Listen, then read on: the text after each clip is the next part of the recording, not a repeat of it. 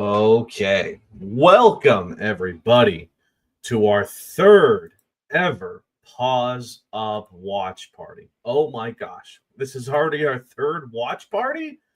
Feels like we started this only a few weeks ago, which I mean, technically we have, but these have been a massive hit. So, welcome in everybody as I go ahead and get us rolling on all social media platforms. Make sure we're good to go everywhere. As the FIU Panthers are getting ready to take on the Middle Tennessee Blue Raiders at 3 o'clock. So let me make sure, especially on Twitter, that we're good to go. I see on Instagram we should be A-okay.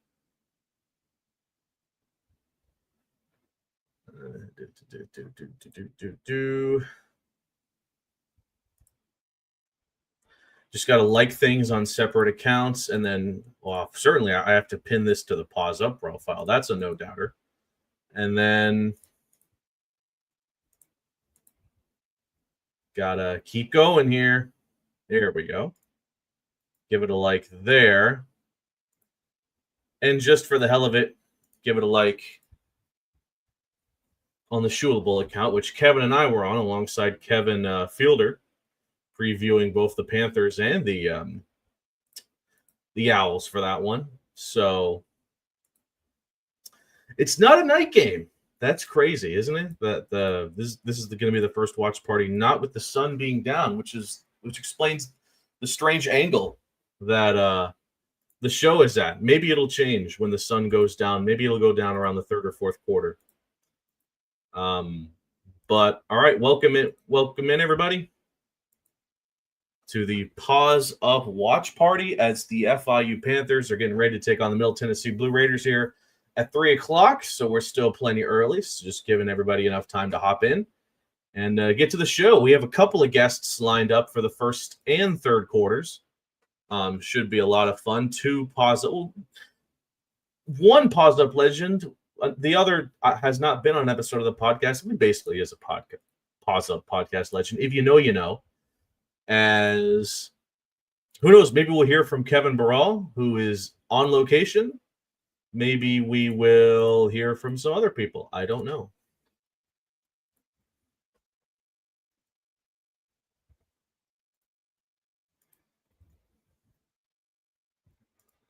As a big part of getting the first viewers in is immediately going and sharing it everywhere. So that's pretty much what I'm doing now, since we're very, very early. Before kickoff, right at 3 o'clock, between the squads. And yes, I'll even throw it in the worst group chat ever. Conference USA group chat.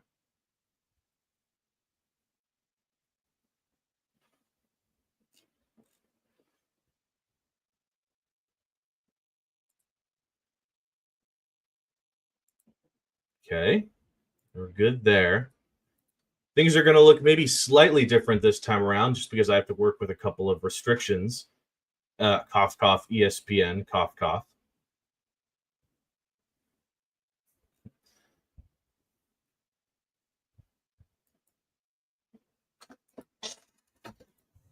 But there's lots to be excited for this game. You have the Panthers looking to snap a 2-game skid against the Middle Tennessee Blue Raiders, who are 1-7.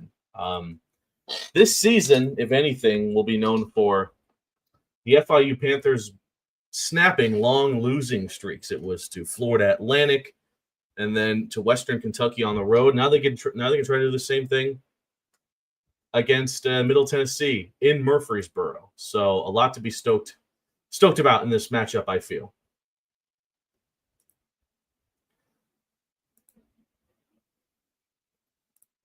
So stats should start popping up here shortly as we get ready to roll between FIU and Middle Tennessee. Getting a little nervous because this is a big game for the FIU Panthers. They still have a shot to get into a bowl game, but they just gotta win this game, man. They have to do it. And I mean, if they don't do it here, I don't know. I don't know. because they're what are they at? They're at 3-5. So they have this game against Middle Tennessee. They have 2 extremely tough games against Liberty and Jack State. Thankfully, they're both at home. And then they close out the season against Sam Houston, which is another winnable game. Probably the most winnable game left in the schedule because Sam Houston has not won a game yet this season. Middle Tennessee is not much better. They've only won a single game. So that's why winning this is so important. So the road to a bowl game, the road to 6 wins could be win this game, win either Liberty or Jack State. I feel a little bit more confident in Liberty than Jack State at the moment. And then Sam Houston, which could be for the 6th win, which would make it a very exciting game for me from FIU's perspective, which I'm sure Conference USA would want. And but that all starts with the win today. But Middle Tennessee, they're playing desperate. They still have talent. They got Nick Vattiato, who is a great quarterback there for the Blue Raiders. And they're at Floyd Stadium, a place that FIU has not won at since, I want to say, 2011, if I'm not mistaken. So if I got my dates correct here. So, oh geez, a lot on the line for the Panthers in this game. All right, let me go ahead and see if I can. Let me just see if I can get set up here. So here's my personal dilemma. Usually for the first couple of games, I watched it on either DirecTV, which I have, or CBS Sports Network for the Missouri State game and the West Kentucky game.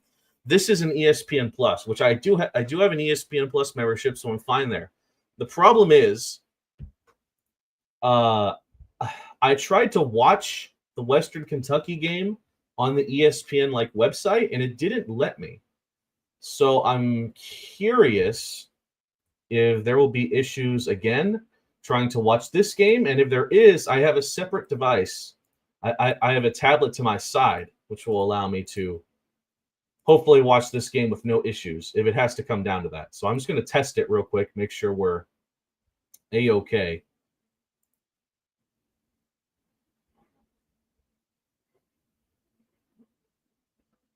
All right, let's see how this works. Watch live. I'm just pulling up a random ESPN Plus football game just to see if it works. Okay. It's black. Oh! Well, it appears to be working. Well, how about that? So I think we might be in the clear. I don't need my second device after all. Let me get everything set up here. Then, if the ESPN website is actually going to work this time around.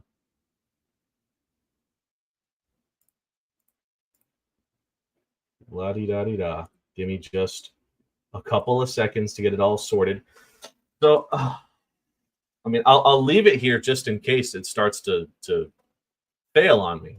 But,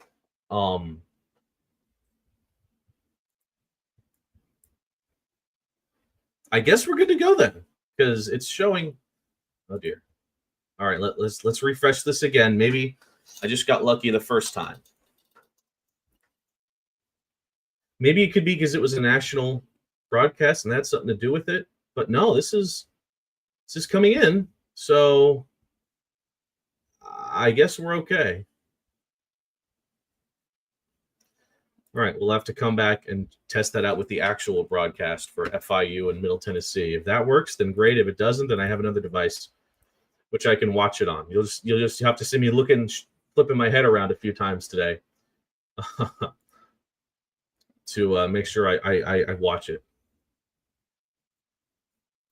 All right, live and upcoming. There's a lot of great games on today. I've been in the lead up. I've been watching the Texas Tech BYU game, and the Red Raiders look really good.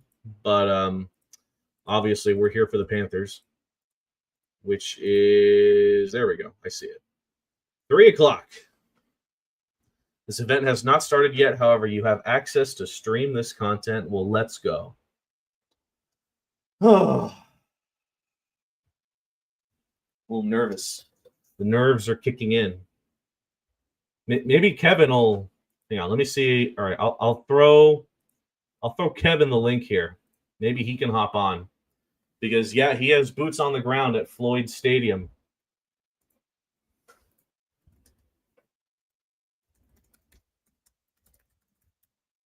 Perfect. I've set up the trap, and now we wait to see if it's a hook, line, and sinker.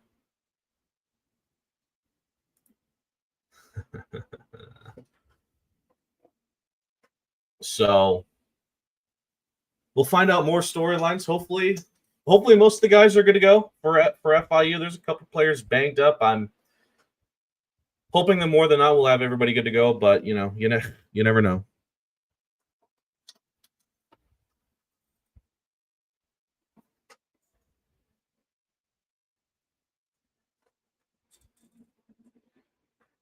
Okay.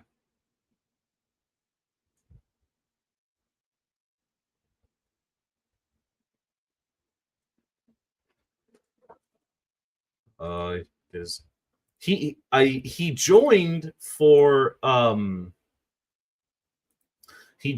few minutes ahead of the Western Kentucky game.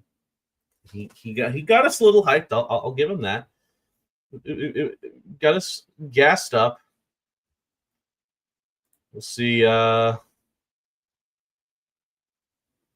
we can get us some more insight. All right. Well, in the meantime, before let me share my screen and check out.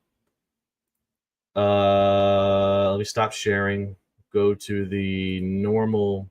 That's not right. There we go. The normal thing here. Let's look through social media, see what the buzz is ahead of this contest. So you have this guy, Willie. I don't know if that's Fowler. I think Kevin spoke to this guy. He's part of the Middle Tennessee sidelines team. Not seeing a whole lot of fellas there at Floyd Stadium, but it looks like a nice day.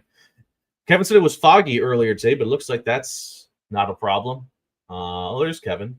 Julius Pierce have a big game, big dog. He's a former Middle Tennessee Blue Raider, some random stuff. The Heat are getting ready. I'll give a spoiler for one of my guests. He is related to the Miami Heat in some way, so that narrows it down to like 2 people.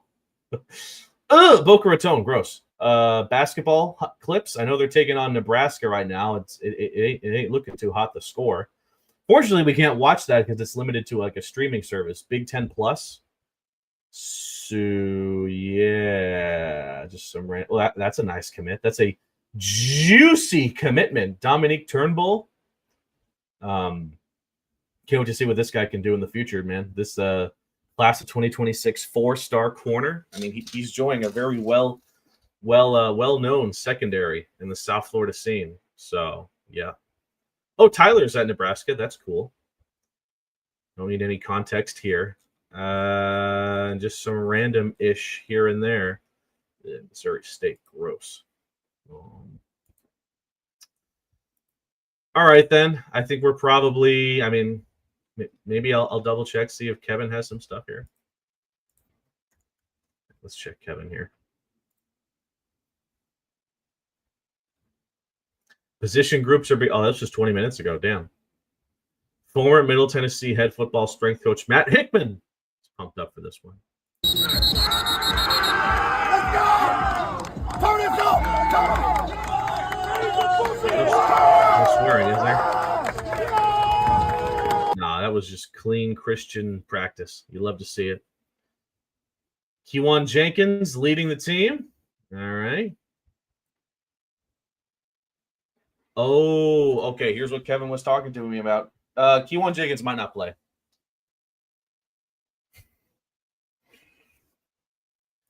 There is a slight chance, not a chance, that Kewan Jenkins is out because of how banged up he's been these last couple of games. I was trying to hold it in. I didn't know if it was actually official or not, but I still think we even have a confirmation if he's going to start or not. But I wouldn't be shocked if today's a Joe Pizanski game. If he finally gets his nod. The Holy P, as I like to call him. Anyway, who else is out? Justin Cayenne, Dwight Nunu, Saquon Jean-Pierre, and Juju Lewis. I mean, losing Jean-Pierre kind of hurts from a special teams perspective, but like He's unfortunately been kind of limited these last few games anyway. Juju Lewis is a bit unfortunate. Oh, he's out for the season. Dwight Nunu still recovering, and then Cayenne is out. So it's going to be another Dallas Payne Jackson Verdugo, hopefully masterclass today. Seb just texted FIU basketball lost by 30, bruh. Dude, it's Nebraska, dude. Come on.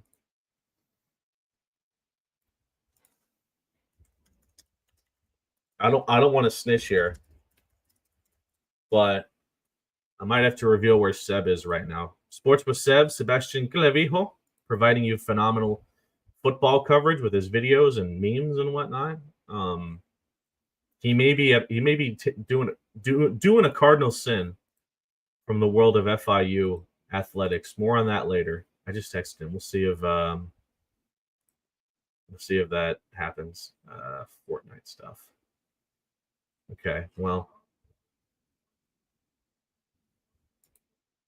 whatever. I think that's enough. That's enough sharing there. Let's get back to the stat broadcast watch party. That's not right. That's perfect.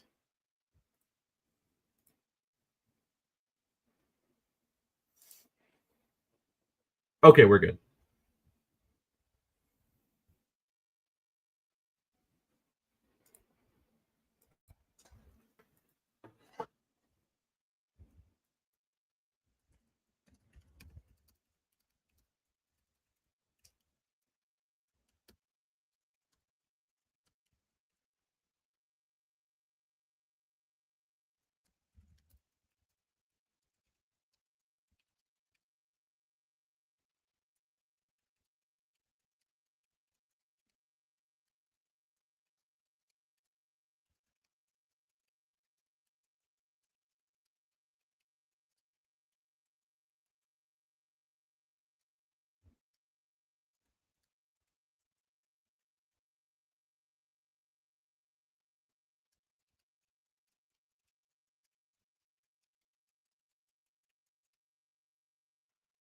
Okay, so we just like that, we might have a third guest lined up. Oh, where's our guy?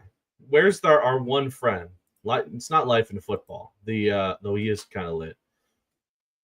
He hasn't commented yet. Of course, as usual, I see all as far as comments on either X, YouTube, or Instagram. However, you're watching this. First of all, thank you for watching this. We're still in the pregame lobby, if you will. So we still have some time to kill until we get to this game. Hopefully, like I said, what the hell, Georgia misses? No, that's okay. Good.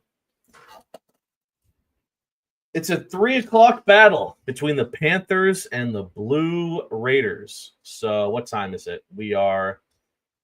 It's 2:49 local time, so we have about 11 minutes to go. I'm going to go ahead and take a quick break, come back, recharged, and we'll get good to go here between the Panthers and the Blue Raiders. So I will catch you all in a couple minutes.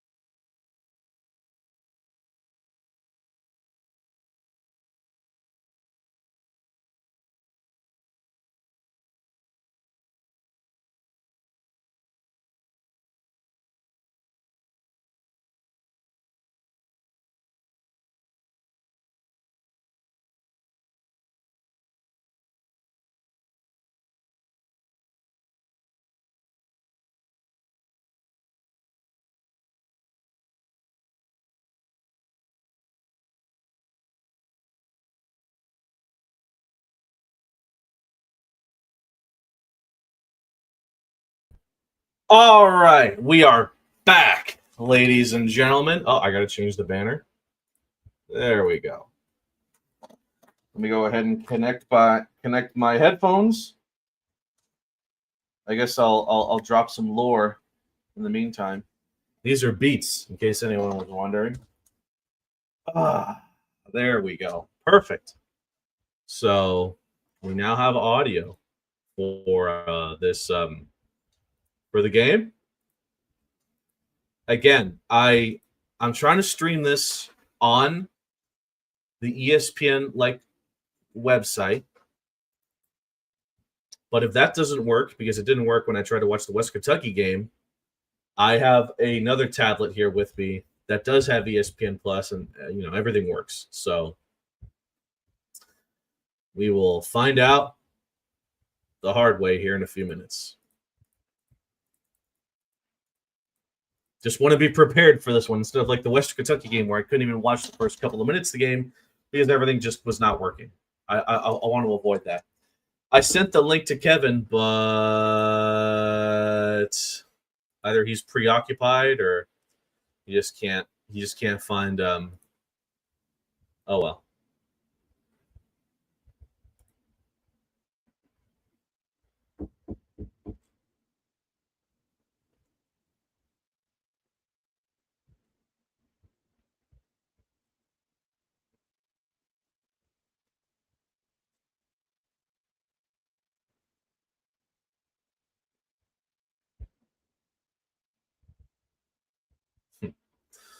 Okay.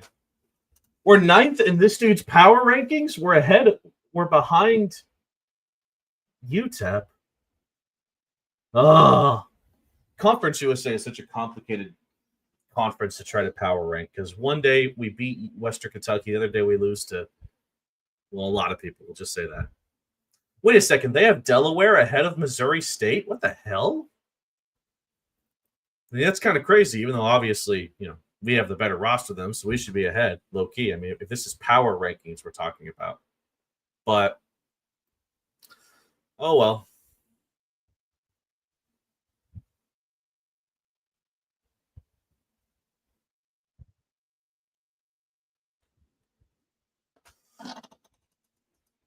Oy. Oh, here's Kevin. Miss you, Jake. Yeah. Kevin, I sent you a link. Just join real quick. Show us what's going on in Murfreesboro right now, dude. Come on. You can do it.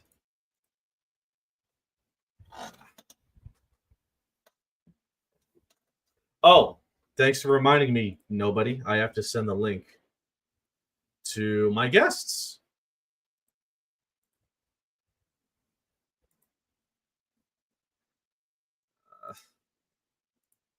Okay.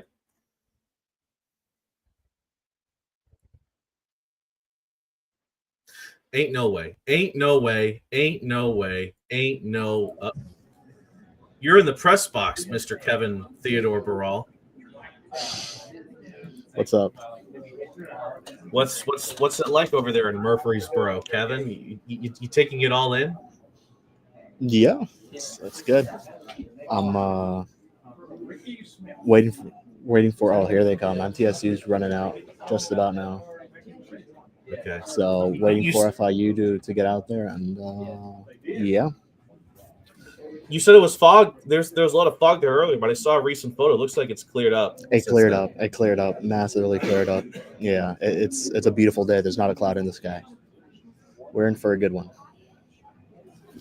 Good one as far as weather goes, or a good game? Do you think? Because I saw that injury report, and oh boy, is all I can say. Yeah, look, for what it's worth, Key1 is suited up, took all the first team reps. Nice. But we'll see. Still unsure if it'll be Pizanski or Lights, but obviously we saw it. Key1 is on the injury report. I knew that was going to happen. So, yeah. Well, that's scary. But talk a bit about what you've seen from the Blue Raiders. They look unfazed, even with how their season has gone. Well, they're running out now. What about Julius Pierce? Have you, what have you You seen saw a from him? video. You saw a video. I was rewatching. You saw a video. Okay. What about Willie? Yeah, he looks good. Looks ready to go. So, yeah. Not a lot of people, but it's a 2 p.m. on a Saturday, and I still can't see the home side of the bleachers. So, I'm looking at it right now from the big screen. It looks fine. Looks good. It's fine. Okay. But like So, nowhere near capacity. no. Oh, here come the Panthers. Let's go. Damn, what a sad run. Well, let's say the Holy P gets the nod to start. How do you see the offense sort of playing out here? Do you think Owens is going to get 1,000 snaps today, or do you think they're going to trust Pizanski to sling that thing? I think they'll trust him. Yeah, I'm expecting more pass heavy. So, yeah, I generally do think that'll be the case. But regardless, I think they are. We're ready. Regardless of who it is, not expecting too much to change. Well, that's not good for me. I'm starting Keyshawn Owens in fantasy, so that's kind of an L if they're going to quiet him a little. I hope he gets. MTSU did a good job at stopping the run last week against Jack Say. They limited Cam Cook to way under his usual. So that's no, that was great from them. But can they do it again? That's the thing. Can they do it again? Yeah. Alrighty though, I got to tune into ESPN Plus and get some stuff done. So I'll be back. How was the Thanksgiving dinner? It was fine. The turkey was pretty good. The turkey was good. Oh, I got you. You see, it's normal for people to eat turkey on Thanksgiving. I'm not saying it isn't. No, but you have ham for Thanksgiving. You told me that the other day. Julius Pierce, not a captain for this game, which is weird, but expected, I guess. What about Noah Grant? He a captain? Okay, you should probably get out of here. Yeah. All right. Nice words there from Kevin as we get closer and closer. Let me pull up the ESPN Plus and see if it breaks horrifically or if we are good to go. Okay. Your event is starting soon. Oh, I can't really see it, but I see we have the StreamYard good to go here too. So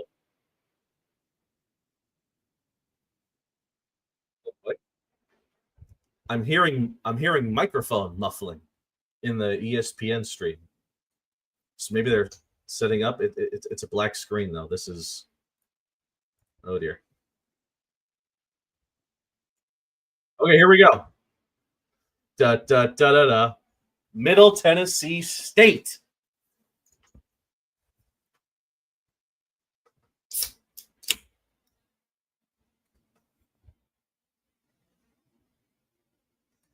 Jake Rose. Jake Rose does look familiar. He's one of the announcers. Maybe it's just because his first name is Jake, but he does look a little familiar. Falcon 1282. How about the 4-star commit of FIU legacy, Nick Turnbull? That is so fuego that we were actually able to pull that off. Like, he had power conference offers too, but he's staying home, joining a very well-established FIU secondary. I'm sure Anthony Gator said some things to him that made him be like, oh, hell yeah. Maybe they called up Pitbull. I don't know. But, great pickup from the Panthers there. All right. I can tell you this, FIU has won the toss and is deferred, so the Blue Raiders will get the start on defense, which is probably a good thing. They just showed Joe Pizanski warming up. Oh, gosh. Oh, gosh.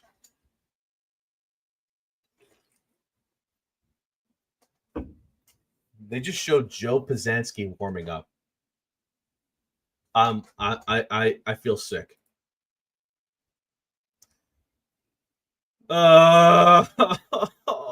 Listen, okay. I'll give a brief synopsis on Joe Pizanski. Extremely veteran college football quarterback. Put up lights out numbers at Holy Cross. I'm sure he's probably played tougher opponents at Holy Cross than Middle Tennessee right now, to be completely honest with you. But, I told this to Kevin. If Vadiato is indeed starting, how is the offense going to change? Is it going to be just a Keyshawn Owens party, or is he going to turn into a prime Dan Marino for 60 minutes and just do whatever the hell he wants? So,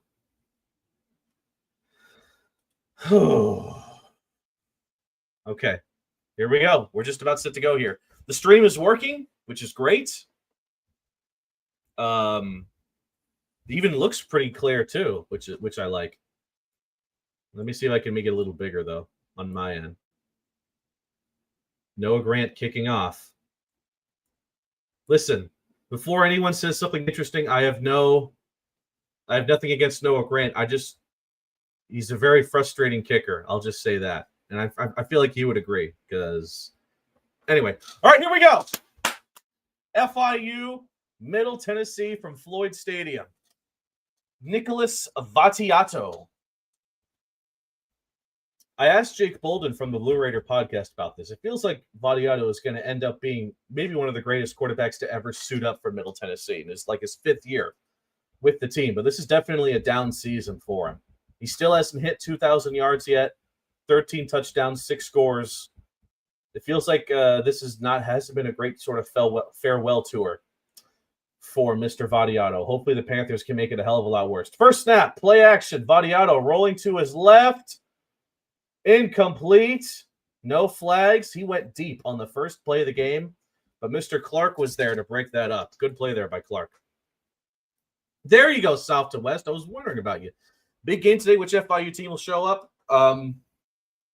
If there was ever a game for the FIU to be motivated to show up early and just look good on both sides of the ball, it should be this one because of A, the opponent they're playing, a really bad Middle Tennessee team, and B, the fact that so many coaches and players came from here, like Willie Simmons and Julius Pierce and some other players and coaches.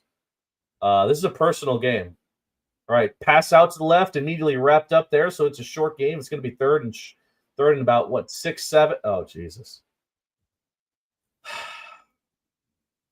That was actually no gain, too. They say 3rd and 10. So already the defense clicking here, but we're only 2 plays in, so we'll see how this continues. 3rd and 7. Okay, I was correct, unfortunately. 3rd and 7. Vatiato rolling out to his right. It's going to be caught, but he's going to be wrapped up immediately. That is a 3 and out, and it's punting time for the Middle Tennessee Blue Raiders on their first drive. The secondary was responsible for all 3 plays there, and they cooked on defense on that opening drive. So the good news, FIU is going to get the ball. The bad news, we're going to find out immediately if it's going to be Kewan Jenkins or Joe Pizanski getting the nod here for the FIU Panthers. But it looks like they're going to get good field position out of this, close to the 50, pending this punt. It's 4th and 5. I doubt they go for it here. Come on. All right. Nice punt. So who's returning if it's not Jean-Pierre?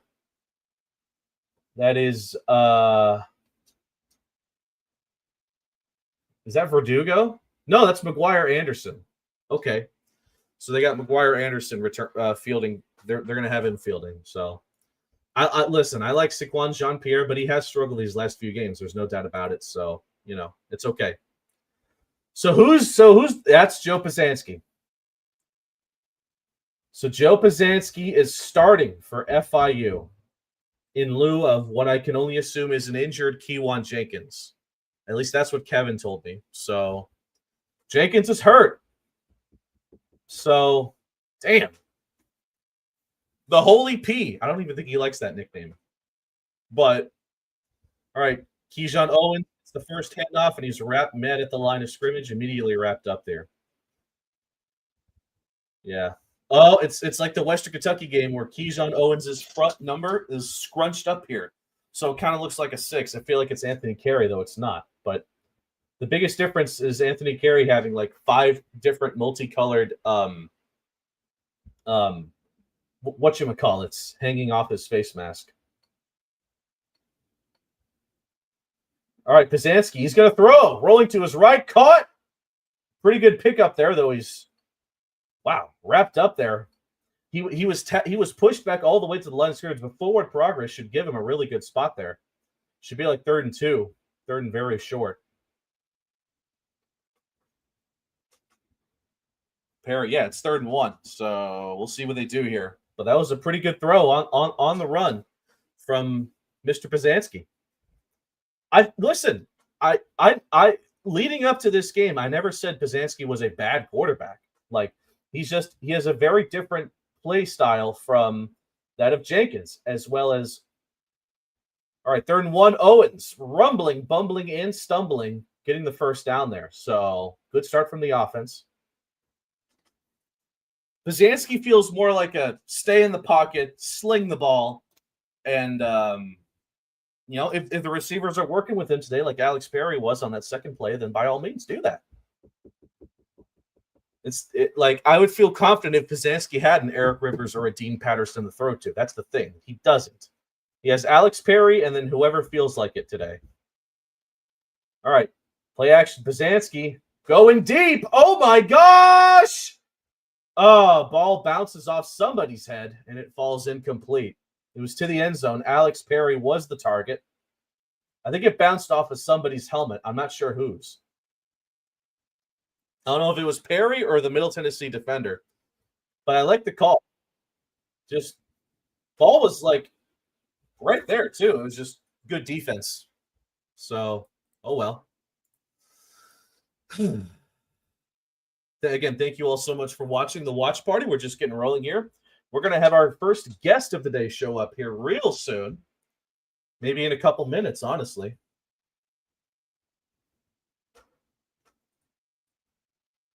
Keyshawn Owens gets a couple of yards there, but it's going to be 3rd and long. So we're going to see the first 3rd and long of this game for FIU. So obviously, Pizanski is going to have to throw here. We'll see what they cook up. I know if you look at the stats, Pizanski hasn't had a great start to the season, stat-wise, with the touchdowns and the interceptions. But do keep in mind that he's been thrown into games late, like against Penn State, for example. Those kind of games. Oh, we have a Panther hurt.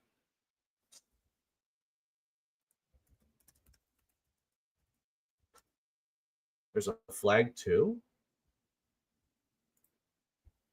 Oh, it's Tripp.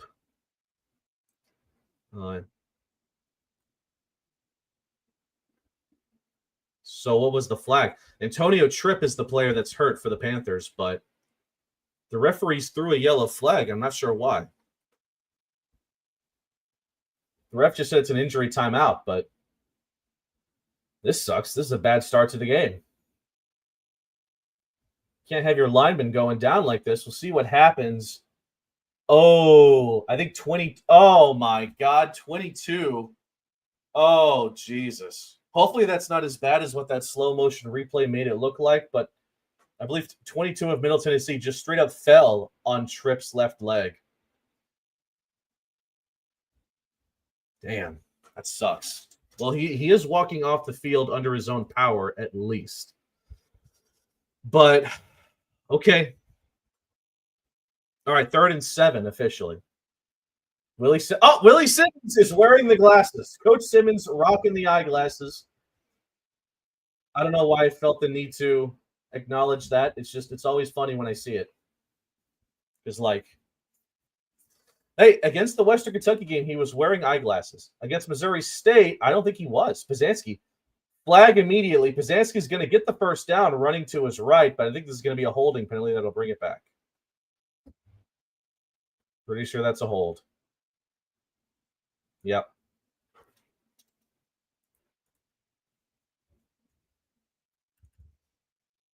Michelle with the great. So that was a first down, but the holding penalty wipes it away. So, uh-oh.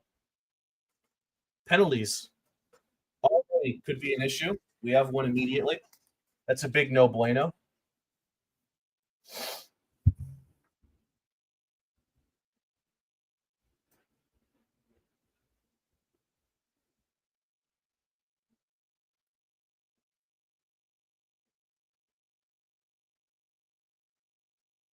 All right, Pizanski throwing to his right. That's going to be dropped and incomplete. So that's going to be the end of this drive.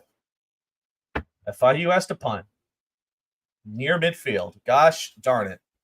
Well, the first few plays, the first down looked pretty good, but you have the injury to Tripp, and then you have the holding penalty on third down. So great. At least that first drive answered, what this offense is going to look like. It's not just going to be run, Keyshawn. They feel good with Pizanski throwing the ball. And these first couple of plays, I mean, the balls looked on target. Obviously, the deep pass to Perry didn't get there, but,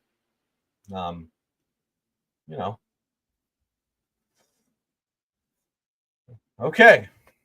First commercial break of the day rolling up here. Oh, it's the ESPN commercial break. We'll be right back. All right.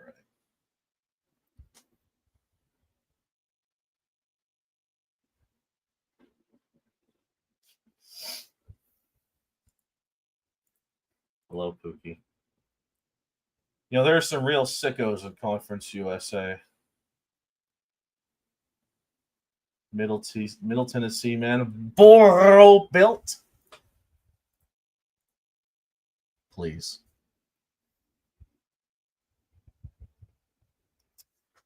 Is it true that, since I know this guy's watching, is it true that Middle Tennessee was the reason that Western Kentucky and MTSU aren't in the MAC right now? We are not losing 400-0. Shut up. If anything, we're winning 400-2. I'll give you 2. All right, 400-2. I'll be polite. Give you 2 points there.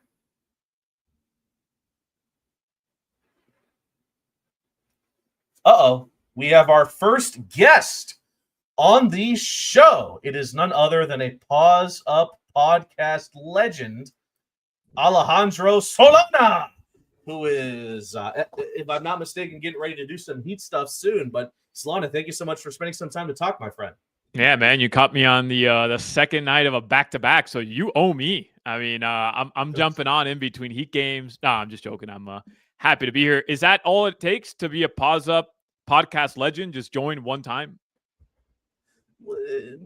I guess. I mean, but to become a Paws Up podcast goat, you need to join 3 times like Billy Gill.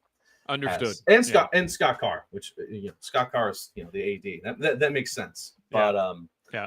No, thank you so much for hopping on, Solana. So this is the part of the year where your work schedule has to be nuts with the FIU coverage and now the Miami Heat getting going here. Yeah, I mean, I'm not going to complain because I love what I do, and I just talk sports for a living. But but yeah, I mean, literally talk show during the day. Last night, drive to the Kaseya Center, Heat game. Yeah. I'm there till like 12. Come home this morning, prep for the game, tape some interviews when I get to the arena, Heat game, be there till midnight. Tomorrow, wake up, pregame show starts at 9 a.m. for the Dolphins. Sunday night, I'm at the CBS studios to tape for Sports Desk. So, just nonstop, man. I'm doing FIU Liberty next week, and I'll be on the call for some FIU basketball games as well. So I'm super stoked about that.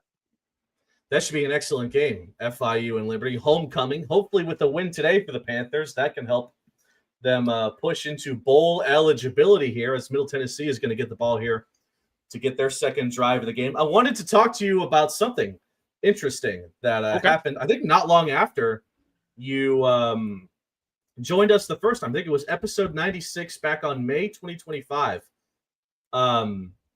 Correct me if I'm wrong, but not long after that time, there was a big change with one of your workplaces, being the Hawkman and Crowder show, changing their name to Hawkman, Crowder, and Solana. I want to say that was not long after that show, after that podcast episode came out. Talk a bit about that, when you found out, and honestly what it means to you to have your name there. No, I mean, I would say deservingly so. Thank you. I'm going to be honest. I think I owe it to the Paws Up podcast. That's what really put me over the edge there. I joined you guys, and a week later, that change happened. No, seriously, man, it's a dream come true.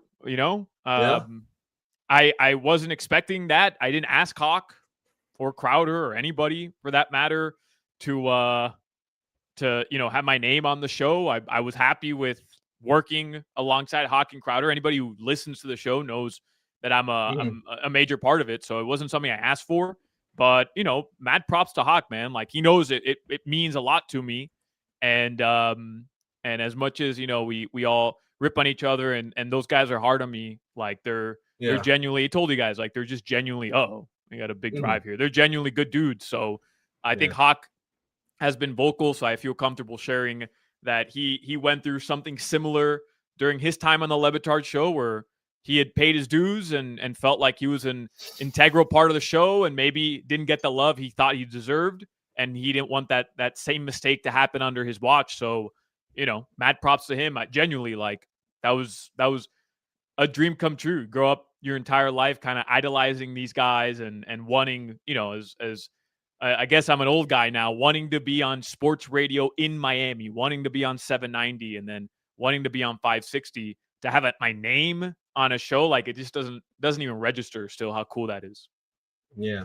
1st and 15 there. Middle Tennessee slant play gets a good chunk of that yardage back from the false start penalty. Solana, obviously, I brought it up. The Miami Heat are going on. Nice win over Charlotte last night, but I think obviously the big storyline is what the hell happened a couple of days ago regarding the head coach of the Heat, Eric Spoelstra, house unfortunately burning down. Just talk a bit about, if you were expecting a storyline like this to open up the season, it feels like there's always some sort of drama surrounding this basketball club, and now it happens to be the house of the head coach of the team burning down. And just talk a bit about what you thought about that, what you've seen from Spo since then. I personally feel like the house is one thing, and that's horrible, but can't help but feel like, God, how much cool stuff did he have there that unfortunately went down along with the rest of the crib.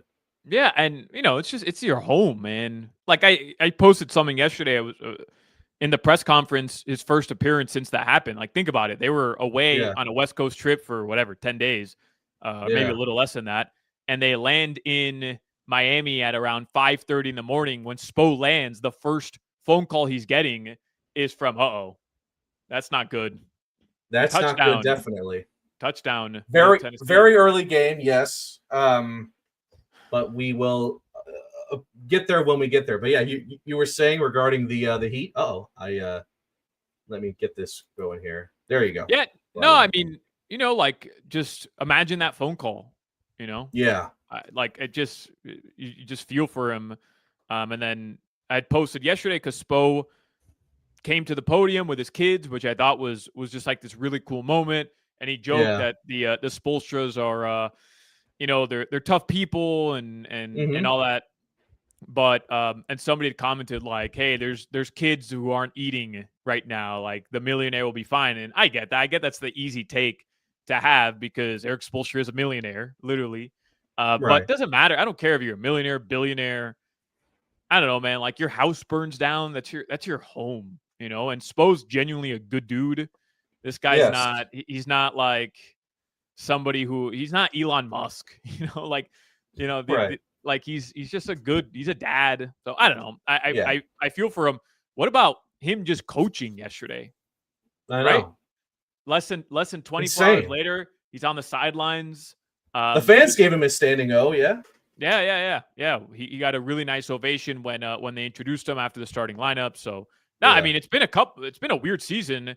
No Tyler. If you would have told me no Tyler Hero, Terry Rozier was going to be prosecuted or indicted, I should say, on federal gambling charges by the FBI after the first game, and literally the day after, and then Eric Spoelstra's house burned out, would go up in flames the second week of the season. If you had told me before the season started all three of these things would transpire within the first 10 games, I would have told you, yeah, that's a bad omen. This season's done.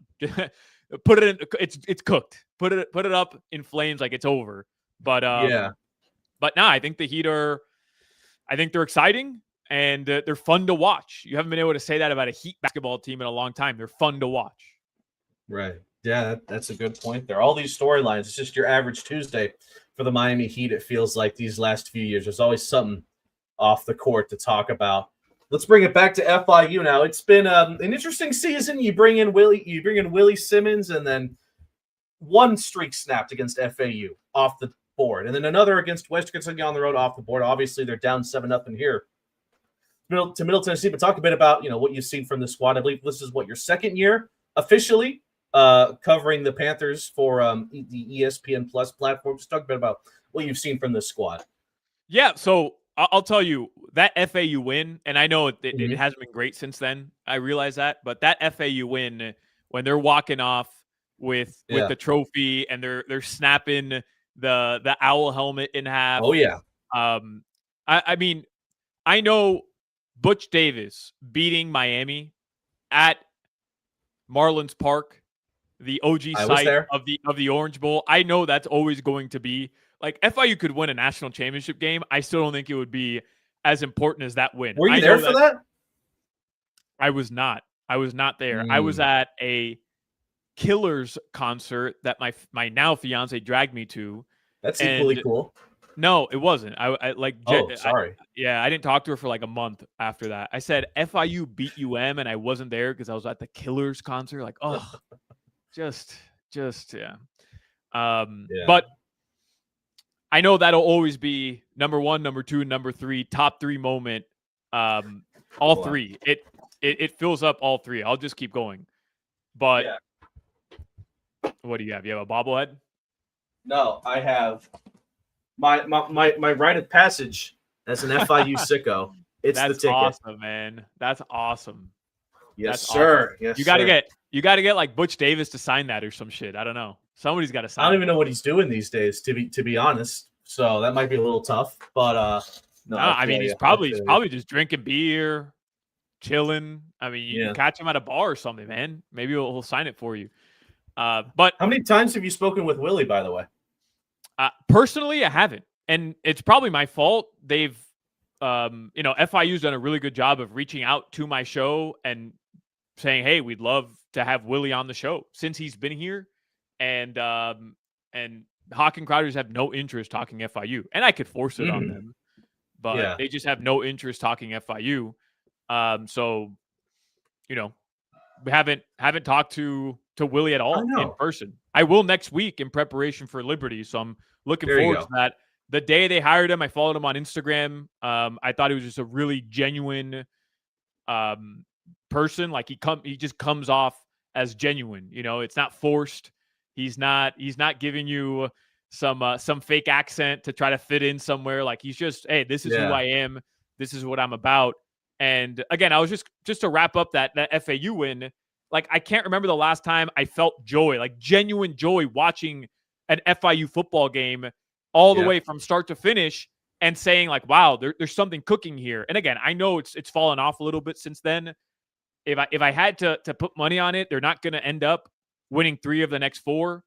I mean, when you're a 1.5, 2.5 point underdog on the road to a 1-7 Middle Tennessee team who's 0-4 in the conference, I think it tells you a little bit, about where the state of the team is right now.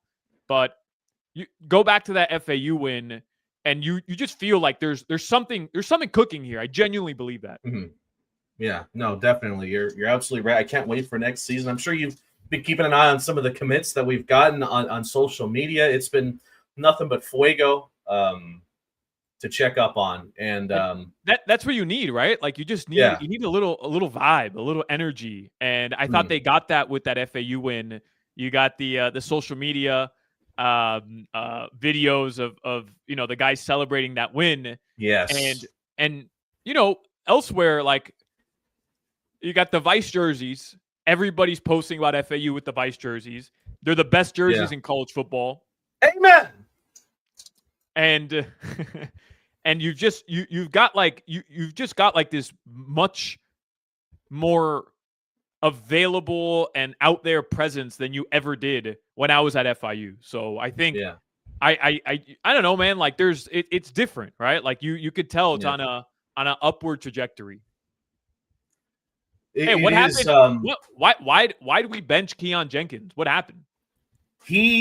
From what I understand, it's not that he wasn't ready to go, or that he wasn't ready to go. He's like he has a nagging injury. He's hurt. He's hurt. Yeah, he's hurt enough to the point where he couldn't play. I mean, Jenkins is a tough guy. He need to be amputated in order to not start a game, but he was banged up in the Western game, banged up in the Right. Kansas State. Most recently, he had to miss some time in the Missouri State game, like the last quarter or so against Missouri State. He couldn't play. Yeah. So, Pazansky, like I didn't think he played terrible, but Yeah. I mean, it wasn't anything to write home about. But yeah, man, like get me KJ out there, bro. Get him back out there ASAP. yeah. So unfortunate timing because the Panthers did 3 and out there, had to put it away. Middle Tennessee will get the ball back. So next week it is homecoming. I wanted to ask you some of your favorite homecoming memories as an FIU alum. Maybe I think I've never asked you this. Do you remember the first ever FIU football game you attended? First, yeah. I went to a couple FIU football games at the Orange Bowl. I went to a FIU football game at the Orange Bowl that wasn't the one everybody remembers. It wasn't the one. Yeah, it wasn't the brawl. And I was at an FIU home game hosting at the Orange Bowl, which was effing weird. But my brother went to FIU. So he went away to college for a couple years. He played college soccer. And then when he came back, he did like a semester at Barry. And then he went to FIU. And I think he ended up graduating at Barry again. So I was already introduced to FIU at a much younger age. My brother's 10 years older than me. So by the time he was in college, like 04, 05. Yeah, my first FIU game on campus was probably my senior year of high school. I think we played UCF when UCF was like starting to get really good. Yeah. And it was just a place we could all go to get hammered and tailgate as high school kids, and nobody cared. Back in the day, man, like OG FIU tailgates, even when I was going there, you would just tailgate back out in the park right behind the stadium, and there were no cops. There was just like it was like the wild west out there, man. You just do whatever you want.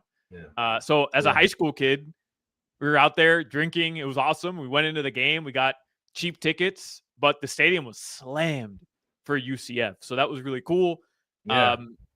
But I went to most games as a freshman and sophomore.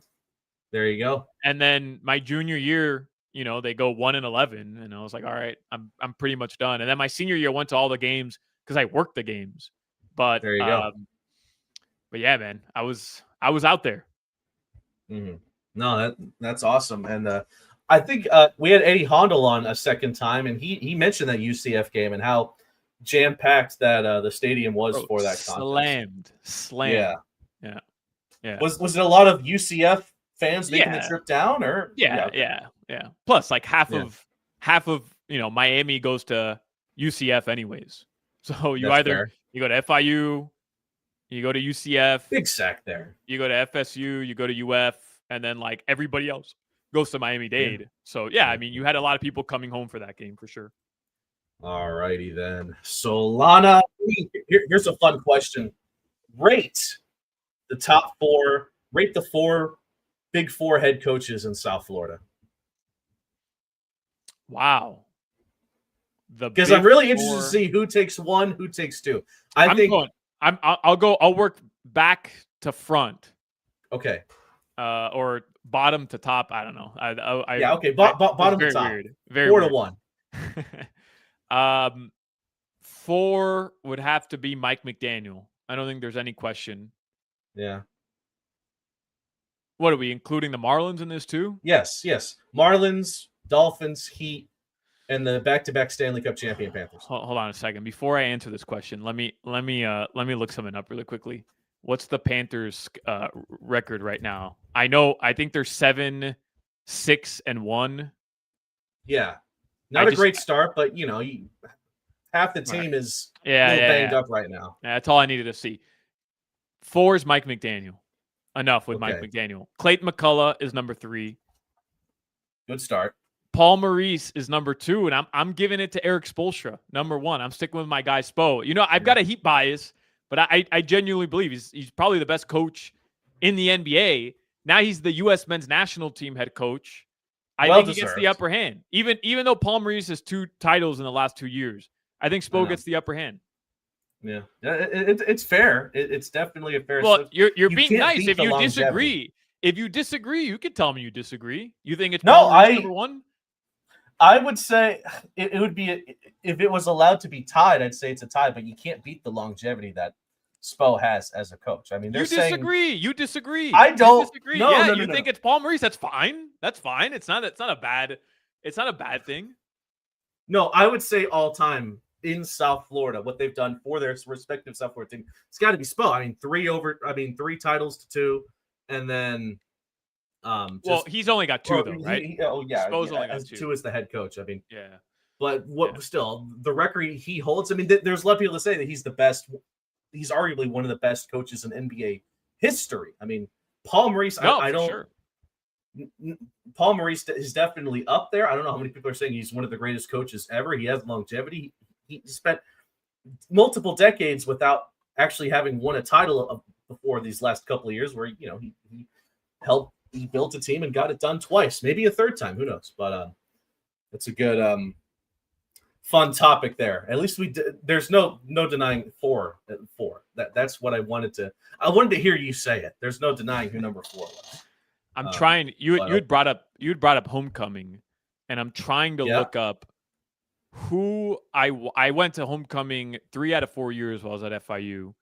I'm trying to look up who performed homecoming 2012. It was I remember it being like a big draw. I was about to say you had concerts. Yeah. Do they don't do concerts anymore? The last concert. So I think in my senior year, we had a concert in my senior year. It was T-Pain alongside Sway Lee, and it was pretty fun. After that, I don't think they've done a major homecoming concert. What? Yeah, Kevin's getting burned here as a sophomore. He's not getting the full homecoming experience. But yeah, the only homecoming concert I went to was my senior year with T-Pain and Sway Lee, and it was a good concert. I liked it. It was fun. Yeah, that's cool as hell. Yeah, that was. I mean, I'm hoping that now that you have Pitbull Stadium, and you have Pitbull, Mr. 305, maybe one of either him or one of his disciples can, do something here. But maybe that's wishful thinking. I don't know. We got Cascade one year. I remember going to watch Cascade. That was fire. That might have been 2012. I had J. Cole one year too, which was before he got big. He was still like he was. I wouldn't say on the up and up. Nah, I mean, I wouldn't say he was underground, but like, yeah, he wasn't being talked about as one of the best rappers in the game. But that concert, I knew J. Cole already, so that concert for me, he played Turn Off the Lights or Lights Please. He played Lights Please, and they turned on the lights during the thing, and he like shut the whole concert down. He's like, no, turn off the lights. And he kept yelling for like 10 minutes until they turned off the lights, and the whole stadium went insane. And then he started playing again. It was pretty fire. That's awesome. Yeah. I can't believe they don't do that. They don't do that anymore. Yeah, I don't know if it's just FIU. Who do we have to call? Who are we calling? Let's go. Do we call Jake Scott Carr? Do we call? Well, he's athletic. I mean, maybe you need to call the new president at FIU, and maybe Pitbull and stuff. Be like, hey, Pitbull, dale, come on, man. I know, man. That seems like a no-brainer, right? FIU was driving the ball down the field, but the Blue Raiders just got a miraculous interception there. They might take a look at this just to make sure he had possession because it was a diving pick, but that is a rough end to that drive. That was looking really good there. Keyshawn Owens had a couple of nice runs. But Pazanski threw it. He overthrew him. Is this a pick? Yeah. That ball never hits the ground. That is definitely a pick. That's clean. That's clean. Super. That's super clean. That is. I'm not really gonna put that on Joe P, but that's unfortunate there. Okay. Hey, what do you think? What do you think about our helmets that say FIU? Bland, but it's a classic look. It's bland, but it's a classy look on the road. Because at home you want the Panther head. On the road you want people to know what university you are. So you have to have FIU there. Yeah, I'm with you. But I like the FIU, but it has the stripe in the middle. I don't like just like the plain white helmet with FIU on the side. I like the one. I don't even know if they've worn it this year, but it has like the stripe right down the middle. Right. Gold and blue stripe. and then it says FIU on the side with like the outline in gold. My favorite non-Vice helmet has to be white with the stripe and 305 with the Panther head as the O for sure, on the sides. For sure. Yeah, those are fire. so nice. Those are so nice. Have they worn those this year? I want to say they have, but not with the stripe. It was just the 305. I want to say for the Western Kentucky game, if I'm not mistaken. So, alrighty then, Solana. Let me see what else did I have for you. Is the rivalry with Gil going, or have you guys sort of has there been an olive branch extended by one of you, or is that still an ongoing war zone that'll be decided at the FIU baseball stadium in the spring semester? Yeah, I mean, we'll see if Billy's gonna make his return. I mean, he's the one that was hating on my first pitch. I mean, yeah. So who ultimately got the last laugh there? Oh, I did. I don't think it's any question. I mean, I saw his first pitch. It wasn't that impressive. It just wasn't. And that's got to be tough, right? For me to go out there, get the honor. Fumble recovered by Johnny Chaney Jr. Talk about ball don't lie. The Panthers get the ball right back. A fumble off the handoff. Johnny Chaney. Johnny on the spot gets the ball there. How did picks it up? He hit him in the knee, and the ball popped up into the air. Yes. Clearly, that was FIU's plan, to turn the ball over and then get it right back to extend the drive, get a first down, technically. So, alrighty then. Are you going to? So I know you're doing obviously this football game. Do you have plans to come back for baseball in the spring though? Can we catch you at a game or two? If Nicholas wants me back, I will be back. That is kind of the way it works. I'm happy to do anything FIU related. They know that. So if they want me back, then basically if Corey is not sick of me, then I guess I'll be back. And if he's just sick of me, him and Jake are sick of working with me, then I won't be back. But I told those guys, like, hey, I don't really know anything about baseball. Like I can. You know how to throw a nasty first pitch. Yeah, I did throw a good first pitch, but like Billy Gill genuinely knows baseball. That guy, he understands the game. He grew up with the game. But Corey was like, hey, you'll be all right. Well, you'll be good. And I studied and I prepped, obviously, but I'm more looking forward to doing some soccer and basketball, but I'll probably be out there for a couple baseball, softball games for sure. All right, Solana, I know you got to get ready to head out to the Kaseya Center. Do you still call it the AAA in your head? All the time. Yeah, there you go. Final thoughts before we wrap up here, my good friend? I don't know. What should my final thoughts be? Go Panthers, Paws up. Yeah, go Panthers, Paws up. Maybe something you'd like to let the FIU faithful know before you're going to be in person at Pitbull Stadium next Saturday? Yeah, I'll be there next Saturday. I think I'm doing the game with Corey Brooks. I think maybe Jake.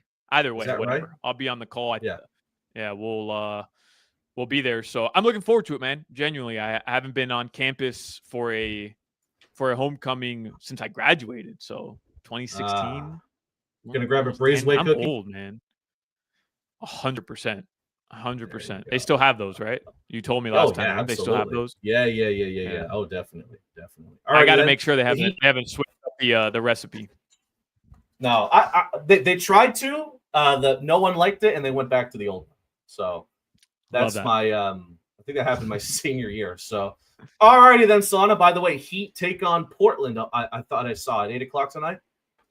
Yes, sir. 8:00. If you happen to be in the car, turn me on. 6:45. I start preheat. We're on tonight. AM 560.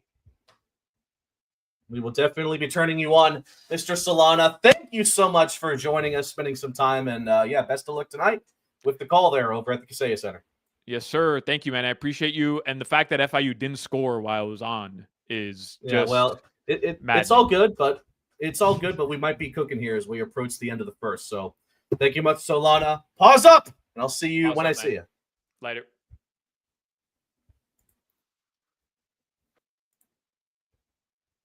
All righty, and that was none other than a legend around these parts, Alejandro Solana. So what happened while we were talking? Well, offense 3 and out, Middle Tennessee gets a touchdown. Offense was cooking. Fumbles, or Pizanski throws an interception, a wonky interception, and Middle Tennessee fumbles right after. So just like that, we're going to get the ball back in positive field, in positive our positive side of the field. So approaching the red zone, I believe. Last I checked, I'm going to cheat here and check the stat broadcast because it is a little bit ahead of the ESPN broadcast. So the ball is on. Oh, stat broadcast doesn't even say it. Beautiful. Well, we'll just have to find out the hard way, I guess. Let me change that, by the way. I don't want to see Middle Tennessee's logo. Well, there's not much to see. Okay. Does that look good? All right, we're good. Perfect. Okay. So Middle Tennessee's up 7-0, but still very early on, and FIU has a chance to either cut that lead or tie it up in this incoming drive. I will say, I knack ESPN for a lot of things, but I like this commercial break thing where you don't see all the silly commercials. It's just this view of what I'm assuming is the ESPN offices. There's some ambiance, so this really makes you think and wonder. Oh, and we're back. Okay.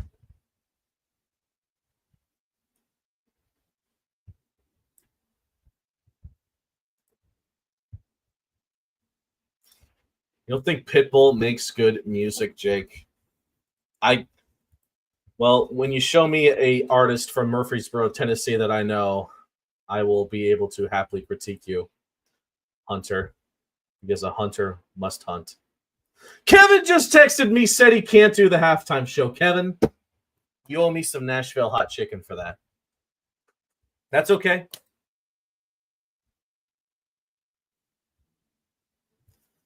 Alrighty then, 3rd and 3. Here's the situation. 3rd and 3 for the Panthers. They're at the 10-yard line. They need a first down. It'll be 1st and goal here. Pizanski.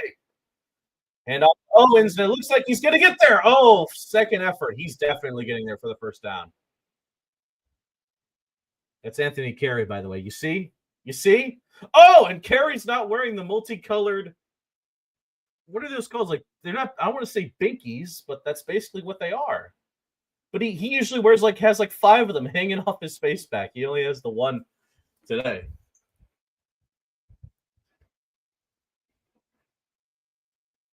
Lady Annabella, there's absolutely no way. I'm throwing the BS flag right there. First of all, that's a musical group anyway. And that's Nashville. I'm talking Murfreesboro. Know your place, buddy. Pizanski with the keeper! Touchdown! FIU! Joe Pizanski, the holy P, running the ball in! It's a tie game in Murfreesboro. Great play call. I would have never thought Pizanski would be hauling ass to the end zone, but he did it. Handoff to Carey, and the entire defense was fooled. And by the time they realized that Pizanski just had to do one little cut there, it gets into the end zone. Great play call, and FIU is on the board, an extra point away from tying this thing. 13:40 to go in the second quarter. Oh, you see the new practice facility or whatever from Middle Tennessee. That looks nice. Kick is up and kick is good. Tie game here, Joe Pizanski. You see? When the offense is clicking, you get an outlook like that. Ignore the fact that was off a turnover.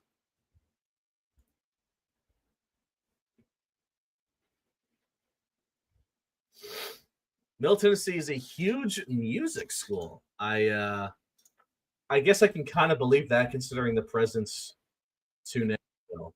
But Tay Keith? Isn't Tay Keith F these nice people up? What? Chris Young? Viviana Bellum? Hardy? Is in the wrestler Jeff Hardy? They're all alumni? Ain't no way. No. They don't have that pull. I don't believe it.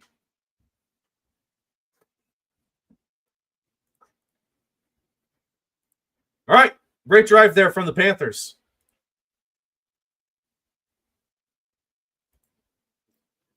So let's take a look at that drive. It was 5 plays, 28 yards, just about 2 minutes and 14.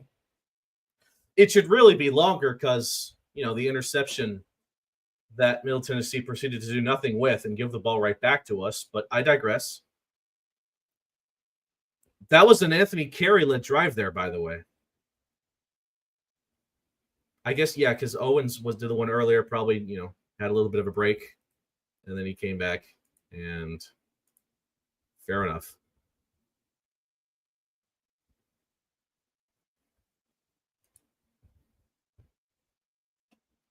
I'm looking at a Middle Tennessee commercial of their silly looking mascot getting a dentist, getting his teeth cleaned.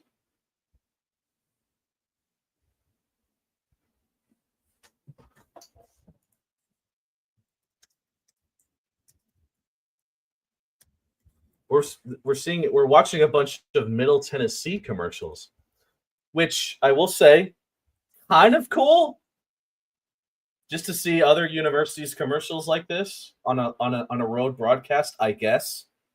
Just to see what's going on else in the world of Conference USA. I don't recall seeing many for the Western Kentucky game, though.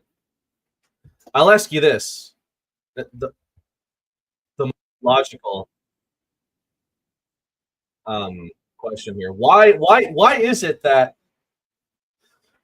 what is the difference between Middle Tennessee and Middle Tennessee State? Because when people say Middle Tennessee, I guess they prefer to just be Middle Tennessee. Oh my God, to the 40. Oh Jesus. Okay. Well, it's the Middle Tennessee Blue Raiders athletic name, but the college is Middle Tennessee State. The acronym is MTSU. What's up with that? I know Sam Houston has the same sort of thing where they don't like Sam Houston State for athletics, just say Sam Houston. And I'm pretty sure it's the same way for Middle Tennessee, where for athletics, just say Middle Tennessee, not Middle Tennessee State. But just shorten the name by then. There's not a Middle Tennessee University that MTSU is competing with. I know this to be true. So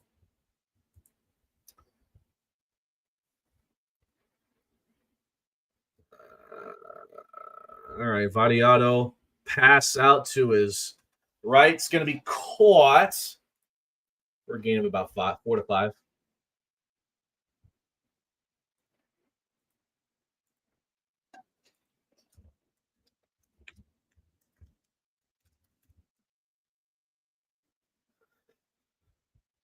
So that was, by the way, again, thank you to thanks to Solana for hopping on.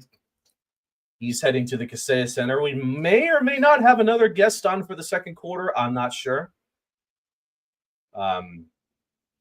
If that's the case, we do have one lined up for the third quarter, which should be pretty fun to talk to.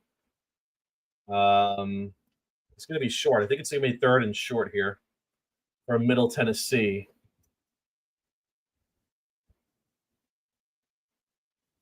Yeah, okay. Looks like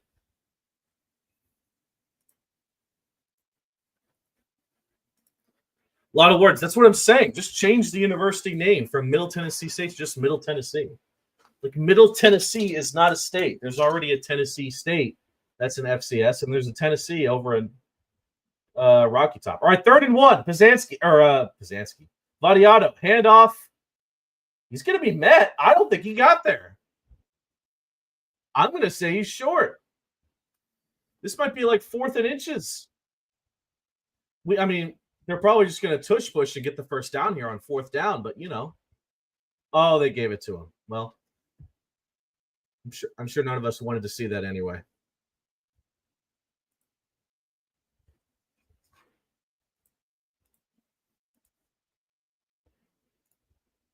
Oh, Willie Simmons has the shades on now. I'd like to let the world know Willie Simmons has swapped from the eyeglasses to the shades.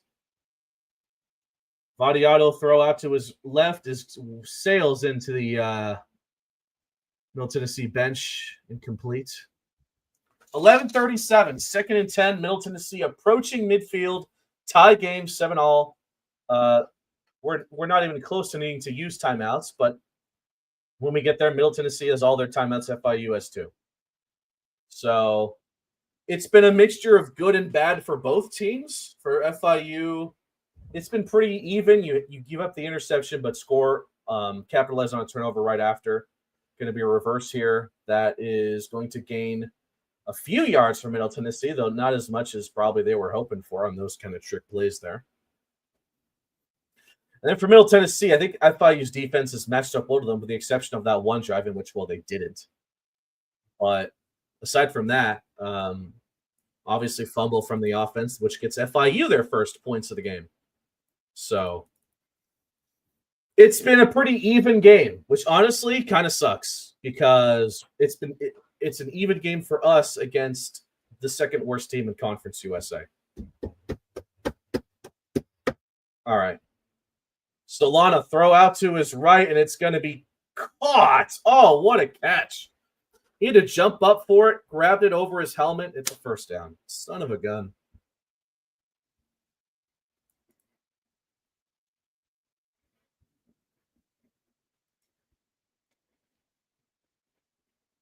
Ugh. Just turn down this volume a little bit. These announcers are like, come on, brother.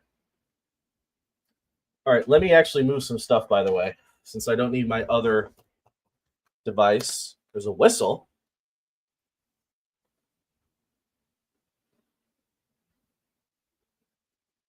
Middle Tennessee takes their first timeout. Okay. Oh, it's a media timeout, and they're going to reset the game clock. Okay. They're going to step away. Let me unplug this thing. There we go.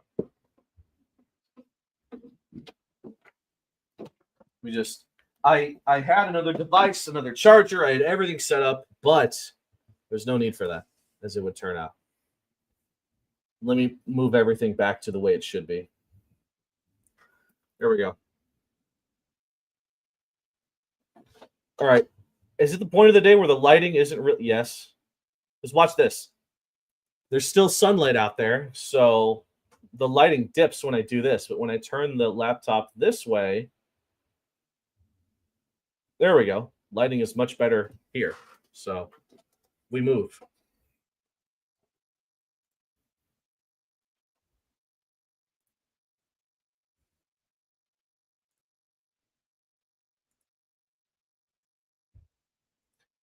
Squeeze Nation asked a couple of questions. Did Keyshawn get injured or benched? By Keyshawn, I don't know if you mean Keyshawn Owens or Keywan Jenkins.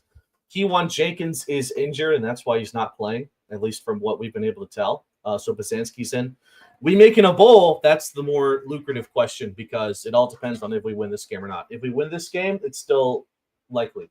If we lose this game, I'm going to say I'm not going to give you a no because theoretically we can, but it would be so difficult to do so that I'm not going to pretend to be like, oh yeah, for sure it's happening.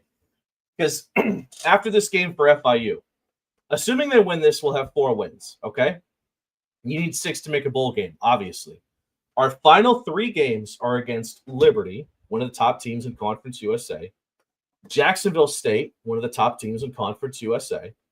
And then Sam Houston State, which is a team that is somehow worse than Middle Tennessee. They haven't won a game yet. So obviously, if you win this game and you win the Sam Houston game, the 2 games you're expected to win, you'll end up with 5 wins, which is already better than the last few seasons where we went 4-8. What? Ain't no way. We have our second guest. He was expected to be here for the third quarter, but he's here early. So, okay. Welcome to the show, David Hondo. How are you doing? Let's go here. Let me put it sideways. I haven't hit the bar yet, and I messaged you. I don't know if you saw it. I'm like, you know what? After I watch the score, I'm like, all right, I gotta get on here because I'm feeling good. It's a nice little start here.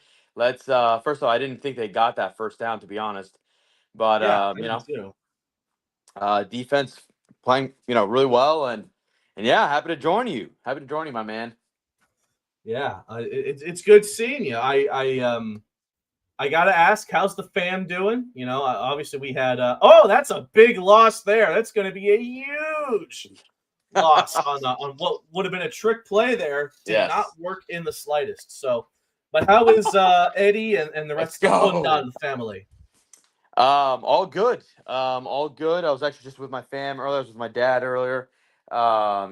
Listen, all good. We're ready for today. we had we had a little family event this morning, so Right. fam's all good. Yeah, oh, that's great to see. And how's Tranquilo? I know y'all have been busy doing a whole lot of things, but how is Yes. Tranquilo Sports? Tranquilo Sports is kicking ass. We're doing really well, having a good time doing it. We've got we brought on a few new people to the team, some new shows. Nice. So if you like local content, local sports content, we are one of those guys that will be bringing to you as is Jake and the crew. But yeah, it's doing really well. If you haven't heard of us, you haven't watched us yet, Tranquilo Sports, stay tranquilo. And if you happen to like movies, check out Hondo's Blockbusters. Oh yeah, that's right. Your movie pod, which I haven't checked it out, but I have heard great things. I have heard. Listen, are you a movie guy or what? Not the biggest, and that's why I'm not the biggest, but I definitely am looking forward to. I'm a big fan of. I'm a big fan of the Bond movies, the James Bond movies. But we haven't had a Bond film like what? It's been like half a decade now, or at least it feels like it. Yeah, so, I think it was like right around like 2021, so coming up on 5 years. Yeah. They haven't, but they haven't even made any movement, so it's not like one's coming anytime soon. So I know. Yeah. I have been tuning in on that. So I mean, just talk a bit about the season so far, David. Obviously, first year Willie Simmons. I know you've had the chance to talk to him a couple of times. What are your thoughts on the man, the myth, the head honcho, Shotgun Willie? I love him, man. I really do. There's a few things, right, especially the last few weeks, that usually come with that first year head coach, right? There's a lot of we beat ourselves up a lot, which is obviously not what you want to see. A lot of mental mistakes, a lot of mistakes that obviously it falls on the players, but a lot, when you're a highly penalized team, that a lot of that does fall on coaching, right? So yeah. But I think a lot of it's first year jitters, first year head coach D1, and so obviously I have some things like that, but overall, I mean, listen, like we still have a chance to get to 6 wins, right? We can win this game. We can win Sam Houston. I think it's Sam Houston, and then we gotta find one between Liberty and Jack State. Ooh, looks like Polanski just took a crack.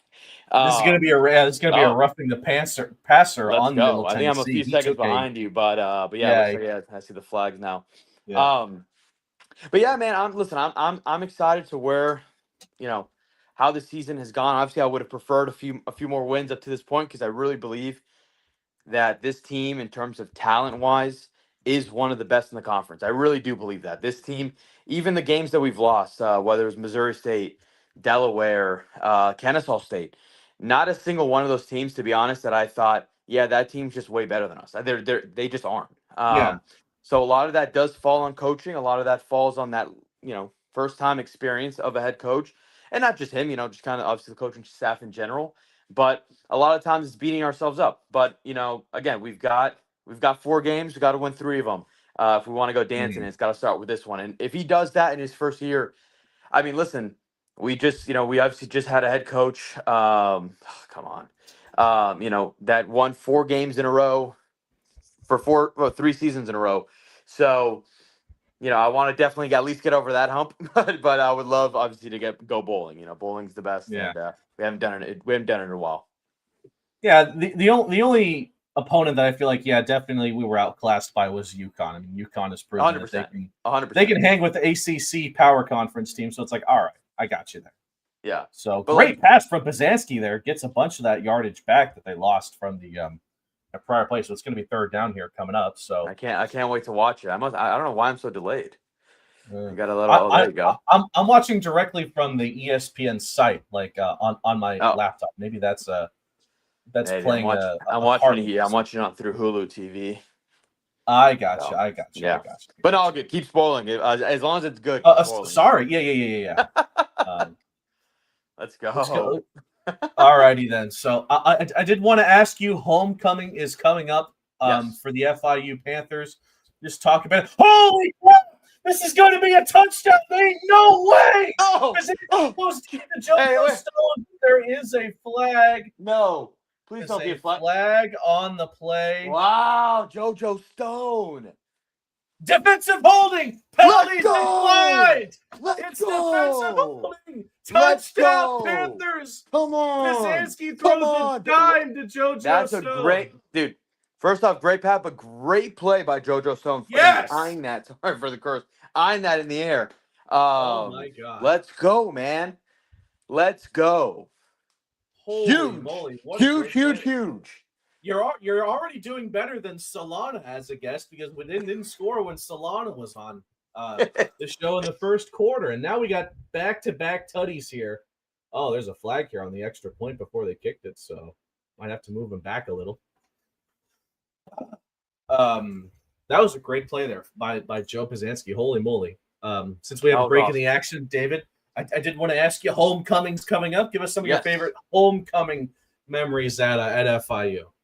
Oof, homecoming memories. I mean, just in terms, especially when I was a student there, a lot of pretty big name performances that would kind of cap off a fun homecoming week. I remember, what year was it? Maybe my freshman year, or yeah, I think it was my freshman year when they had J. Cole perform, and then I think the year after was like Tiesto and Cascade and it was all at the Cage, and it was a cool event because obviously I was still in school, but a lot of people came back for that, and that's kind of the whole point of homecoming. Homecoming, you're supposed to come back, support your where were school. these concerts? You said the Cage? Yeah, they're at the Cage. Well, that makes sense. I was just having a conversation about this with Solana, about the fact that they don't do concerts anymore for homecoming. I know. To my knowledge.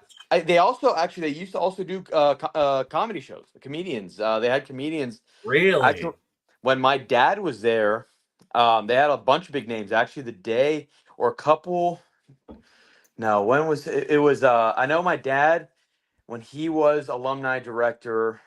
I don't know if it was homecoming, but because I think this was in January, so I don't think definitely wasn't homecoming. Well, first off, there wasn't actually football at this time, so I guess it was homecoming. Okay. Middle of basketball season. Yeah, they'd have big time comedians like they've had the year that I was born in '96.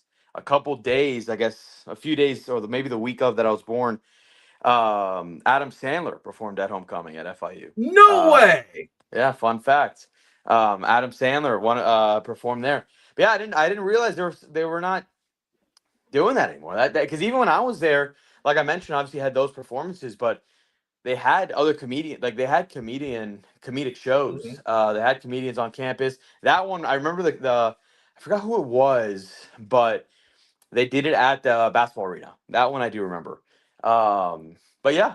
Those are my favorite. And then obviously it's funny because like homecoming, you're supposed to go back, support your school. You go back and catch a game, which is everyone should do if you're not doing it already.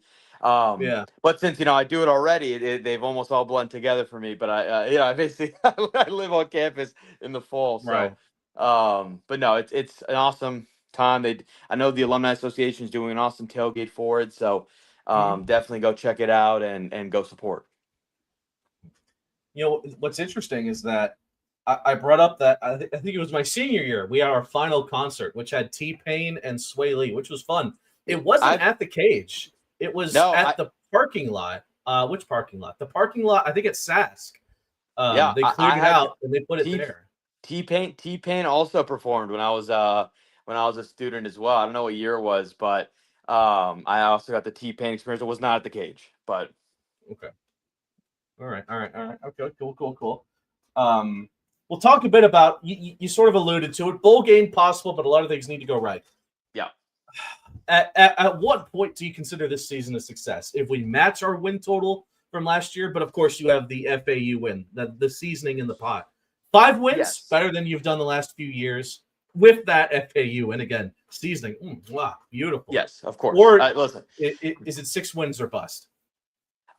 It's, to be honest, I think it's 6 wins or bust, and I'll tell you why. It's because of just the way that I've seen us play this year, and the way that the amount of players, skill guys that we got on this team. I mean, these guys on team. You got Blades, Chainsaw. I mean, even I know he's not playing today, but Jenkins, Owens, all these guys coming back. And so I expected a good season, right? But when I say bowl game or bust, it doesn't mean that, this is, again, it's like if you don't get 6, it's a bad season. 5 wins is absolutely an Another improvement, right? fumble! It's another fumble. FIU has the ball back. Look at this. Oh my Look at God! this. They're Is immediately Jake. in the red Jake, this is zone. this is magical. This is magic is Oh my happening gosh! here. I think it's Quaylen Hill picks it up. Oh, Jermaine magic Carter is gets it. happening. Magic is Oh, happening here. well, you, David Hondo, you're him. Everything that's gone right for FIU, It's because insane. you're here. It's insane. It's insane. This is incredible. But Oh, what I Lord. was going back to say is the reason why I say it's 6 or bust, and when I say 6 or bust, I mean is just because that's the term, right? I'm extremely happy. One, that we beat FAU. Two, that the trajectory is there, and if we can get over 4 wins, right, an improvement, something that again we haven't been able to do in the last few years. So right, so like it's not like I can't be that mad, but Yeah. based on what I've seen from this team and the honestly, again, how good I believe this team is, I do believe we should get to 6. That's kind of where Right. I'm at. But again, I've seen improvement already, and I know it's 3-5, whatever, but I've seen improvement in this team, and maybe it's I just believe that this team's got what it takes to honestly. We could have made a run at the conference this year. I do believe that, but Yeah. oh, Owens is so good, man. KJ's He is so good. good, That dude. was great awareness by him. He was going to do a Yeah, reverse there, he was but gonna thought, do you it. know what? That ain't going to work. Just go to hold on to it, get a couple yards here. Yeah. Yeah. So, but Willie himself, he's an awesome. I mean, he's awesome, and I do believe that the players have bought into the system. I believe that the players, play hard for him. I've seen it even when we're down big. There's not really any giving up at any point, which is great to see. But again, it's just first and goal at the 1. First Let's and goal at the go. 1. Let's How about go. this? I think Alex Perry with the grab there. How many times have you spoken to Willie, by the way? I know you and Eddie have gone to the coaches shows at Twin Peaks Doral. I know you've seen him a few times as well, here and there, before and after games. I want to say, how many times have you spoken with the man? So on camera once, right? We had the big episode with him, Right. which he was awesome. I remember that. Oh man, all right. Just give it to him again. And then, dude, I've probably spoken to him probably like 5-6 times. Just, again, like you mentioned, went to the show, just a few alumni events before the season started that he was there trying to get, people to the cage. So I'd probably say 5 or 6. When we had Anthony Gator on, who shout out to Gator, the guy's the absolute man. Willie was in his office. We chopped it up a little bit beforehand too. So quite a few times now. Oh my God, what is this? Kazansky keeps. Is he in? Come on, the Panthers are saying he's in. He's in. No, the refs aren't giving it to him. It's going to be just short. Maybe they can take a look at this. Dude, but Kazansky's a big dude, man. Just he's large and in charge. Dude, push this guy in here, man. Yeah. Now, I don't want to see another thing out of shotgun. I want understand. First of all, I actually do think he was in because he was not unless they called.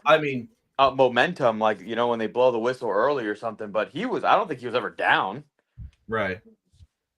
So hang on, we'll see what happens here. Pazansky. All right, here we go. We're going to see this live. 3rd and goal. Pazansky give it off to Owens, and does he get over the goal line? He does. Touchdown, Panthers! Let's go. Bijan Owens gets the ball over the line. Holy crap. 27 Cats. Let's freaking go, man. David, I can't believe this. You joined the thing. I know. 2 touchdowns, a turnover. Are you joshing me? Dude, tell Solana he's going to have to step up his game. Tell Paws del Papa that he's going to have to step up his game against me. Let's see if anybody can top 2 tutties. That's going to be hard. I know your old man had 1 touchdown. I know. During the Western Kentucky game, we got him on there. They scored a touchdown during that. I do know that. But by the way, I gotta ask. I don't want to jinx anything, right? Right. But it's This is your third game in a row doing this, right? Yes, this is my. Well, yeah, it's the third watch party. Our first was against Western. That's a W. Oh, Second okay. was Missouri State, which was Got it. obviously an L. Yeah, okay. Never mind. I thought it was 3 in a row. So I Yeah. was also just gonna say, oh, maybe I can also have that on my dad in terms of a win, but it will be a win anyway because he was on Missouri State. So we just need a There whole you go. count. Yeah. Well, no, Papa Panther wasn't on Missouri State. He was on for Western Kentucky. Yeah. He was there for, or was he? Actually, no, he wasn't. He was Missouri on State. Missouri He was State. Missouri State. Yeah, I you're remember right. I was at his house. And he Yeah, was like, I gotta hop on with Jake, and I'm like, dude. Yeah, you're right. Awesome. Kevin's going crazy here. The Holy P. Joe P. Joseph Pizanski. It's Pizanski era. It's Pizanski era. You know what? I hate to be Willie Simmons after this game, figuring out who's going to get the nod next week against Liberty, because Pizanski's making this tough. I'll tell you what. Here's the thing. Performance so far. I agree with you, but I think if we can pull this off and he looks good, I do think you got to stick with Pizanski. Okay. Because the reason I say that is because even in the Missouri State game, when he did have to come in, he kind of got off to a shaky start, but as he got more comfortable, he looked better. And it's actually a kind of similar thing in this game. The first couple of drives were okay, but he finds his groove, and if he can pull off a win here, and by the way, he almost pulled off the win at Missouri State. I think you just kind of got to ride with the hot hand, especially when you're this late into the season, where every single game really counts toward that 6 number. You got to ride with the hot hand, and Pizanski's hand is hot. You got to stick with him. Yeah. Was that the most frustrating loss, by the way? We've lost a few times, but the Missouri State game, I feel, is the most lost because it was the most winnable. Okay, well, this is a stupid, terrible kick. Kick out of bounds, Yes, absolutely, because the Missouri State game was one that I'll tell you what, the Kennesaw State game was also just as frustrating, and I know the ending score didn't do it justice. It's the fact that the turnovers and the not being able to capitalize in the red zone. You got stupid mistakes. You got guys falling, whatever. That was annoying too. But I'd say probably Missouri State has to be a little bit more annoying just because we still had a shot even with all that. Going down to the end of the wire, where at least the other games went out of hand. But yeah, Missouri State was probably the most frustrating because we really should have won that game. We dominated that game. You play that game 10 times. I'm convinced we win 9 times. So right. So yeah, that's probably still the most frustrating. But but again, that's the game, which obviously was just last week. That's the game that showed me the most that Willie is a still first year guy, right? Because he makes some big calls. Like that fake punt was one of the coolest fake punts I've actually ever seen pulled off. Right. But then there's just a couple other decisions, right? That there's a timeout that we decided not to use late in the game that just kind of killed 40 seconds for no reason. I thought we could have used one there. Ended up not really mattering, but little things like, oh come on, what is this? And then there was another one that we should have absolutely gone for it. That it was like 4th and 2, 4th and 3 around midfield. That I think we again, he was already so aggressive earlier in the game that I think if you're going to be aggressive like that, you got to stay aggressive, right? It's like a Dan Campbell thing where if he has the chance to go for it, he's going for it. It's not a flip the coin. You're either that guy, or you're not.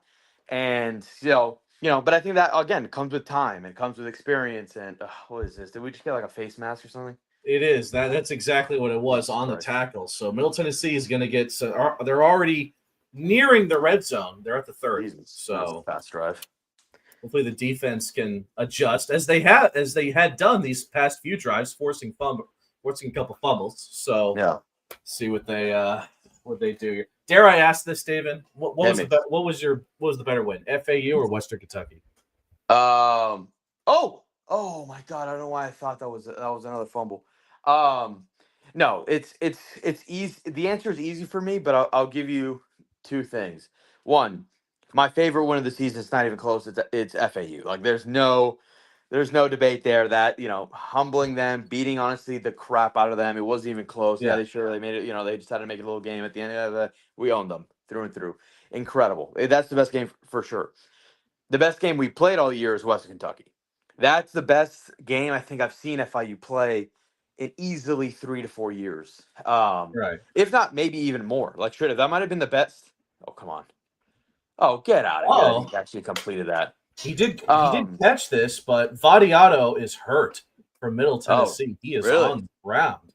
This would I'm be like, a big loss here for the Blue Raiders. yeah, I'm gonna see that. I see it I now. have to see a replay on how this happened, but He did get cracked. I will tell you that. he did. He did. Maybe Yeah. he just got the wind knocked out of him, but regardless, he might have to step out a few plays here.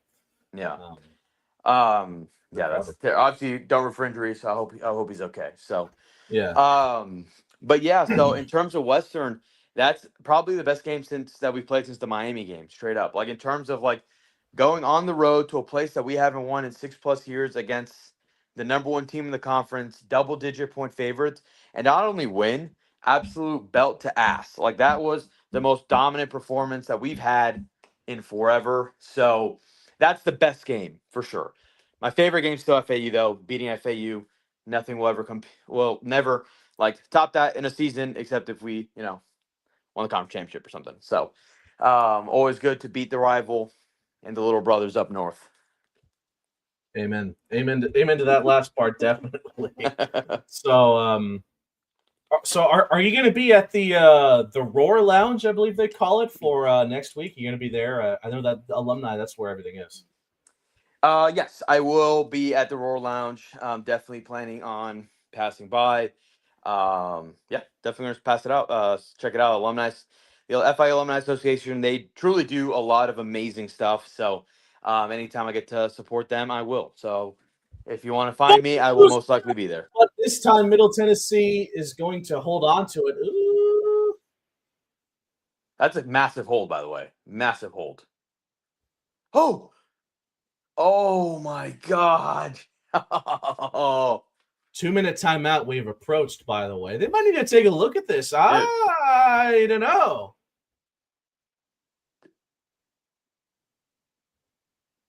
Yeah, that's that's an early call. We came up with that ball. Maybe they'll take a look at this during the timeout here. Defense will have to bend but not break here like they did for Western Kentucky in the red zone. Interceptions, forcing field goals. Yeah. They'll need to make some magic happen here. So, alrighty, David, it was fun to talk some shop. You got any final thoughts on this game, the Panthers, ahead of next week against Liberty? No, let's go finish the job, right? This game is nowhere near over. This game is nowhere near close to over. Finish the job, step on their throats, and keep the pedal to the metal, baby. Let's get this win. Let's get closer to 6. Let's make it. Put some pressure on the rest of the season, and let's play spoiler to some people because that Jacksonville State game I think it's the last game of the season. I've got that circled as well. But, again, 1 week at a time. Got to take care of what's in front of you. And this is what's in front of us. We're up 2 touchdowns. Let's get the job done. All righty. Amen there. All righty, David. Thank you so much. Go watch some football. And until I see you again, which will probably be next week. Yes. Paws up. Paws up, Jake. Thanks for having me. All righty. That's another. I'll call him a Paws Up legend, though he technically hasn't been on an episode of the pod yet. David Hondel, part of the Tranquilo Sports Talk. Of course, he and Eddie Hondel, Papa Panther, killing it over there. And we'll definitely be seeing them next week at homecoming. He'll definitely be there. So it's the 2-minute timeout. So again, here's what's going on. Middle Tennessee, unfortunately, driving the ball down the field here. A couple of penalties on FIU has helped them to kick out of bounds, and then a face mask have moved the ball, giving them some yardage to work with. However, Nick Vadiato just came out of the game. The backup quarterback came in. Who is, I don't even know the name here, TB, or is Vadiato still in here, to be honest? Or no, it was Roman Gagliano, I want to say. So, Roman Gagliano comes in, gets a nice pickup here, loses the ball, though, but Vadiato's back in. Okay. Nick Vadiato is back in the game. Uh-oh.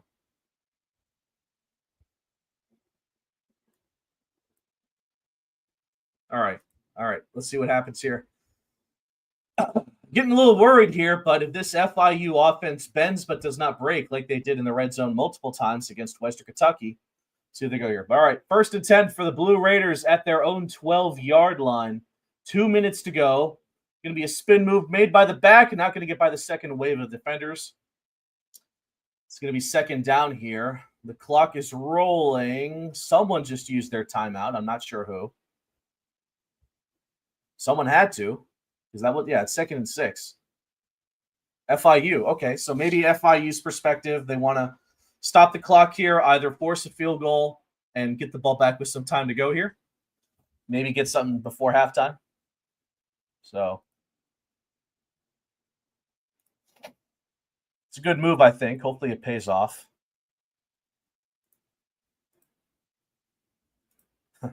Good evening, Mrs. S. It's been a pretty exciting game so far. Started off kind of slow, and then Middle Tennessee gets on the board first, but the Panthers have scored 21 unanswered points.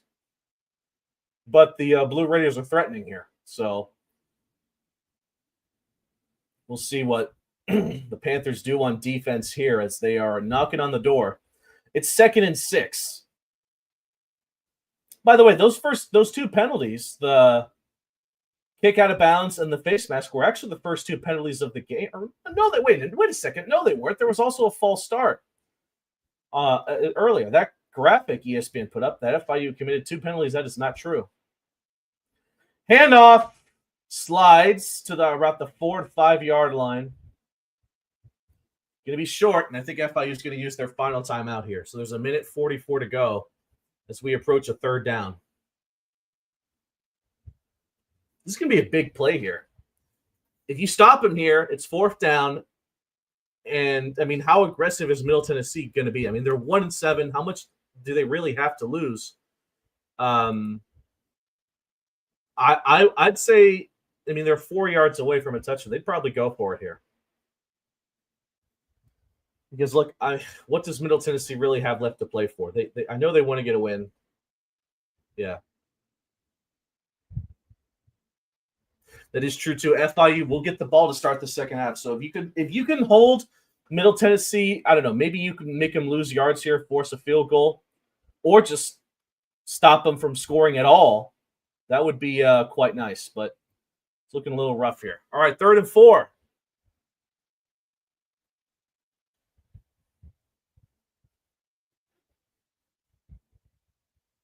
Ladiato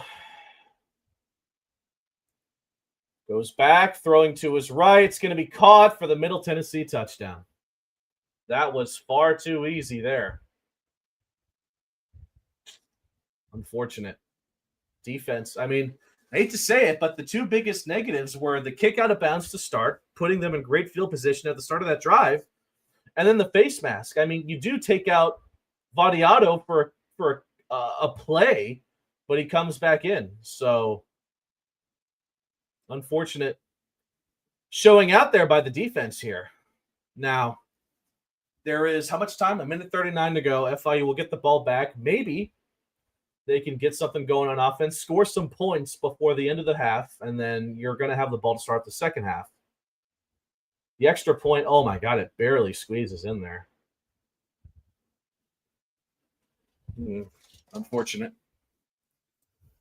All right, 21-14, 1:39 officially.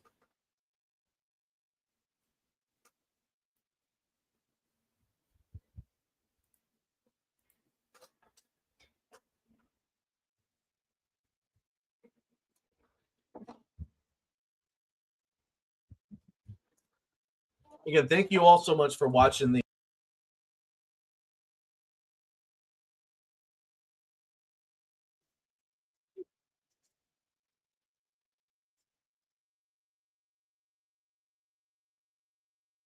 Well, since we got a minute, let me do a quick audio check. Make sure I sound good on the platforms. Oh, come on. Make sure that I sound A-okay. I mean, it's been some fun conversations. Oh, come on. make sure that I sound A-okay. I mean, it's been some fun. All right, we're good. We're good. Thanks again to both Solana and David Honnold for hopping on in the first and second quarters. I have no other guests lined up for the second half, so maybe we'll get a surprise one like we did with the CUSA Centel in the fourth quarter against Missouri State, but that is to be decided.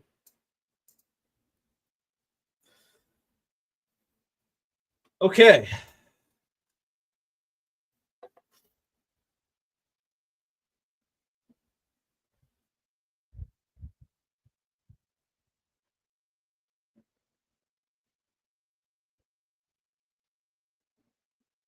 All right, pass out to his right. It's going to be caught, sent out of bounds. That is going to be grabbed by Dallas Payne, who gets a nice pickup there. It's going to be second and short for the Panthers here. 1:34. They don't have to hurry up here since he did go out of bounds. 2nd and 2 officially.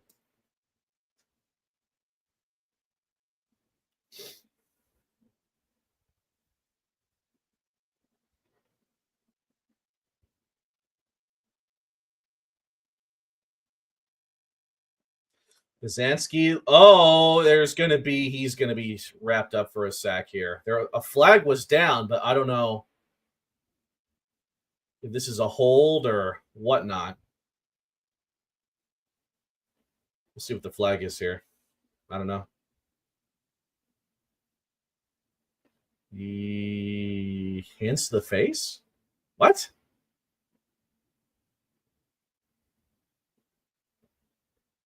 We'll have to see what the flag is here because it was a sack. I mean, if it's on FIU, you would think they'd decline it.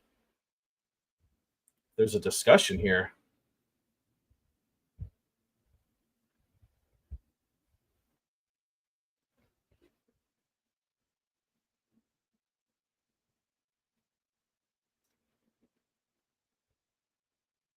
So it's a hands to the face, half the distance to the goal, 2nd down.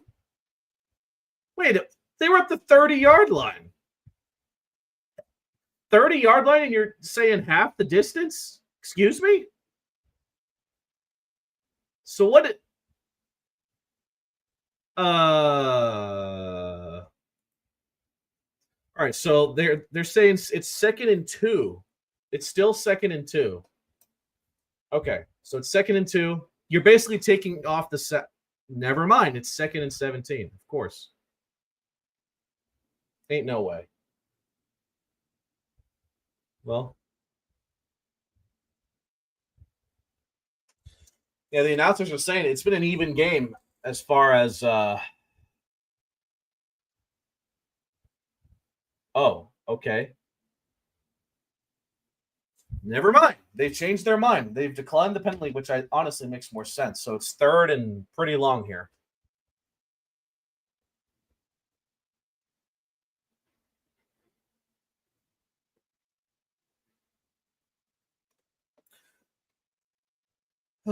All right. It's going to be 3rd and very long here. I don't even know how long we had to go. It's over 10, that's for sure. 1:29. We'll see what Byzanski can do here.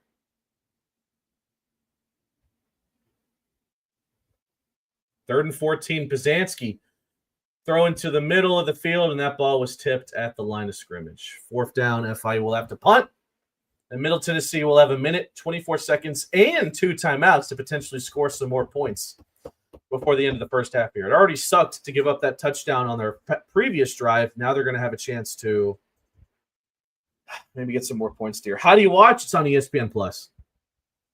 You'll have to get the subscription, ESPN Plus. It's not on any national TV networks. You'll need to get ESPN Plus either on an app on your TV, phone, computer, any of that. So, all right. Pretty solid punt from Will Hoyt. Sends it back to the 40, about the 43. 42. Well, that's multiple drives now where the offense started off the drive clicking, and then a play that gave FIU negative yardage by either a sack like we just saw or penalties like also we just saw, kills it and forces them to punt. So we'll talk about it a bit more in the halftime show, but very frustrating drive there, especially because we were winning 21-7. Now it's 21-14. You cannot give up any more points here. Even a field goal would be brutal. Granted, FIU is going to get the ball started the second half here. Quick pass out to the left that's going to be caught by the Middle Tennessee receiver for a gain of about 6 yards. Stops the clock, too, because he went straight out of bounds. So,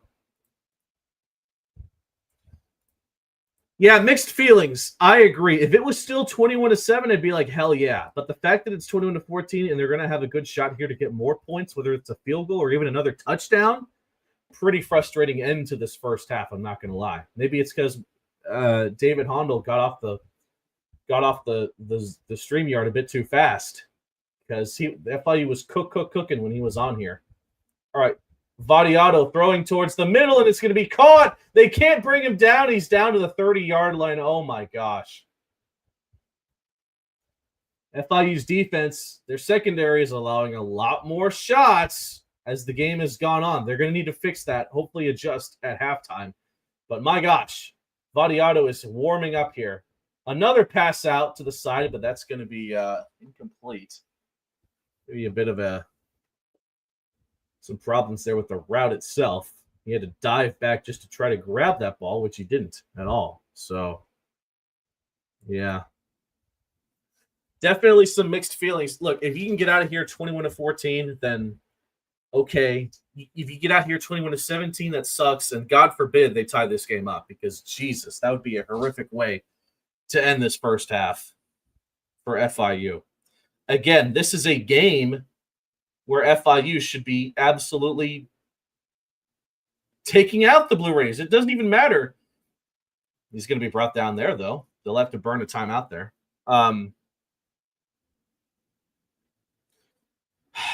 Honestly, Pizanski has come in lieu of Jenkins and has played a solid game for FIU. I can't put too much of the blame on him. It's just the penalties on both offense and defense have really hurt FIU. I mean, passing-wise, I think it's been good. Running-wise, I think it's been good too. It could be better, especially considering the opponent. But you just have to work with what you got.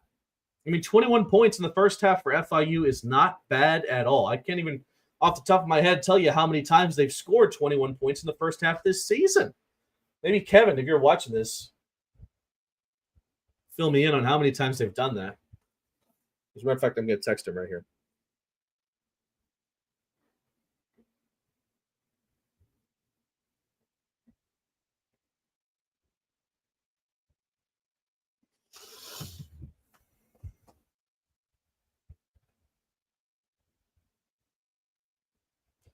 Third and 10. Vadiato throwing to his right. It's going to be incomplete. No flags. So it's going to be fourth down. Middle Tennessee will have to attempt a pretty lengthy field goal here, unless they want to go for it. Maybe they feel like they can't. It's 4th and 10. Be kind of risky here, I feel like.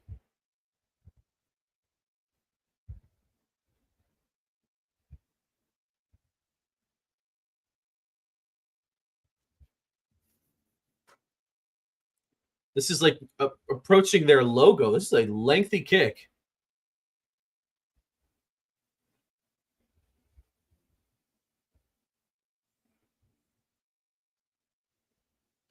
$47 is good.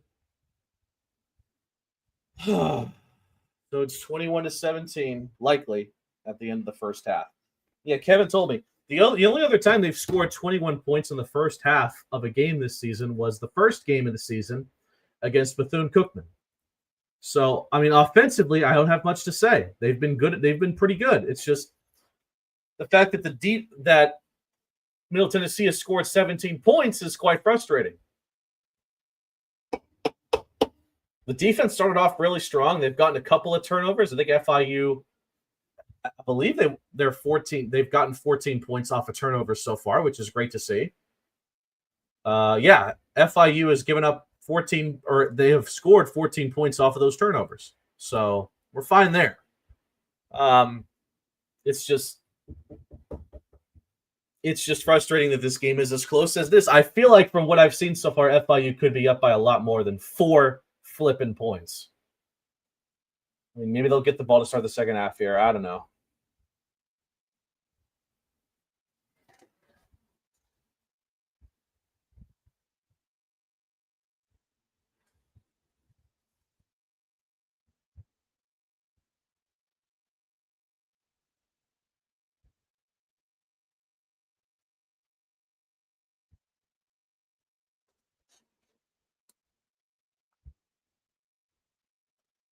By the way, I'm looking at some Conference USA scores. Missouri State just knocked off Liberty. Missouri State just beat Liberty in Lynchburg. Are you kidding me?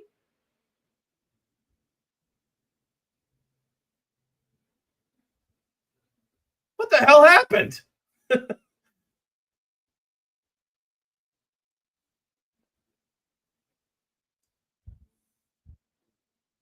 Byzanski. Oh my gosh. This should probably be the end of the first half, just off of that play alone. Byzanski basically gets sacked, although he slid, but he still took a shot.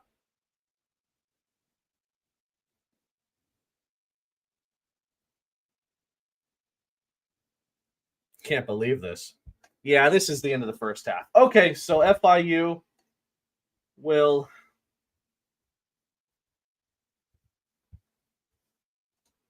close out the first half with a lead by a score of 21-17.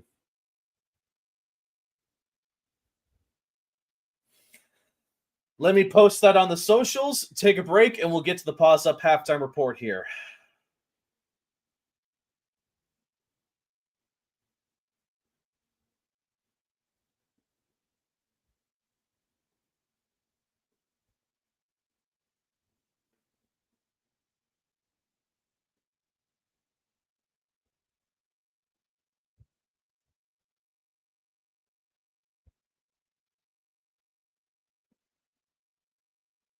Oh, we're going to hear from Willie Simmons here.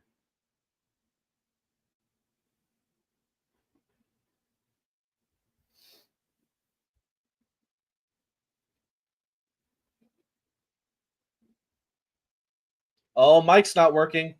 There we go.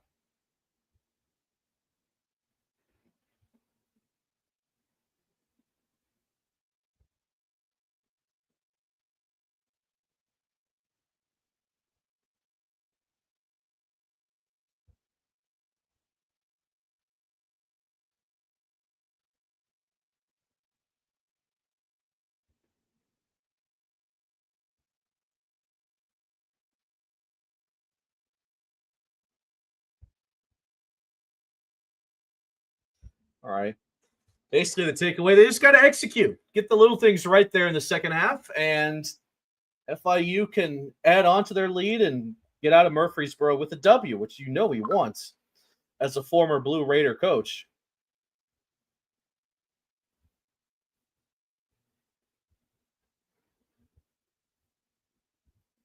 All right, let me post this on socials. It is on socials, but I need to share it, get the word out, all that stuff. That is absolutely crazy that Missouri State beat Liberty in Lynchburg. That is a huge upset. Maybe, hopefully FIU can learn a thing or two from that, get them ready for the game against Liberty next week for our homecoming. So, all right, I'll go over the scores, the live scores, when we get a minute. But all right, so we're going to transition now over to the halftime report, as I'll go over. Kevin can't make it, by the way, but I'll go over, take a look at some stats, talk about what we saw in the first half here in a couple minutes. I'm going to take a quick break. and then get back to you as we get into that. Your score at the half, FIU 21, Middle Tennessee 17 from Floyd Stadium in Murfreesboro. I will see you all in a few minutes.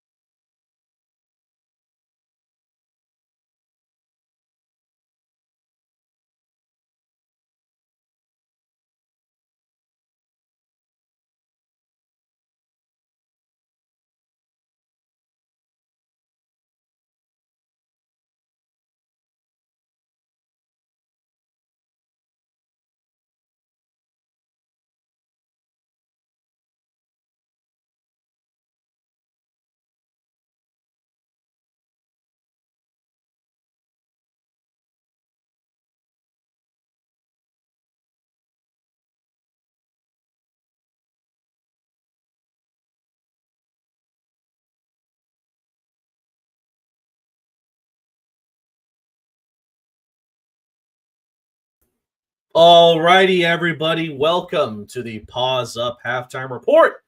As we take a look at what happened in the first half between the FIU Panthers and the Middle Tennessee Blue Raiders, your score is 21-17 in favor of FIU, with the Panthers scoring 21 unanswered points following Middle Tennessee's first touchdown of the game. However, the Blue Raiders have bounced back, scoring 10 unanswered points to close out the first half, including a field goal in their final drive, as the Panthers will get the ball started for the second half here. But let's dive into what we've seen. Obviously, the big storyline has been Joe Pizanski starting this game for FIU at quarterback. Kewan Jenkins, I'm just going to assume, is not going to play at any point today. It's going to be the Holy Peace show for FIU on offense. And so far, Pizanski has been a very solid player in the FIU system. 8 for 13, 123 yards, 1 touchdown, 1 pick, though.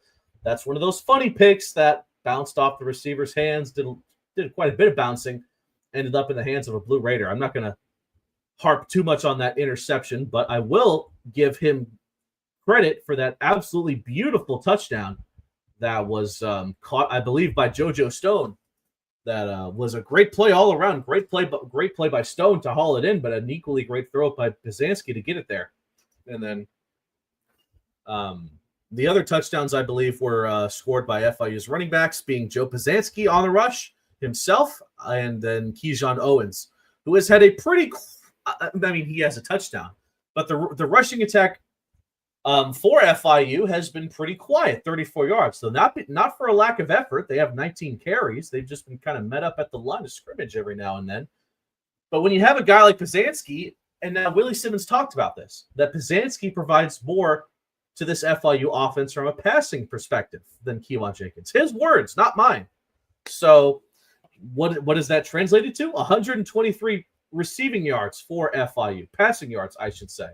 And then a touchdown there. So stat-wise, however, Middle Tennessee is kind of sort of beating FIU out with 200 total yards, 171 passing yards, equally mediocre rushing attack with 30 yards there. At halftime, both teams have 4 penalties. It feels like FIU has more than 4 penalties, although that I do believe that is the case. Just that on that drive in which Middle Tennessee scored their second touchdown of the game, 2 brutal penalties. First, the kickoff out of bounds, and the second being a face mask off a first down completion, just tacked on more yardage. So I know both teams have committed penalties, but I feel like the ones that FIU have committed have been a little bit more frustrating and harming to FIU on both offense and defense. FIU has a couple of sacks, as does Middle Tennessee. They both have the same amount of tackles for losses, 3 each. So even stats all around the board, to be honest. And with FIU having a 4-point lead. And I'll be honest, that sucks that we have even stats against the Middle Tennessee Blue Raiders. The 1-7 Middle Tennessee Blue Raiders. We have even stats against a 1-7 MTSU team. Granted, they're at home, but I just feel like FIU, if a couple of things have gone their way, should be winning pretty comfortably, which they were when they were up 21-7. But the defense sort of let up there. I'm not going to say let up. Vadiato has looked good today, 171 yards, 2 touchdowns for him. He missed 1 play due to getting absolutely clocked, but he came back in and has completed that drive. So unfortunately, it looks like it might be becoming a quarterback duel here between Pizanski and Vadiato. And who do I trust more in that case? Well, the guy that's been starting the entire season for Middle Tennessee instead of the guy that's making his 1 start, although, again, he hasn't looked that bad. I just wish it wouldn't need to come down to this. A nail-biter against Middle Tennessee. I mean, FIU is looking to get into a bowl game here. They have a good shot. Liberty, we just found out today, is beatable as they got knocked off by Missouri State. So it just goes to show you how important this game will be for FIU to win. They need to get it together. The offense, well, if you can get Keyshawn Owens cooking in the second half against a pretty stout Middle Tennessee rush defense, that's going to be all the power to you. Do whatever you want on offense at that point. Passing-wise, there's not a whole lot that I would really change. They've been pretty on the mark so far, I would say. Maybe just give Pizanski a little bit more time in the pocket to cook. I mean, he was sacked a couple of times, lost some big yardage here and there. And then defense, you need to wake up. I mean, those last 2 drives were pretty unacceptable to give up those last 10 points to Middle Tennessee, all that flawlessly. They already forced 2 turnovers already today with those 2 fumbles. FIU has scored both points on them. So if you keep it up with the turnovers, give FIU some leeway here on offense. It seems like today, if they get the ball back off a turnover, they're scoring today. That's what it seems like so far. So, give us some of that bend, but don't break offense that we saw against Western Kentucky, against Middle Tennessee, and you're going to be all good to go, Chief. So, some other players here that I should probably highlight. On defense, Josiah McGrew has had a sort of shockingly busy game, 8 total tackles. How's my X Factor, Mr. Clark, doing? 3 total tackles, 2 solo, and a pass breakup. Percy Courtney Jr. has 2 forced fumbles. Josiah McGrew with another forced fumble. And trying to see who recovered both fumbles, but it's not showing it here on the stat broadcast. I need to go back and see who it was there. So offense is doing well, but defense got a 7. But yeah, definitely. Against an offense in Middle Tennessee, which has been absolutely shut down in games past this season.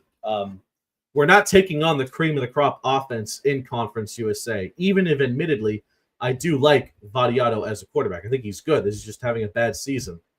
But this is an offense prior to this game that they've been fighting. They've scored at least 20 points in the last few games. But prior to that, 16 points allowed against Kennesaw State. Well, they only scored 14 in a win against Nevada. So, and of course, 14 points against Austin Peay.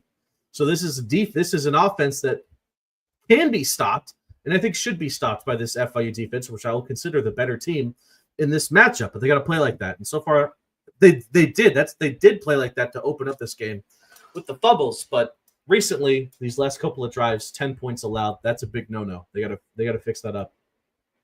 Second half. I love you, Gabe. I'm not Gabe.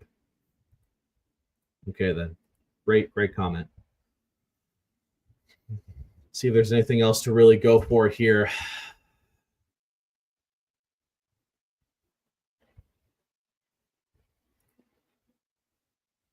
Some stats here. Comparison. Both teams perfect in the red zone, 2 for FIU and 1 for Middle Tennessee. That was a long field goal, too, that the Middle Tennessee's kicker hit. Taylor, he nabbed a 48-yarder there to get their final points of the game, or of the first half, hopefully the game. And that's the situation here. I guess we'll leave it there. That was a pretty brief pause up halftime report, but there's going to have to be a lot of questions I have that are going to be answered in these first couple of drives. FIU gets the ball to start the second half. I mean, maybe they can find something going with the ground game, but if that's not the case. They're going to have to fire it up with Pazinski, which so far has not been that bad this game. So I can't speak too much about it. It's just I need the defense to step up here in the second half, and if they do that, we'll be A-okay, I think. So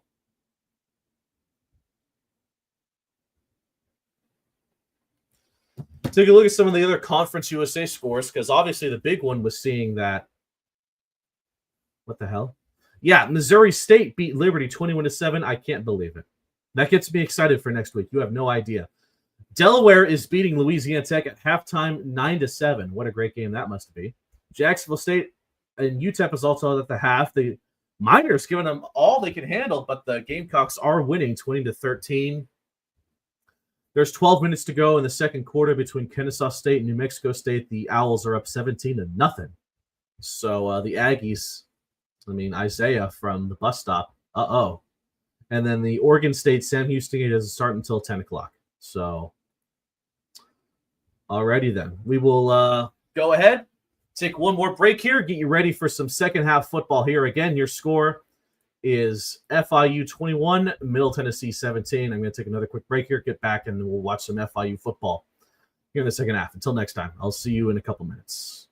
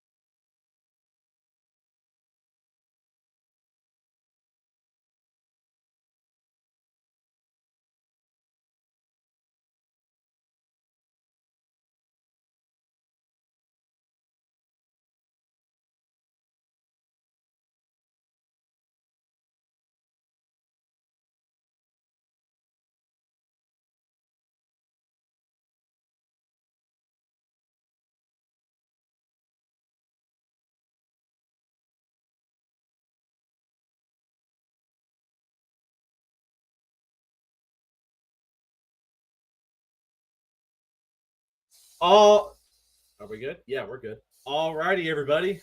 This is Jake Gibson again saying thank you so much for checking out the Paws Up Watch Party. It's been a pretty fun one so far, a little stressful, unnecessarily, I would say, because the Panthers are beating Middle Tennessee by a score of 21-17 as we get ready to go here for the second half of football between FIU and MTSU. The Panthers will get the ball to start off the second half and hopefully can get some points immediately, extend their lead once again.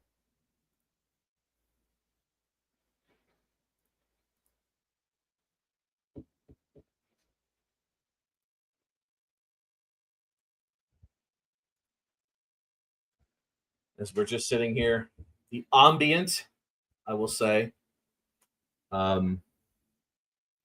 We'll be right back. Commercial break for ESPN.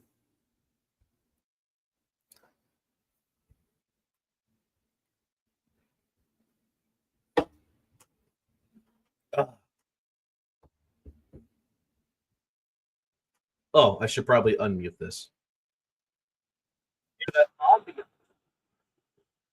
Commercial break thing, which I low-key kind of like, better than watching a silly commercial. You hear clouds, you hear wind, maybe a car horn here and there, you know. So, oh, it even tells me how long the commercial break is, 40 seconds and counting. So, I'll take them on their word. I mean, ESPN, I'll give them credit. The stream has been working good so far, at least in the first half. All right, here we go. Getting ready to kick off here in the second half between FIU and Middle Tennessee. Come on, Panthers. Get things rolling here. Both teams trying to stop some losing streaks, though Middle Tennessee's one is easily worse. But still, the Panthers, I feel, the better team here. Just the defense needs to get together. Offense, keep cooking with Pazanski. Maybe get Owen some more carries, see if he can get it together. And there you go. So it is Pazanski. I mean, this is definitely not a Kewan Jenkins day, unfortunately, or depending on who you ask. Okay. It's going to be the Holy Peace show the rest of the way.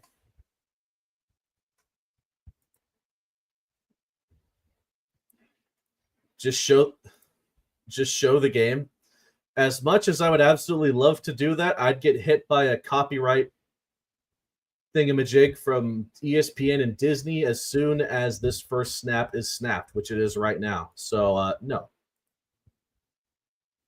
Deep ball, and it's caught! Oh, my God, what a great catch to start first play of the second half.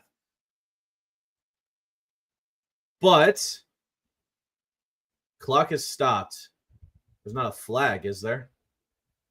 Personal foul. Another roughing the passer on Middle Tennessee.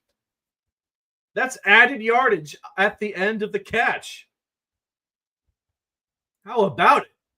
That pass was caught by Kyle McNeil. 25-yard game. We're already at the midfield. And then that penalty from Middle Tennessee will get us even closer to the red zone. So how about it? Just like that, FIU's offense rolling here. Okay.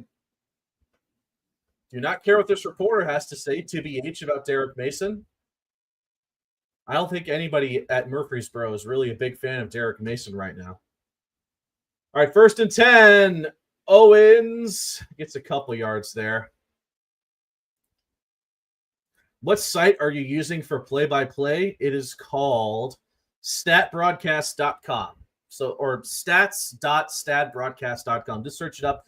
That's where all colleges have their like live stats for every sport. Just search up colleges, go to FIU, and you'll find it there to see the live stats as the game is going on. Again, I can't show the game because, you know, it's ESPN. I obviously don't have the licensing for that. But you can follow the stats right here or stay tuned into the watch party here as Kyle McNeil creates another throw and is immediately wrapped up after, I think, a couple of yards there. So it's going to be 3rd and lengthy.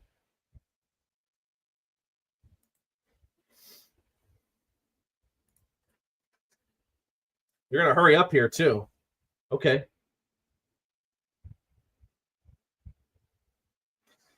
Third and 2, and oh my gosh, Owens is not going to get there.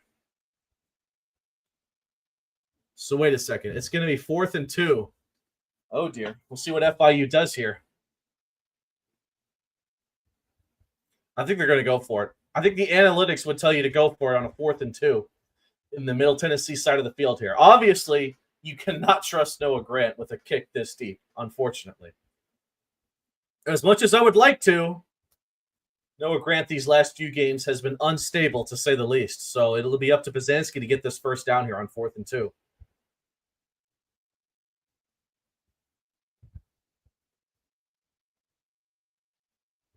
All right, 4th and 2. Play action. Rolling. Pass out to Verdugo, and it's going to be good enough for a first down. Great play there. Or McGuire Anderson, excuse me. They're going to flip it out there, get enough. It's that roll play to the left or right. This time goes to the right.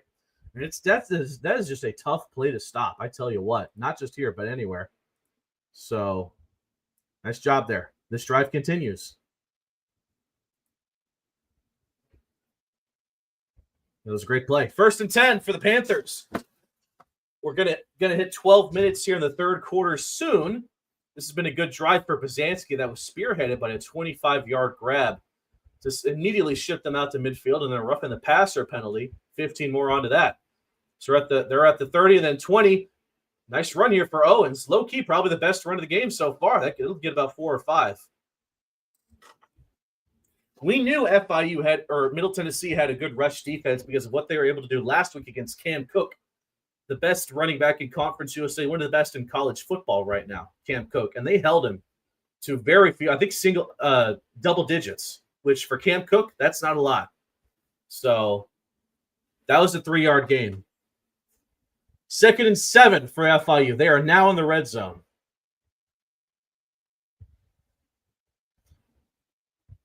Pazanski. He can throw out to his left if he wants to, but he's going to throw to the end zone. Incomplete. Alex Perry was the receiver in the end zone. There's no flag. I don't know if I quite love that play call because I saw not one but 2 other receivers open on that play, but he wanted the long ball and he threw into double coverage. I didn't like that play call at all. Just get enough for the first down. It's faster on the site, I know, and there's nothing I can really do about that, unfortunately. I mean, I'm trying not to get spoiled by looking that way. I like 10, 20, like I'll say 15% of my screen is the current stream, so I can see comments and stuff, and then like the other percentage is the game. So 3rd and 7, Pazanski. He's got time in the pocket, throwing to the middle. It's going to be caught at the 10-yard line, enough for a first down. And I don't know if we're at 1st and goal yet. Might be 1st and 10, and we'll get a chance for a first down at like the 1-yard line here. So great catch by who was that? That was Kyle McNeil. Already a couple of really big plays here in this drive. So the FIU offense looking sharp on this first play. We'll see what Pazanski cooks up here. 1st and 10 at the 10-yard line. Pazanski looking to his left, throwing left. There is a flag, and it's going to be caught. Caught! Touchdown, Panthers. Caught by JoJo Stone. There is a flag, though. Oh, dear. This is coming back, ain't it? Holding.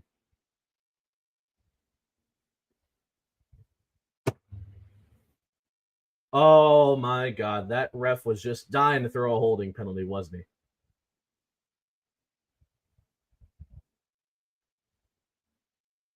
This is the first time I've heard the Middle Tennessee crowd actually say something in this game, and it's, you can't do that. Oh, my gosh. Okay, so that's a big play taken off the board. Great. 2nd and 20. All right. Pazanski. All right. Snap is out. Pazanski again throwing to the end zone. Wide open. Touchdown. No flag this time. It's Alex Perry. Touchdown, Panthers! What a strike from Pizanski. Alex Perry wide open in the end zone. The secondary had nothing for Alex Perry on that. How about it? 21 was burnt on the play. Alex Perry had time to turn around and catch that ball cleanly. That's how open he was. How about it? What a great play off the penalty, too. They still go to the end zone and they get it. Flag on the extra point. This actually might be offsides on Middle Tennessee. So let's see what they do here. Great drive to open the second half. Amen. The offense looks good and the defense looks stupid with the penalties. So it's a win-win. That's offsides. Okay, so they're going to kick this again. Wow. That was a great start for the FIU Panthers. My God. That's what you needed. I will say the rushing attack still doesn't look too bueno today, which is unfortunate because, one, Keyshawn Owens and the backs aren't doing too hot. And number two, I had Owens in fantasy, so I'm losing points there for sure. All right. Noah Grant for the extra point. Or are they going for two here? It's going to be a handoff to the end zone. Incomplete.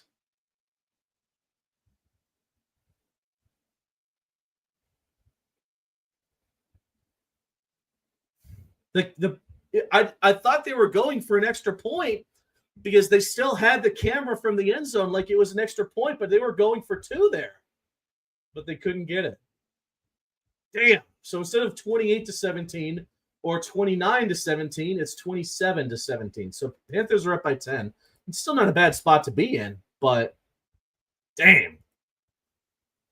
That was actually a good play there, too. The defensive, the secondary for Middle Tennessee just got a big stop there. But still, great touchdown by Pizanski. Perry wide open. And just like that, we have some cushioning here. So could be a lot worse, you know?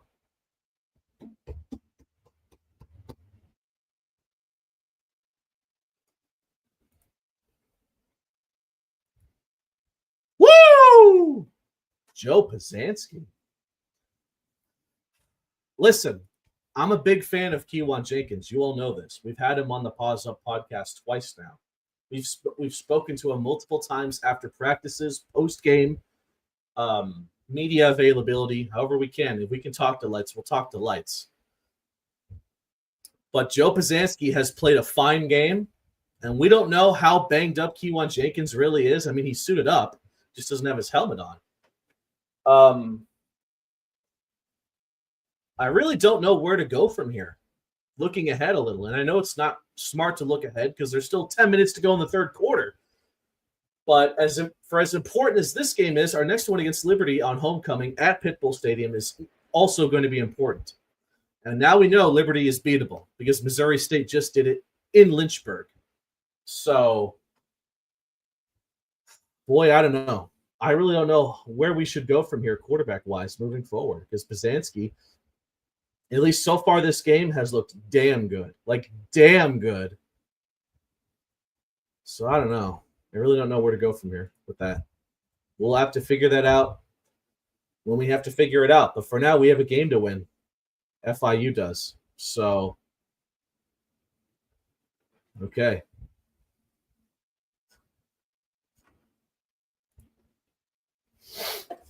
That was a great drive for FIU. 9 plays, 75 yards, 4 minutes, 26 seconds.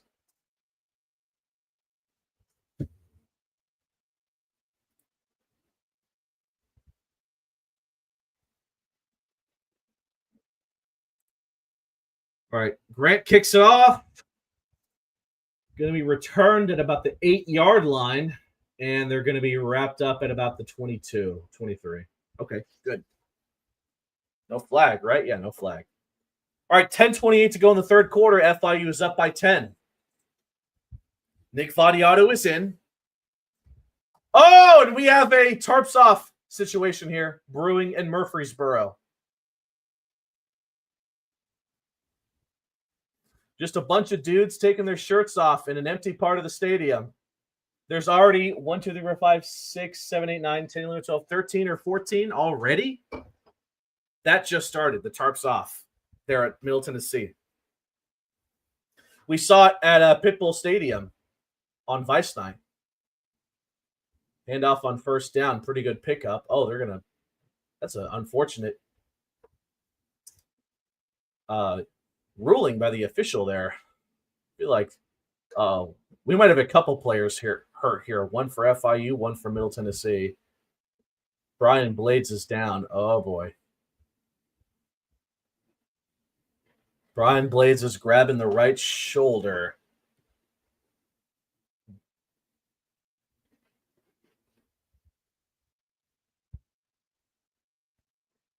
Willie Simmons has taken off the shades. He's back to wearing the eyeglasses. I'm sorry. I just feel like reporting that's important. I don't know why.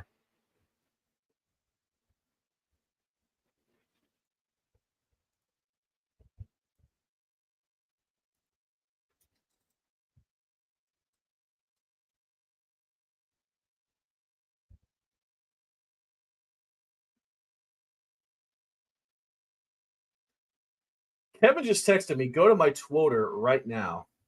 Is this about the tarps off? Yep. I mean, I'll like it, but. All right, handoff on 2nd and 5. Another good pickup there. I think it's going to be 3rd and short. Yeah, he's not. I don't think he's. Yeah, it's going to be 3rd and very short. 3rd and 2. Handoff. He ain't going to get there. Oh, yeah. He is not going to get there.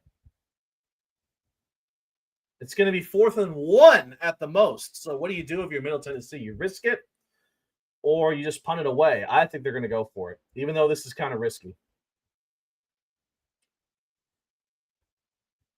Or are they not?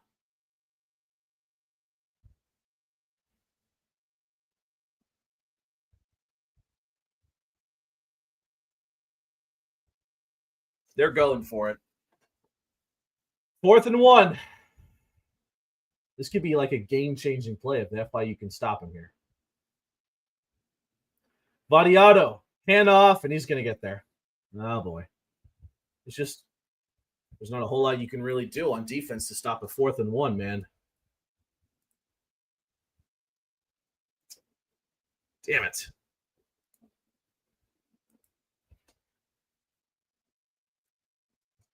Eight minutes, 30 seconds and counting in the 3rd quarter here. Panthers up by 10, but they're going to need a stop here on defense or another turnover. I'll take that too.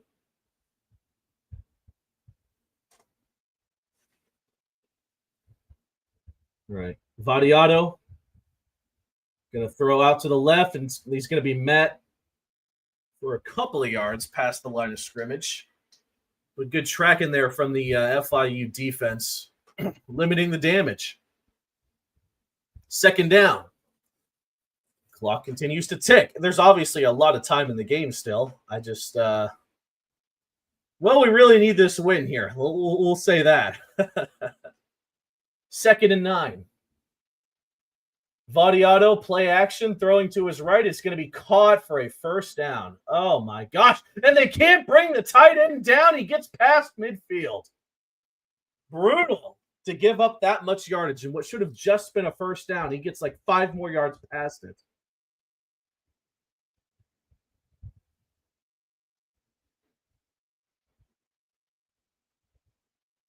Oh, frustrating. They had him stopped. Oh, my God. Vadiato's going deep and incomplete. He caught it, but he was out of bounds just when he caught it.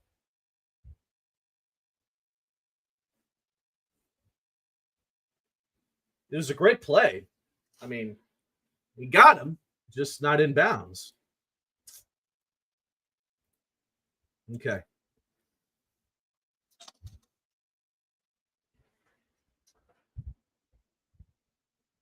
2nd and 10 now. 7:07 to go. Middle Tennessee just past midfield. Play action. Vadiato throwing deep again. It's going to be incomplete. Great job by Victor Evans there, making it hard as hell for him to grab that. I think he actually did, but once again, he was out of bounds. So, 3rd and 10. We are now officially at 7 minutes to go. So, how about that? Oh, Billy Simmons has taken off the glasses. He's going no glasses now. I can't tell if this is like a superstition or whatever, honestly. All right, 3rd and 10. Vadiato throwing to his middle. It's going to be caught, but well short of a first down. It's a gain of about 6 yards there. So 4th down. We'll see what the Middle Tennessee wants to do here.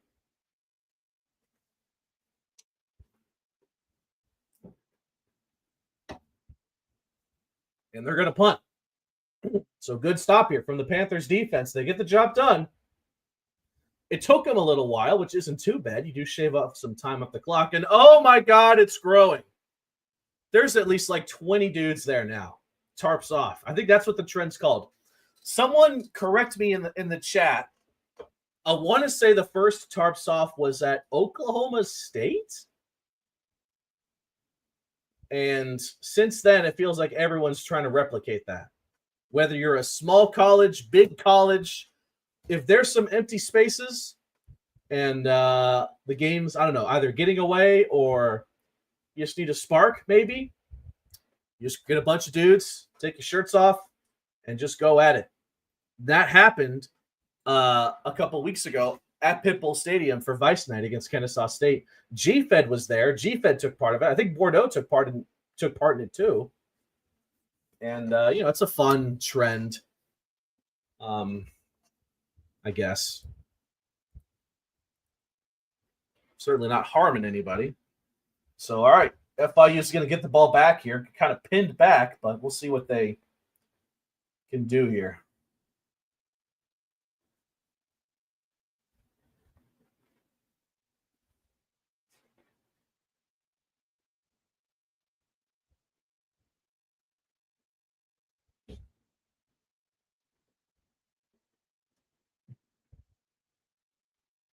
By the way, thank you to our two guests earlier today, Alejandro Solana and David Hondel, both friends of the show, friends for myself and Kevin Barral, giving us some knowledge, especially some homecoming knowledge as we get ready for that next week when FIU takes on Liberty at Pitbull Stadium. I think that's is that a 5 o'clock kick? I want to say. I believe so. Yeah, 5 o'clock next week on Saturday. ESPN Plus broadcast for that too. Obviously, no watch party there. Kevin and I will be in person at Pitbull Stadium, providing live coverage alongside Rick, Ricardo, and Sebastian. So, should be a lot of fun there at the Cage.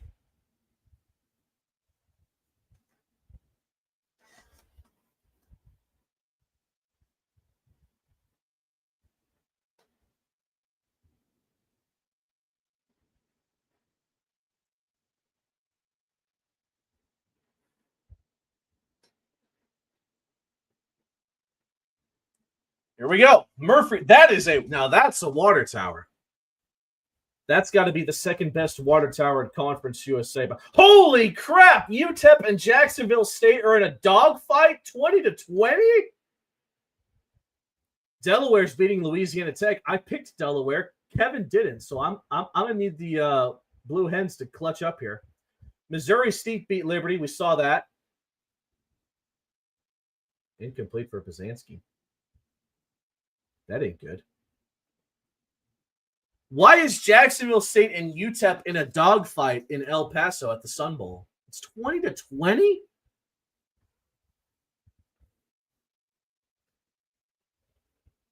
All right, 2nd and 10. That first throw was so bad they didn't even really acknowledge it. So 2nd and 10.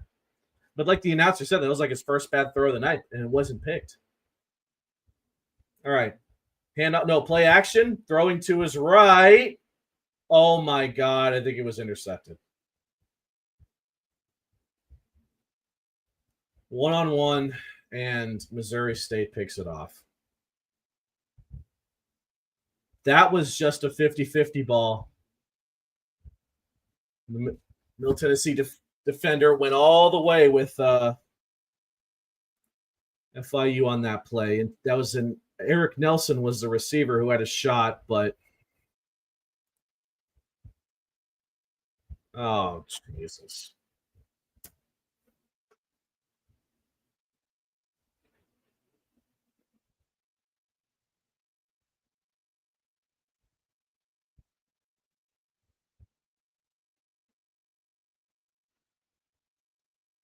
Oh.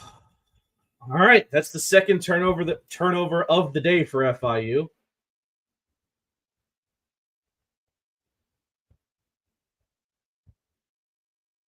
First and 10, immediately met at the line. That's going to be a loss of a couple yards there. But that is a horrific play to make there.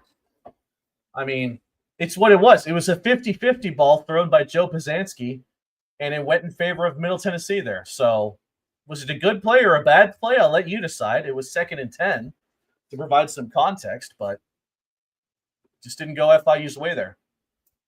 2nd and 12, Vadiato. Hand off to his backside. It's going to be caught. Wide open grass. First down. Approaching the red zone already.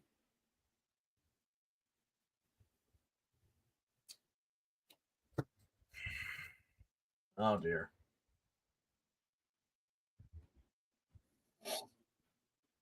Going to need Pizanski in the offense, once this drive's over, to capitalize and get points on the board yet again, which they did after the first interception. They certainly did, because they fumbled the ball and got it right back. So, and they did. So there you go.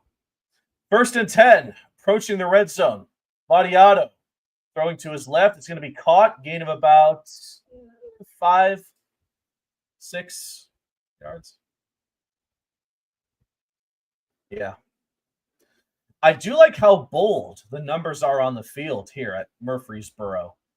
Like Middle Tennessee's font for their word mark is like a super bold, super thick font, and it's the same for the numbers. Like these are the most easy to read numbers I've ever seen on a field ever.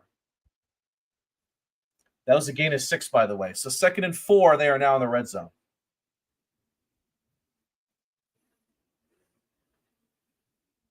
Vadiato throwing to the end zone.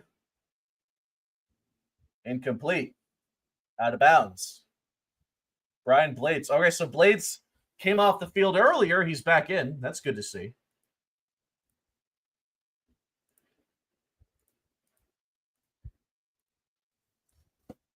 You know what? I gave CUSA announcers crap, aside from obviously our own, in the pregame show or in the Paws Up preview. But you know what? These guys aren't that bad. The guys that are going off here, they're not too shabby. But this is a big 3rd down here. It's 3rd and 4. If you can hold them to 3 here, that would be ideal off the interception. All right, Vadiato, it's a quick strike, caught, 1st and goal. God dang it. Boy, when Vadiato and Middle Tennessee want to throw the ball, quick strikes to the middle or to the sides, this FIU defense has had like no answers for that so far this game. Darn it.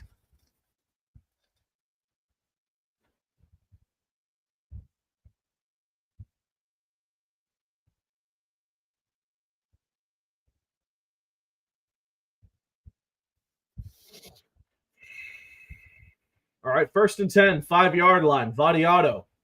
He's going to throw a strike to the left, isn't he? Yep. Slant, left, touchdown.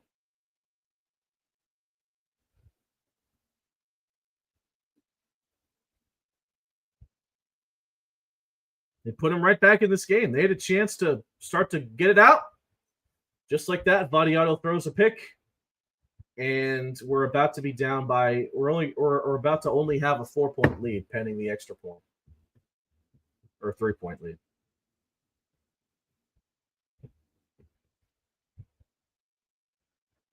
Damn it.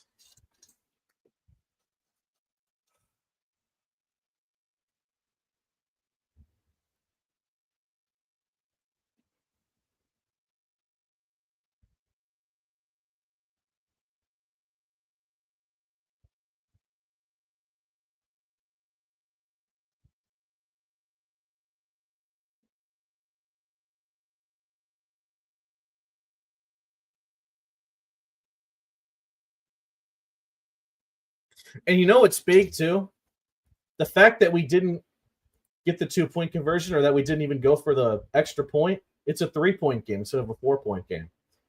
So if it came down to it, I'm just saying, 3 points to 4 points is a big difference. But all right, defense didn't look good there, but that was off an interception for Pizanski. So, damn. Hopefully, Pizanski and the offense can maybe don't give free chances to Middle Tennessee. Maybe they do that. They can blow out the 1-7 football team. Maybe then they can actually take down the team that they're supposed to take down.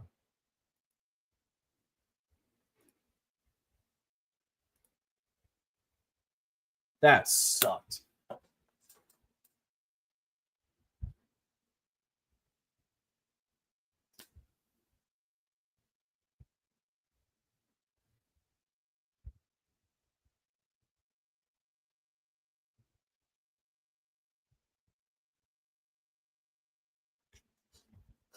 Their mascot's so stupid. I'm just going to say that. I'm watching the dummy dentist commercial. Why does he have lightning eyeliner?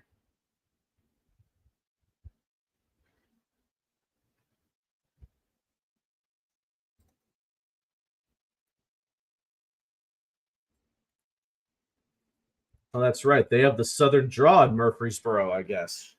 Forgot that little tidbit there. Victoria from Middle Tennessee, I don't care. Ah! Listen, I know Conference USA has been unbelievably difficult to figure out this year for anybody. I mean, Liberty just lost to Missouri State, but we should be up by a lot on these guys. Granted, we should have beat Missouri State too, but, that didn't happen.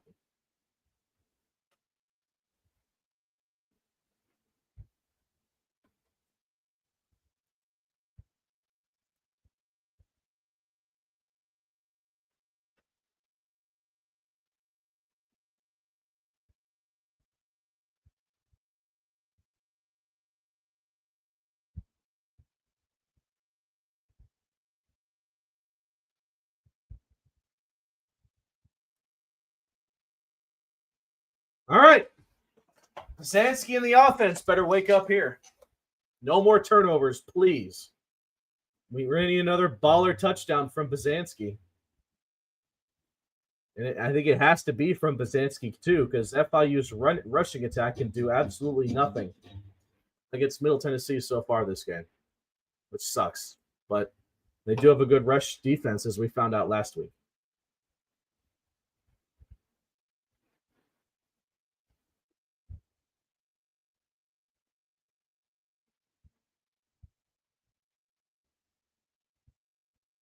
We've reached the 3-hour mark here. How about that? All right, Pizanski, handoff. Oh, no, it's a keeper. Wide open grass. What a run by Pizanski. He's to midfield. Loses the ball, but it goes out of the end zone, or goes out of bounds. What a great run there from Pizanski. We're already past midfield. Both drives that open up for both drives for FIU, 2 out of the 3 were opened up by crazy plays from 1st and 10. This is going to be a pass that's going to be caught by McGuire Anderson, enough for a first down, to gain about 11 yards. This has been a good game for McGuire Anderson. Another first down here. 2 plays, FIU is already getting semi-close to the red zone. They're at the 40. I shouldn't say that. 1st and 10, Pizanski throwing again, and it's going to be caught by Alex Perry at the 30-yard line. 3 plays, and the FIU offense is cooking right here. I'd like to say they're in field goal range, but with our kicker, I genuinely don't know what field goal range is. All right. Pizanski, second down. Got time. Throw into the end zone. Dallas Payne gets it. Touchdown! Dallas Payne! Oh my God! What a drive for FIU! Oh my gosh! Dallas Payne gets it, bullies his way to the end zone. What an answer from FIU! Oh my God! That might have been one of the most efficient offensive drives I have ever seen in FIU football history. That was four or five plays. There's Darren, and they absolutely killed Middle Tennessee's defense there. You got to be kidding me.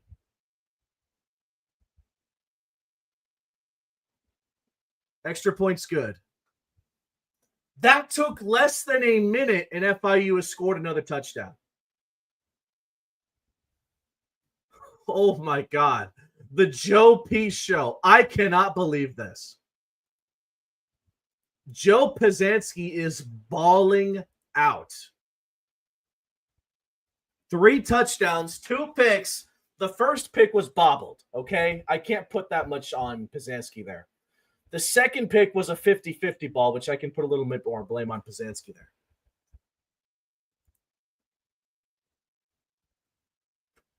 That's twice now that when FIU has turned the ball over, they score immediately on the drive after. FIU's offense looked unstoppable on that drive. I am not kidding you. That's one of the greatest offensive drives I've ever seen, aside from the occasional deep shot touchdown first play of the drive. That was a surreal experience there. Wow. That was ridiculous.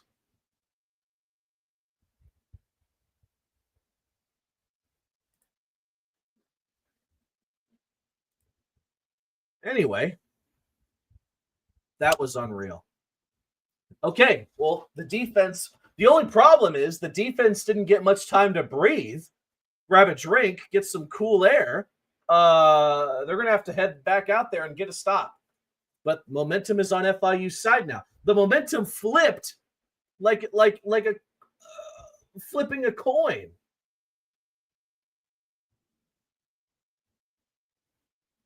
I'm sweating here, though I actually have a fan right there that's giving me some nice air.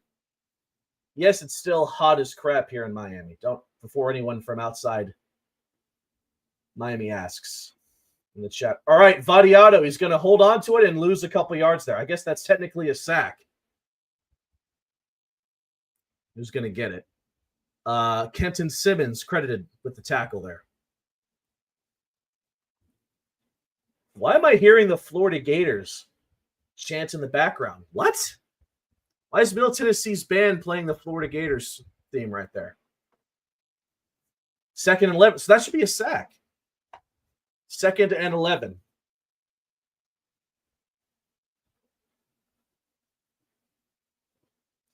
Vadiato. Oh, that was almost intercepted. The defensive back there read the play beautifully, but could not get there fast enough. It's going to be a catch, but short of the line of the game. It's going to be 3rd and 5. Wow. Brian, was it Blades that ran in? He read the route perfectly. He just couldn't get to it fast enough. Oh, that was unfortunate. But okay, 3rd and 5. You get a stop here. It's just as good. Force him to punt. Vadiato, quick pass to the middle. Dropped! Oh my gosh, it was dropped. They've been going to that slant play, quick slant play, every 3rd down try they get. It's been paying off for Middle Tennessee this entire game.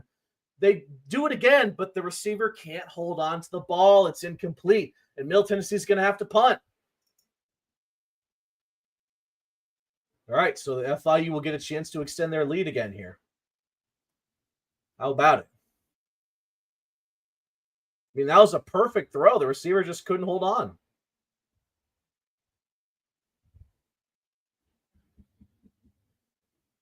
The graphic on the bottom says Saquon. Oh my God, it's a fake.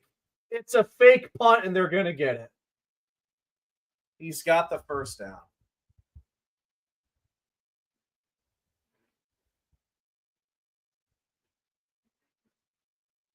Oh my God.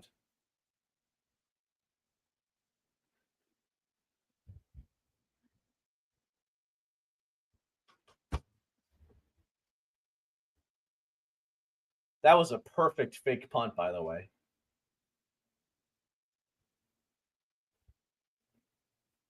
They're reviewing this. I'm not sure why. Sure looked like a catch to me. They're reviewing, I guess, to see if the balls hit the turf somehow, but I just saw the replay.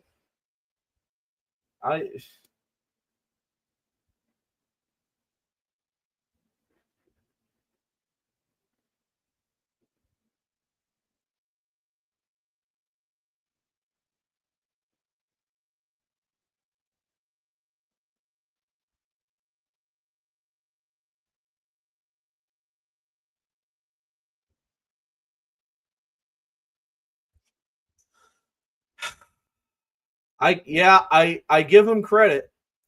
I swear you were thinking fake play. I wasn't. They had me fooled. And I guess they had FIU fooled. That's a gutsy play from Middle Tennessee. It definitely is. But Jesus. Just when FIU does their job and holds them here. I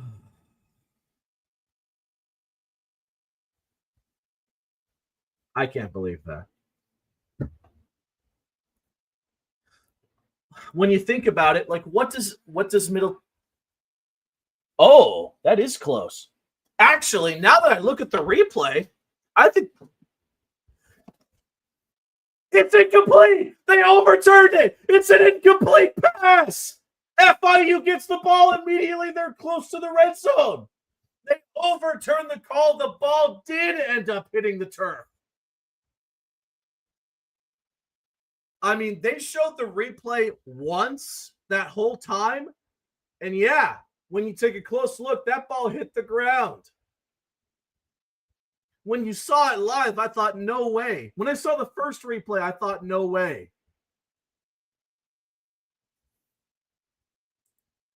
All right. Well, just like that, Pizanski, we're at the 30-yard line. Play action. Pizanski throwing to the end zone. It's going to be incomplete. Good defense there. I think that's Kyle McNeil, or no, Eric Nelson intended. Or no, Kyle McNeil, I was right the first time. Listen, I'll give Middle Tennessee props for going for it on like that on the fake field goal, but they had me fooled, but yeah, they couldn't come up with it there.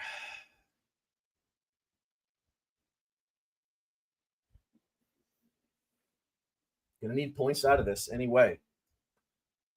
They're at the 29-yard line. 2nd and 10, 40 seconds to go in the third quarter. Gonna be a handoff here and a great run here. How about that? It's a first down. Oh, my voice. That's Devontae Lyons. How about that? He gets it. They're not even going to run another play here. They're going to take it to the fourth quarter.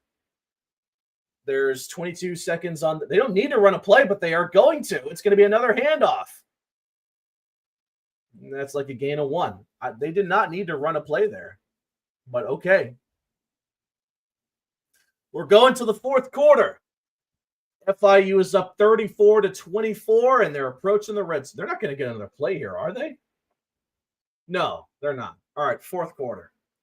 34-24, FIU looking to deal some more damage here. So it's been a crazy third quarter on both sides of the ball for FIU and Middle Tennessee.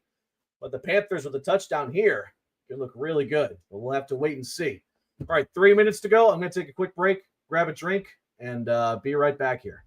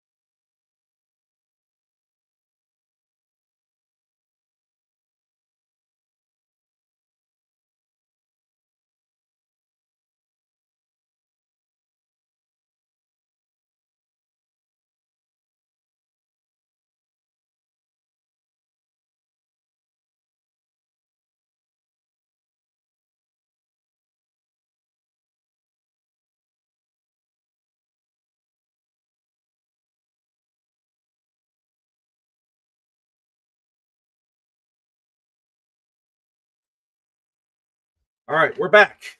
Just need to grab a quick drink of water there. Okay, so we're entering the fourth quarter, and I have a few things to say.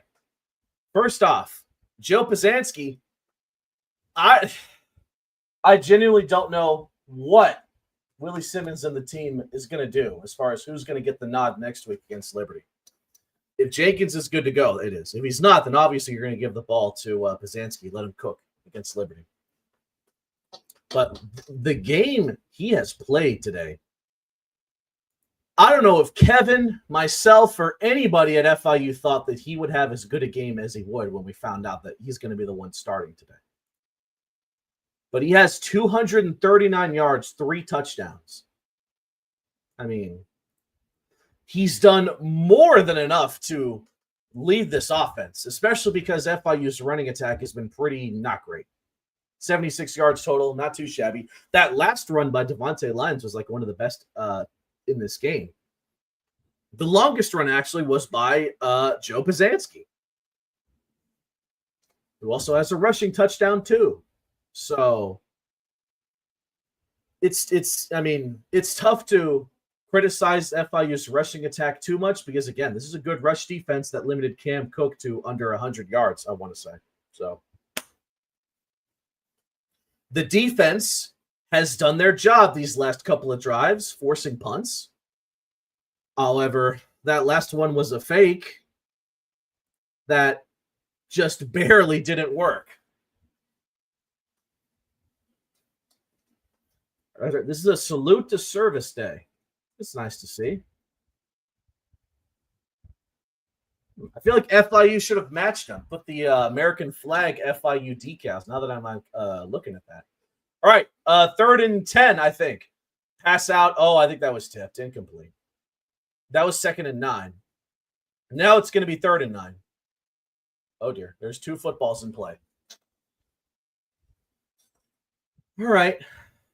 We're 15 minutes away. Up by 10. Potentially up by 13 or even more.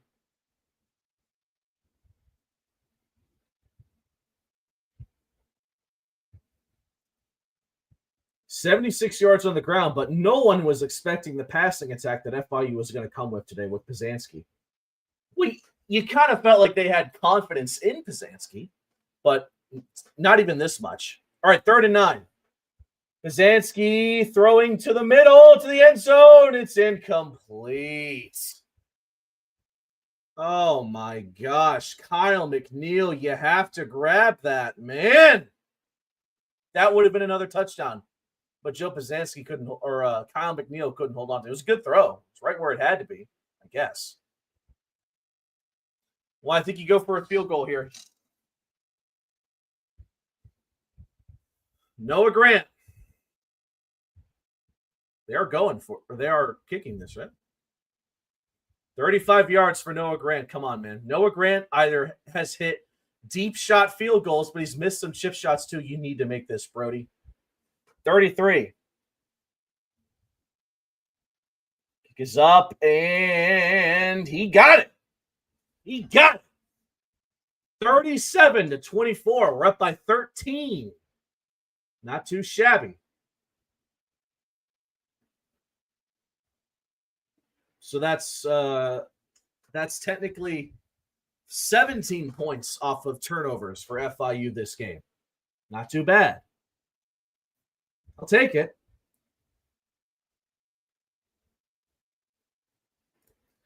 Goes to show how important a good backup quarterback is to both the college and the pros. You're not wrong. Well,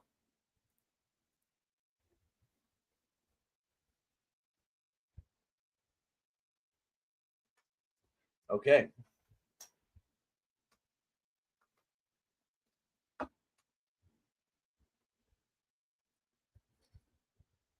I will say, seeing all the trees change color in the background there at Floyd Stadium looks real pretty. That looks really nice. Don't care, though.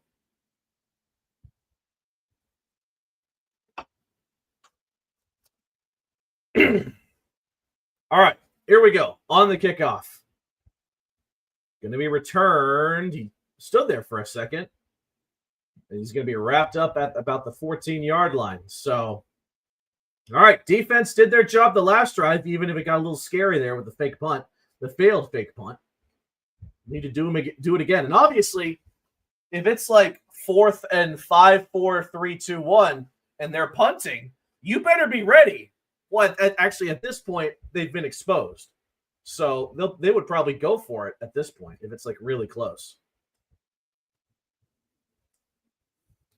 All right, here we go.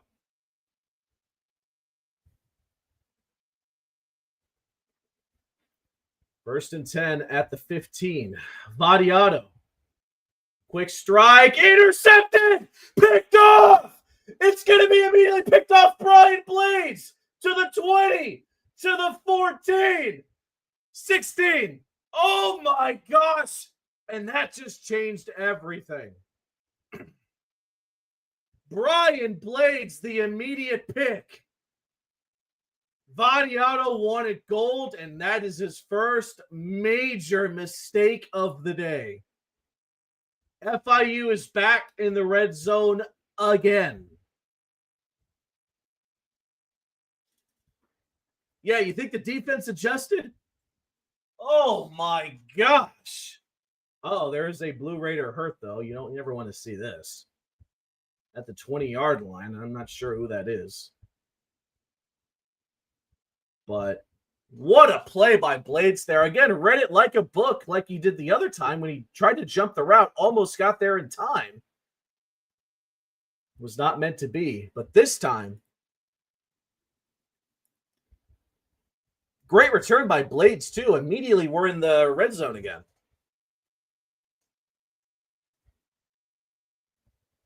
We'll take a quick break here. Not me, the ESPN.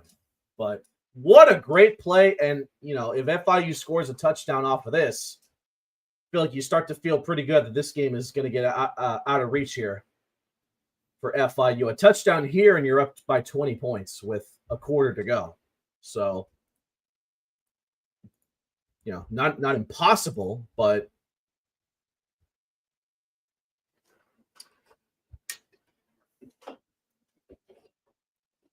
so, Middle Tennessee was not playing mistake-free football on offense. They had 2 fumbles. FIU scored on both of them. Vadiato, on the other hand, was playing pretty mistake-free football until that point where he got greedy. And FIU made him pay. They made Caden Veltkamp at FAU pay.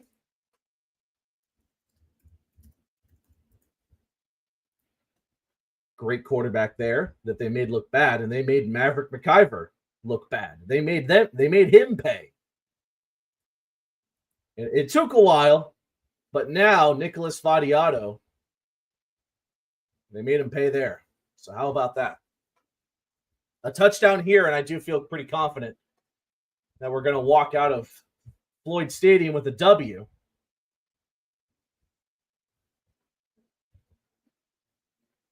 We'll have to wait and see what they do on offense here. Obviously, don't play conservative when you're in the red zone. Just go for the kill if you can.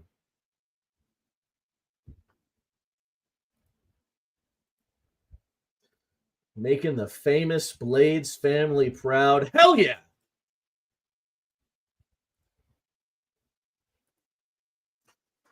They're showing an advertisement for Conference USA here, and they showed the bowling division. It kind of makes me sad. I kind of wish FIU had a bowling division.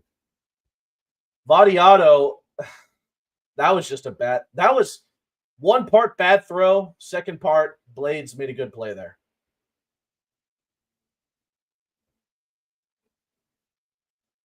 All right. So FIU is at the 18-yard line. Handoff. Going to grab a couple yards out of that. Actually, no, he was met at the line of scrimmage, but the clock will tick at least.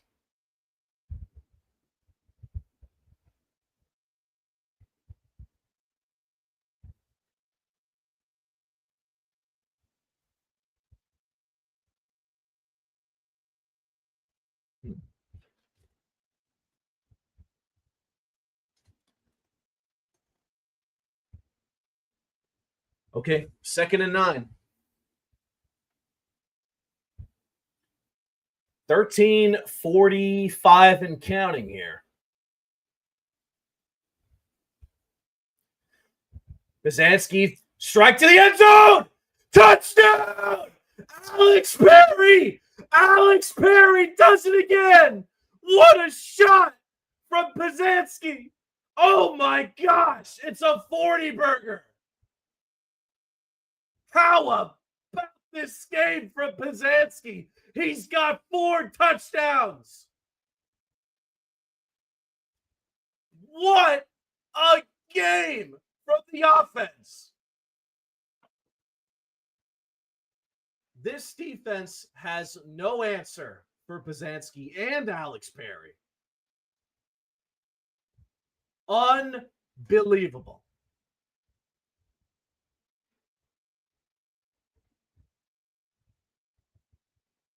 I think they're gonna go for 2 here.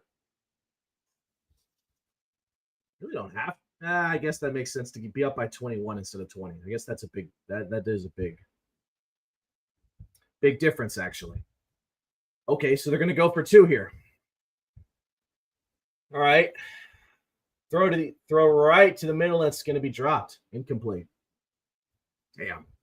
Okay.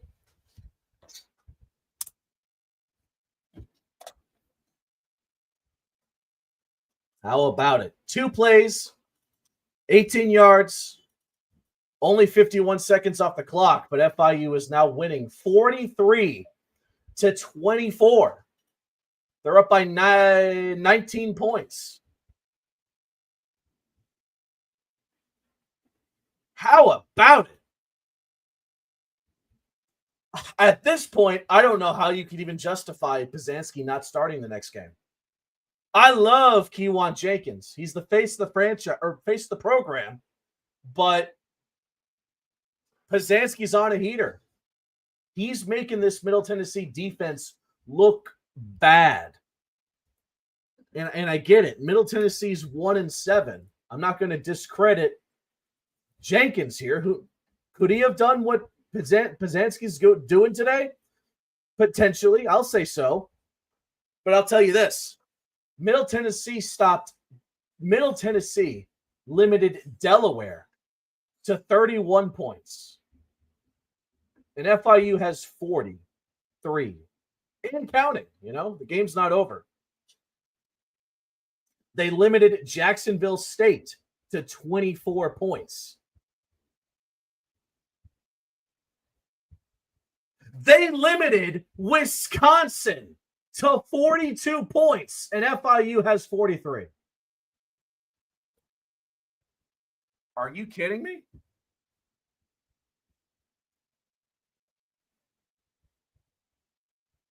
A Big Ten school scored less points on Middle Tennessee's defense than FIU in Murfreesboro.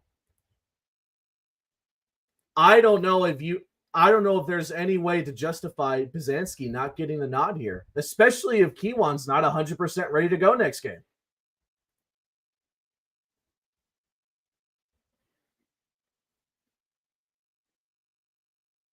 And I know Wisconsin's not a great Big Ten team, but you get what I'm saying. Oh, my God. Ain't no way. Ain't no way. Ain't no way. Ain't no way.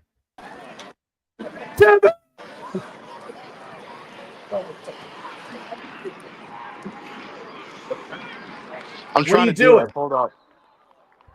What's the play? Pass is complete. Oh, you're going to eat a W. That'll bring up 4th down. We're having a good time out here. Kevin, can you hear me? Should Byzanski start next week? I don't know. That's a good question. I genuinely don't know how Simmons and the offense is going to answer that, but I mean, Jesus. Byzanski has played like Kewan a couple of years ago when they had a pass-oriented offense. Yeah, we'll see. Middle Tennessee has their backup in, by the way. I don't know if you noticed. Oh, is that right? I didn't even – well, I mean, his backup came in for one play and had like 15 yards rushing.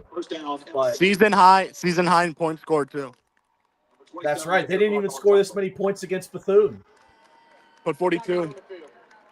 43. So by one. Yeah. But Dude, still. I was just saying this, Kevin.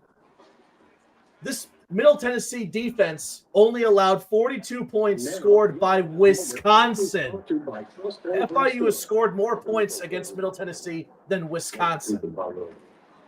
Taking over on offense now here. Did they get it? I don't know. Forced He's the gonna 3 be and out. short. Taking over now here. Let's go. Trust Point Hospital is a state. Kevin, this is crazy. Oh, he's gone. Okay. Well, thanks for that, Kev. Mr. Clark gets a stop there. Turnover on downs. This game is going to be a W for FIU. It's just a matter of rolling the time off the clock now. Maybe Pizanski can get a 5th touchdown and make the situation even harder to figure out who will start next week between Pizanski and Kiwan. So Vadiato's night is over. He finishes with 20. He went 26 for 37, 242 yards, 3 touchdowns, and 1 interception. Not a bad day for him, but Middle Tennessee's defense has been absolutely smoked by FIU's offense today, led by Joe Pizanski. I mean, Pizanski has looked like prime Dan Marino out there. Willie Simmons said Kiwan is not Patrick Mahomes, but Pizanski has had a pretty Mahomes-esque day today. He's been good on the ground, too. 12 yards there and a touchdown on the ground for the Holy P.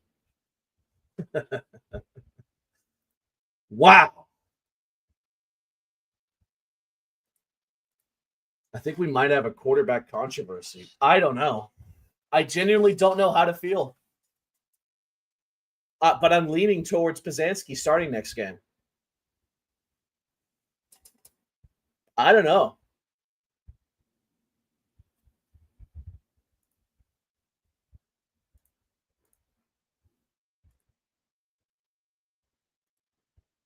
There's going to be a lot of talk. But again, these are not my words. But Willie Simmons said that Pizanski provides more to this offense passing-wise than Kiwan. Those are his words, not mine. And after a game like this, is there really anything to argue about that?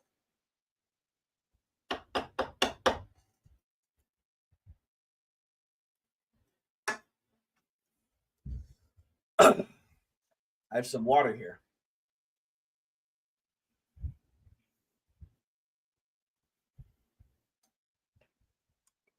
All right. So Pizanski's still in.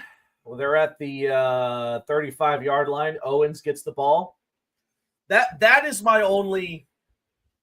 I mean, the defense looked kind of flimsy a couple times in this game, but all in all, pretty decent game from them. But Keyshawn Owens has had a pretty lackluster day today on the ground for FIU.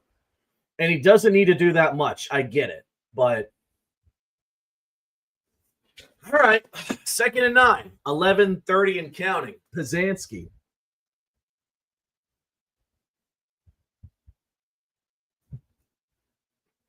Pizanski is going to be a carry by Owens. Did he just hear me? 20, 10, touchdown, Panthers!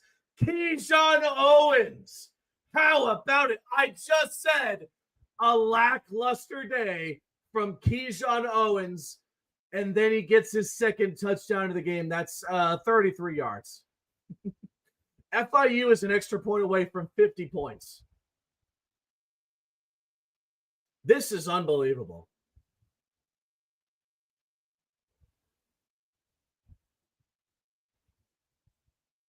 I guess Keyshawn Owens said, I just heard that Jake was talking crap back in Homestead about how I've had a bad game today. Let me just get a 33-yard touchdown here to shut him up. A little late, but that'll help me in fantasy because I have him on my team. How about that? They're going for 2. Incomplete. Oh, why didn't you kick the extra point? You could have had 50. Oh, because Willie Simmons is wearing his glasses again. Ah, I got you.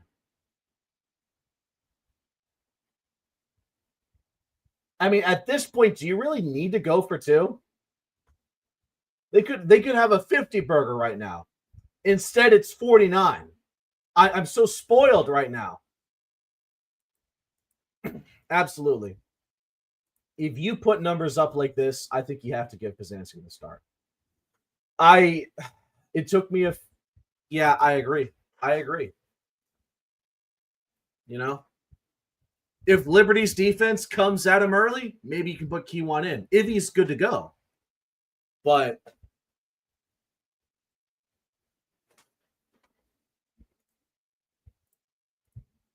wow.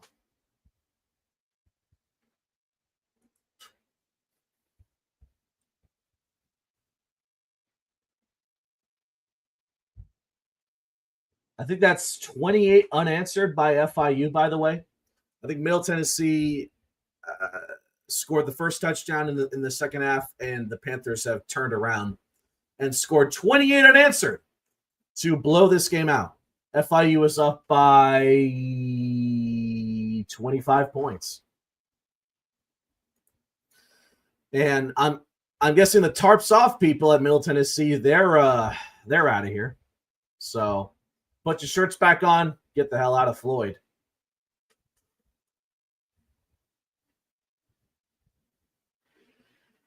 Gagliano is in again for Middle Tennessee at their quarterback. First and 10. Gagliano, first and 10, dropped incomplete.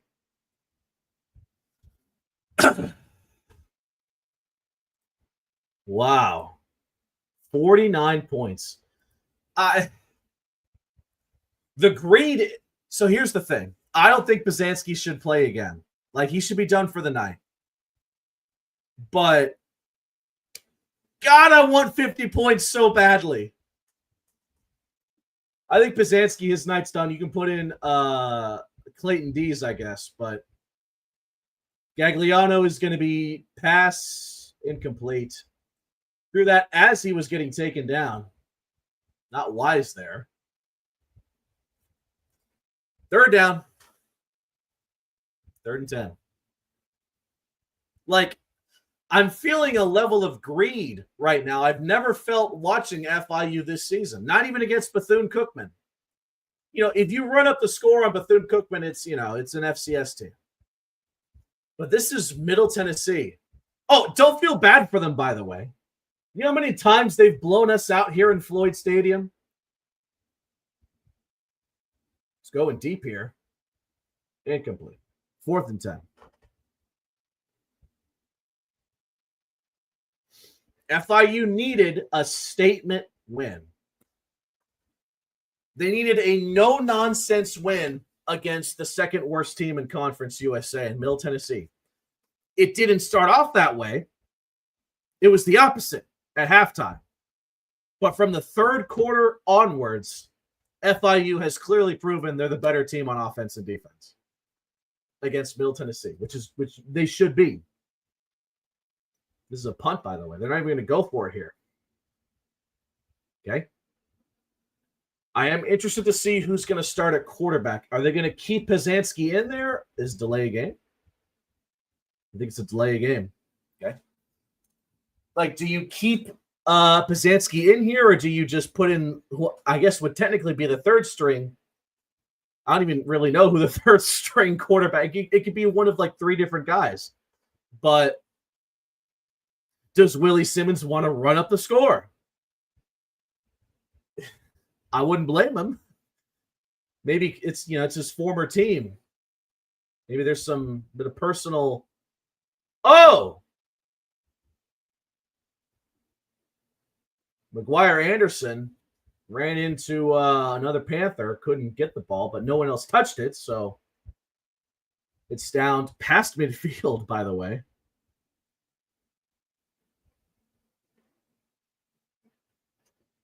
Look at this in the second half. Touchdown, interception, touchdown, field goal, touchdown, touchdown. However, there's like 6 points left off the table because of all the missed 2-point conversions, which I feel like, regrettably, they probably didn't need to do all those. You'd have like well over, like you could be 52-24. All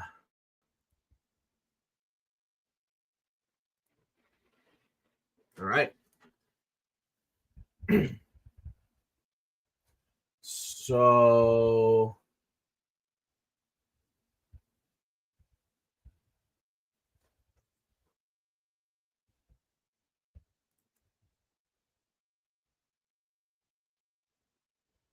see, the announcers are doing it too. It's kind of hard to distinguish Owens from Carey at times. It's number 5 and number 6. Please show us, ESPN. Show us the shirtless fans if they're still there. I bet they're not.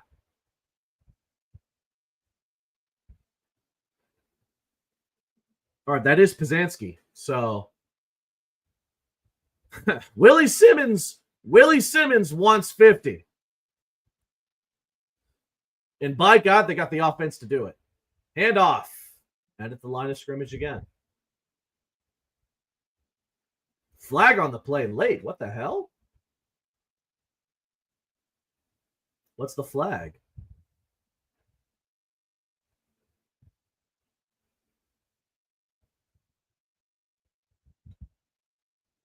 I don't want to see anybody say, it's immature to run up the table. Stop it.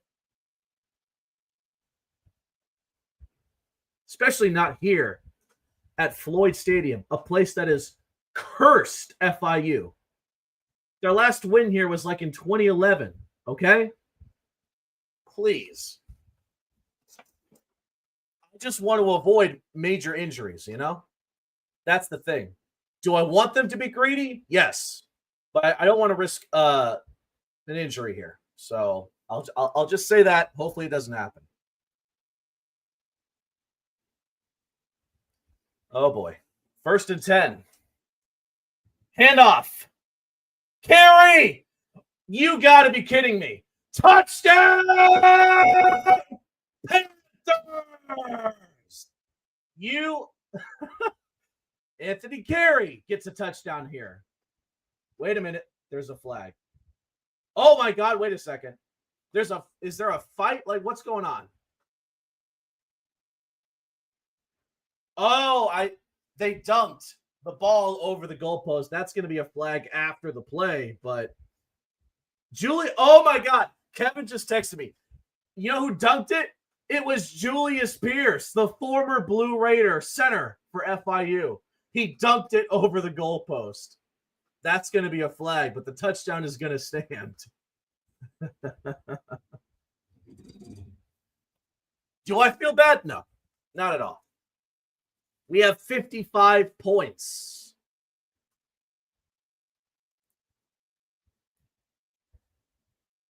Yeah, Julius Pierce, we had him on the show. What happened? Carey just gave the ball to Julius Pierce, dunked it over the goalpost. That's a big dude's got hops. All right, extra point is, give me a second. Up and good. 56-24. 9 minutes to go. There's still 9 minutes to go. Okay, at this point, you have to take out your starters. All right. You got your 50 burger, which I know Willie Simmons wanted. I wanted it too. You're done. Just get your get Pizanski and the boys, get them their cold shower and get ready to head on the plane because this game is obviously over. Middle Tennessee is now looking like the 1-7 team that we all knew they were. So, just end the night there, okay? Hang on, let me pull up this comment. This is going to look really good.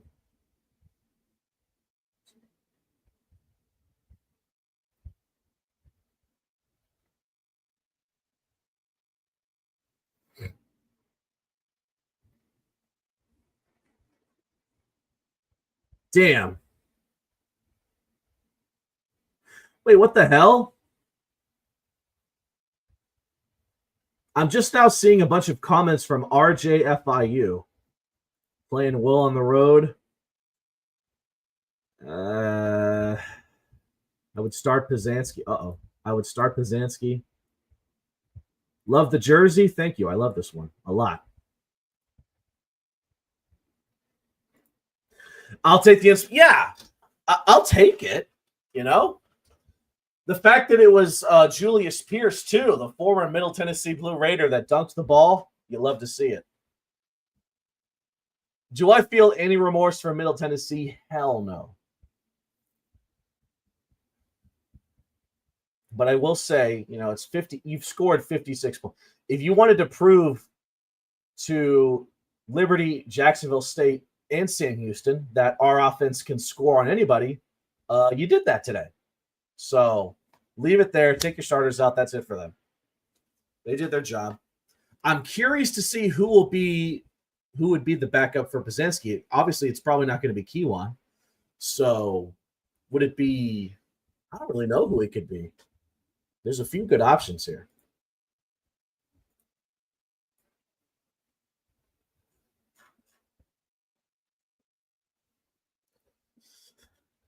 By the way, for my viewers on Instagram, thank you guys so much for watching. However, once we hit the 4-hour mark, and we're about to, we're at 3 minutes, 44 minutes, so we're about 16 minutes away. I still got to do the post-game show after the game, though I'll try to make it quick because, you know, I'll talk more about that with Kevin and later, like on another day. So, but still, just letting y'all know that when we hit 4 hours, specifically, the stream on Instagram will automatically end. So if you want to watch, going to be a nice return to the 40, 35, 36. So, all right. Once, you know, if you want to watch the post-game show, switch on over to Paws Up Podcast on either X or YouTube. We'll have it go in there. So.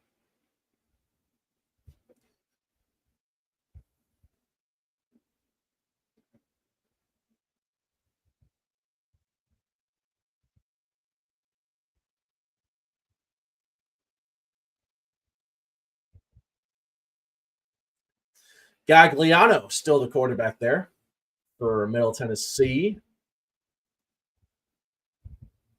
Immediately tackled at the line of scrimmage.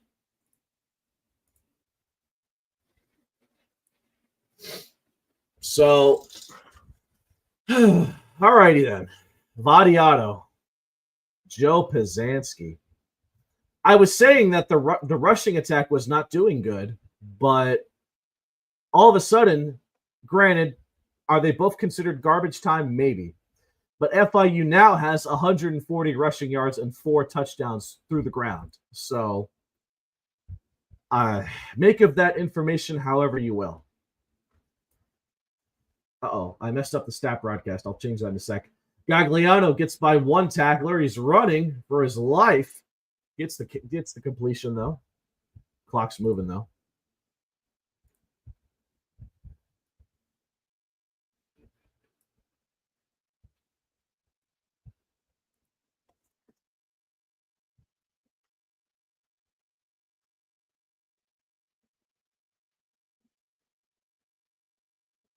All right, 3rd and 4.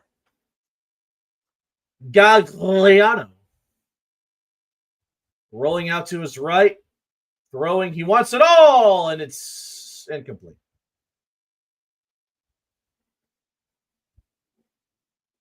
Fourth down. 7:40 to go.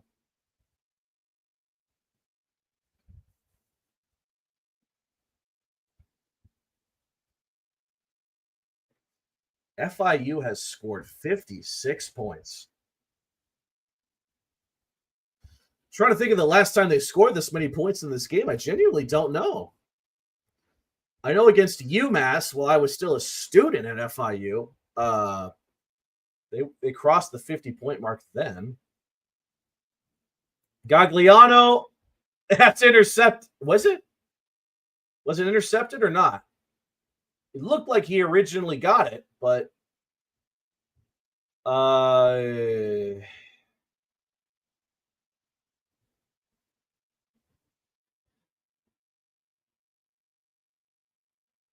So what's the ruling?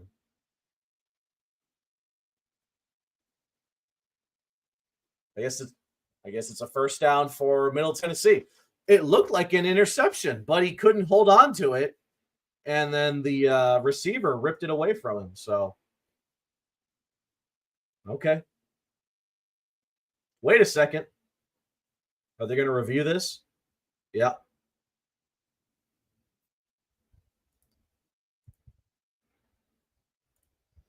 Just what we really didn't need, more time wasted reviewing something when this game, I think all right, the FIU fans, we got our fix. Offense obviously looked dynamite. Defense started off a little slow. Got it together in the second half, kicked their ass. And special teams has been whatever. We saw what we have needed to see from FIU. Let's just end this game and get out of here healthy. And ready to go for homecoming.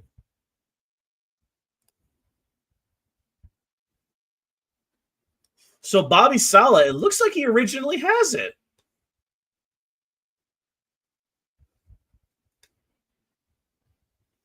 Like both guys are wrestling for it. It looked like I think you have to give the advantage there to the receiver. Yeah, I think that's a catch. That should be a first down. That was a great individual. Yeah, it's upheld. That's a great individual effort there by that guy. But, okay.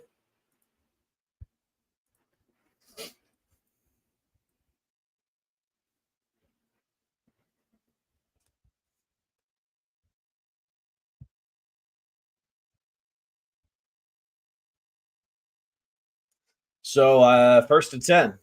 Gagliano. Look, the slider. Oh, that had a chance to be picked off, but it wasn't.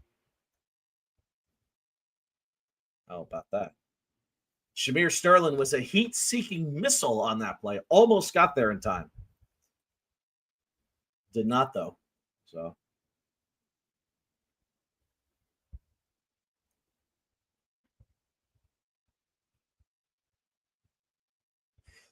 And, for Middle Tennessee, last year they went 3-9. For their first year, at the time, first-year head coach Derek Mason. This year they're 1-7. They might not even hit their they might not even hit their win total from last year, which was 3-9. This has been oh my God, he got absolutely clobbered.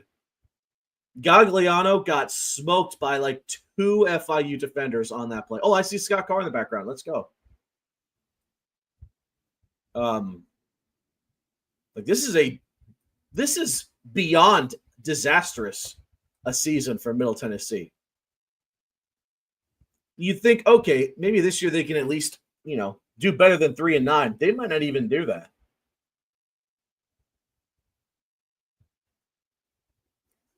All right, 3rd and 10 for Gagliano.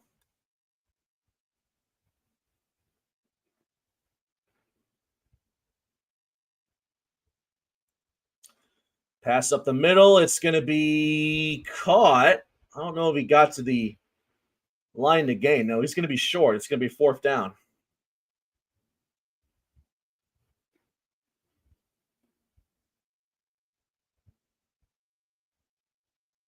Fourth and 5, I guess.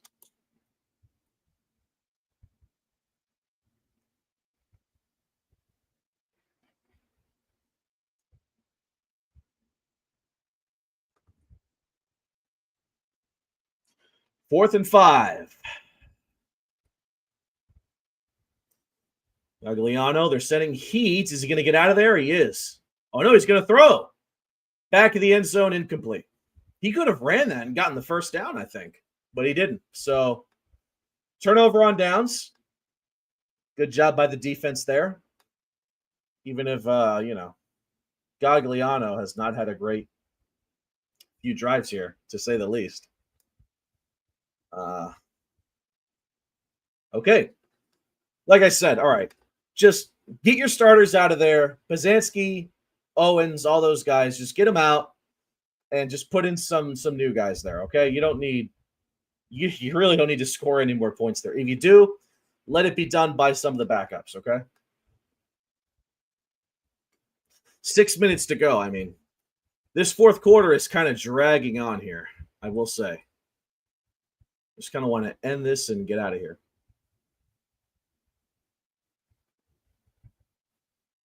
Uh-oh, that is a huge loss on the play. But no, Pazanski's still in there. Well, that's not good. Okay.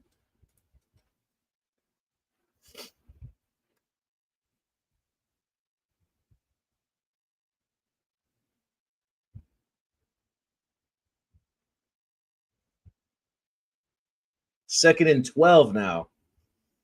I don't need Pazanski to do any more here, but okay.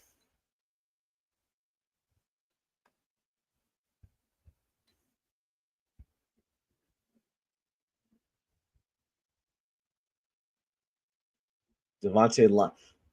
Whoa! Oh, they put Sterling Joseph in. Okay, cool.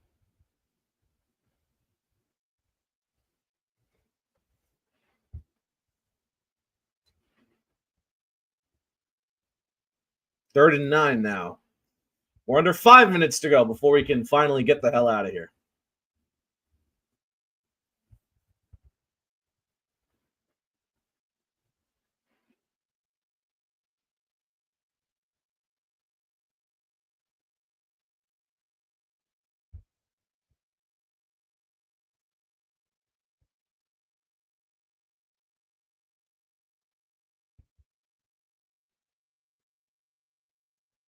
All right, going to be a 3 and out here for FIU. Conservative play calling, but you know what? That's okay.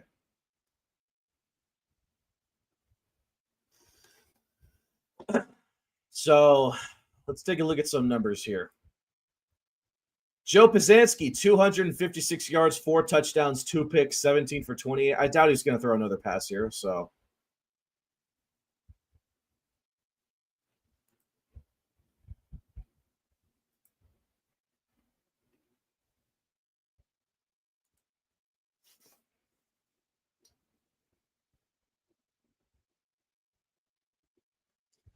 Trey Wilhoit punts it away. Oh, this is a deep punt. He has to go back. Gets by one guy, can't get by the other, down to the 28-yard line. So 3 minutes. We're almost done here, guys. 3 minutes, 28 seconds to go. Oh, almost done here. What a game. Hey, I see Gridiron Doodles just joined. How are you? What happened? As the youth would say, BTA. Belt to booty. What FIU and Joe Pazanski has done to this Middle Tennessee defense, which has been absolutely cooked today passing-wise. And even rushing-wise in this fourth quarter. They've had no answers there either. Just, oh boy, Gagliano taken down. That's a sack.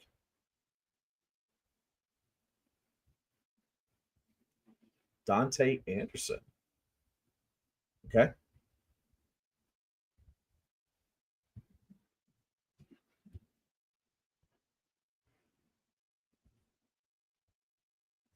Second and 10. That is not second and 10, boss man.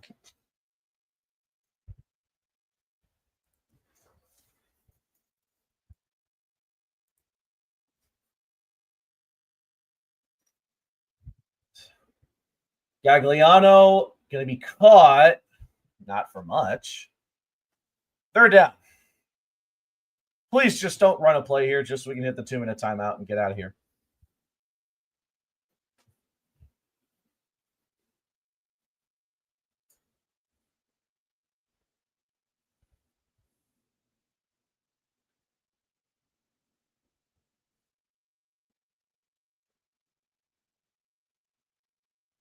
Why is that one coach doing the 6-7 on the sidelines? What the hell?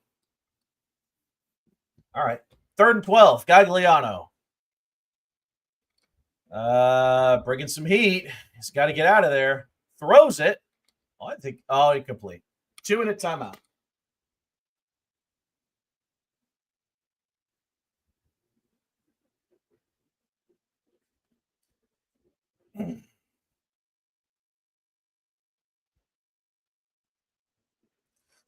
This guy, this roundtable, just said Derek Mason deserves a lifetime extension.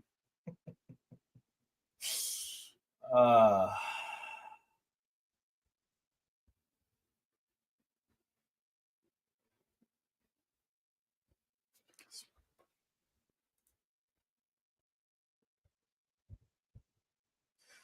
all right, let's take a look at some. By the way, let's take a look at some Conference USA scores here. I'm actually curious as to how we all ended up Conference USA. For standings purposes, of course. I need to know.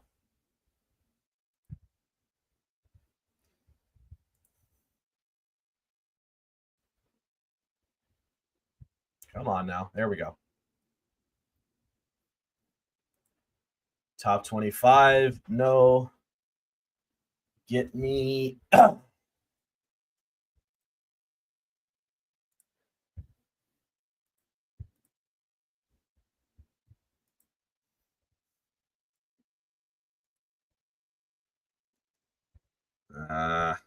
Come on. ESPN load. I'll just check on my phone then. Fine. You want to be like that? ESPN. There we go. Just close that. Ugh. No. There we go. Let's see what's going on here.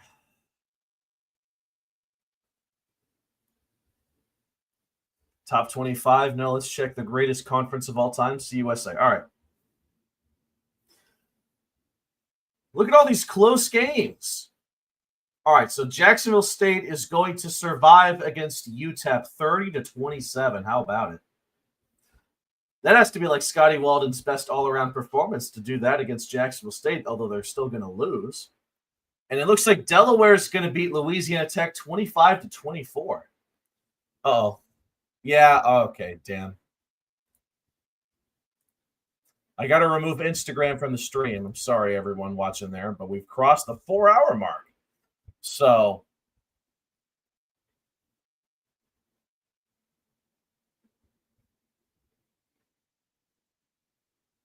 we're just about done here. All right, Kennesaw State's whopping New Mexico State 24-7. Missouri State beat Liberty. And I got to text Kevin. Hang on. Hold up. Because Kevin and I had similar picks and standings in the positive preview, except for one.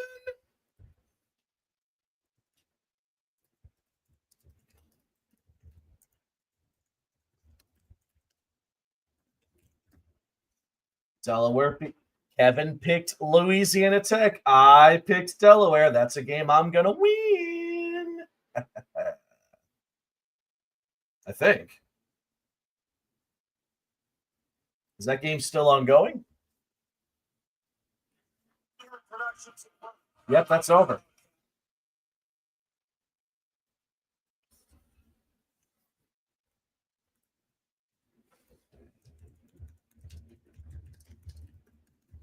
Victory formation!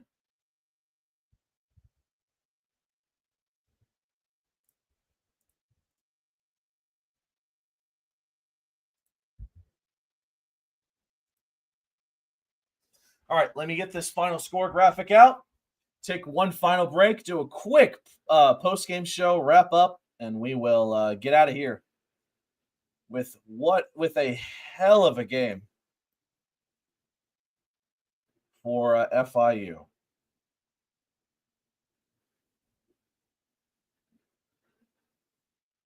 Zachary Water is in the game. Ooh, okay.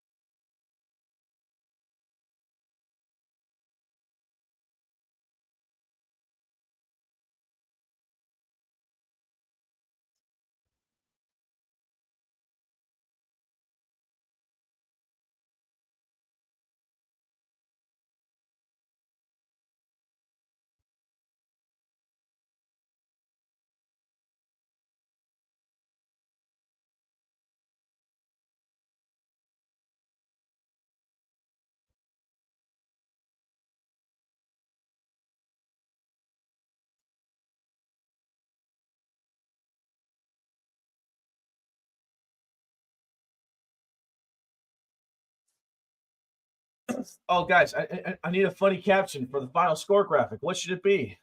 I can never figure out good captions.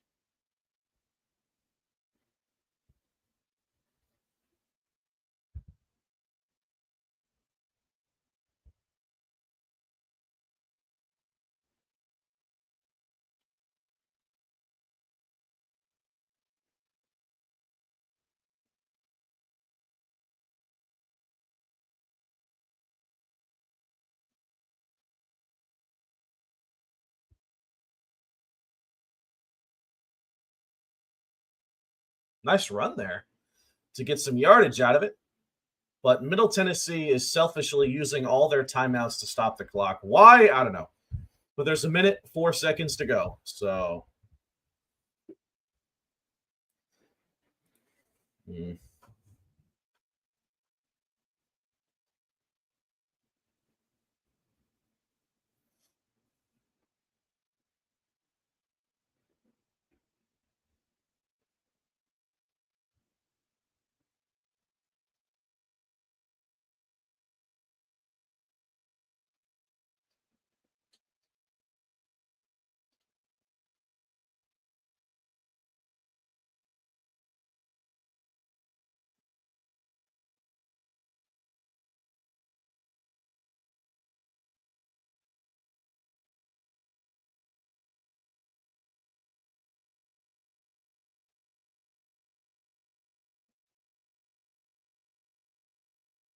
Oh my gosh!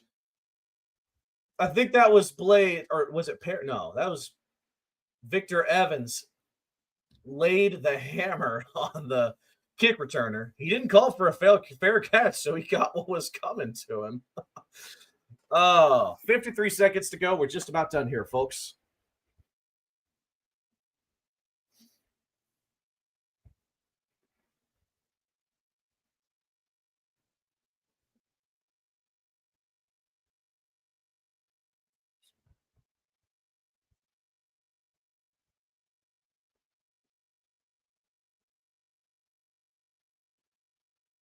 All right, I'm ending up. Oh my gosh, he caught it. That's a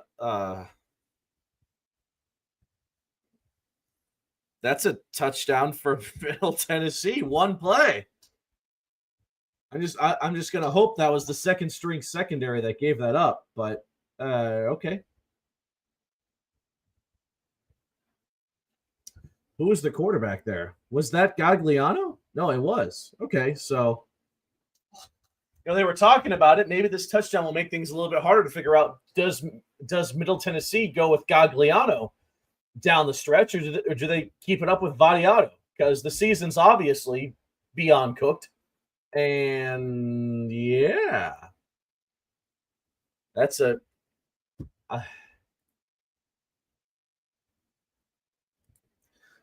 Okay. One critique, I'd like to see our receivers have less bobbles and tips. Not sure if that's really fixable, but I saw a few today, and I've seen it hurt us in the past. That's fair. They're going for two, but that's getting taken down there. So, okay. That's a good critique. I definitely have noticed them too, but obviously today was a non-factor. But yeah, it's reared its ugly head before for us. Yeah, I don't know if that can really be fixed, especially at this point in the season. I mean, we're 3 games to go, but yeah. All right.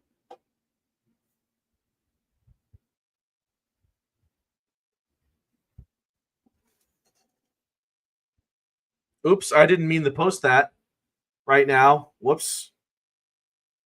I accidentally posted the final score graphic right now. Whoopsie.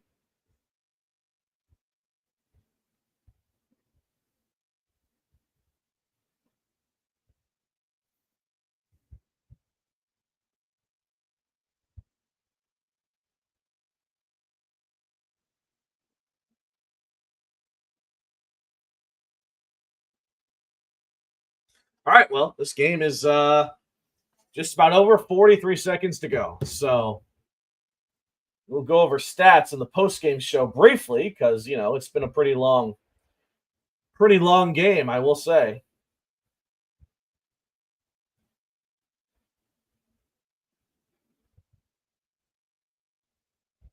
Onside kick.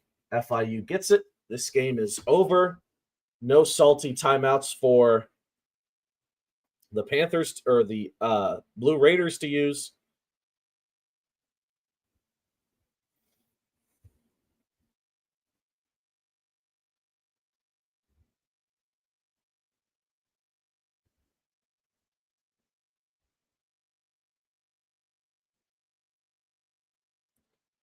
All right.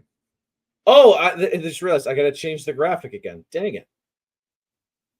So 56-30, your final score. Let him take a knee. Get us out of here. I think they're going to need a couple. Is that it? Oh, that should be it. How about that? It's the tale of two halves. Pretty even first half, and then FIU just puts BTA on Middle Tennessee in the third and fourth quarters like they probably should have done since the start of the game. But, I can't. I mean, when you win by a final score of 56-30, I can't complain too much. So, all right. Yeah, I think it's pretty clear who won the halftime adjustment battles.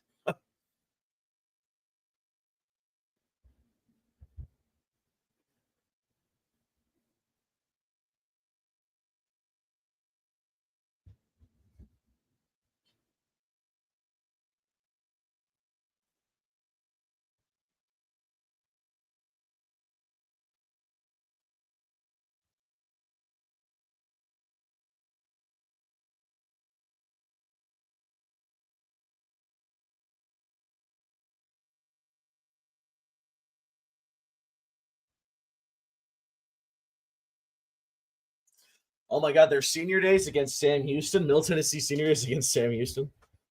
That should be cinema.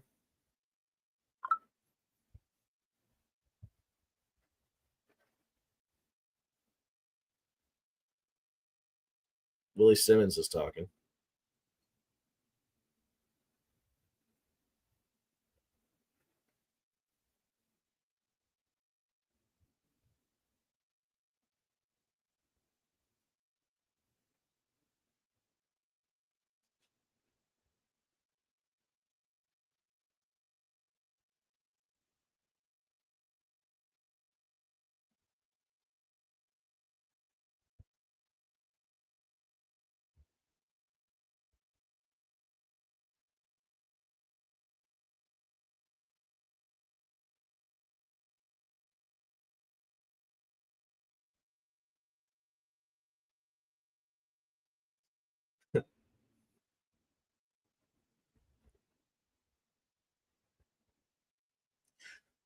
This reporter just said we liked the dunk by Julius Pierce, the unsportsmanlike conduct. Did you? And Willie Simmons just said no.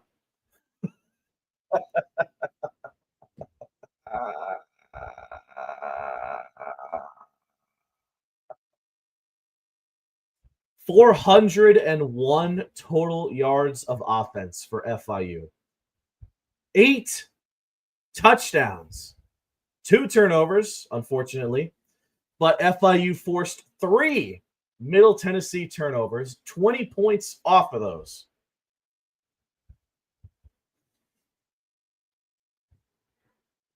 Can you believe it, ladies and gentlemen?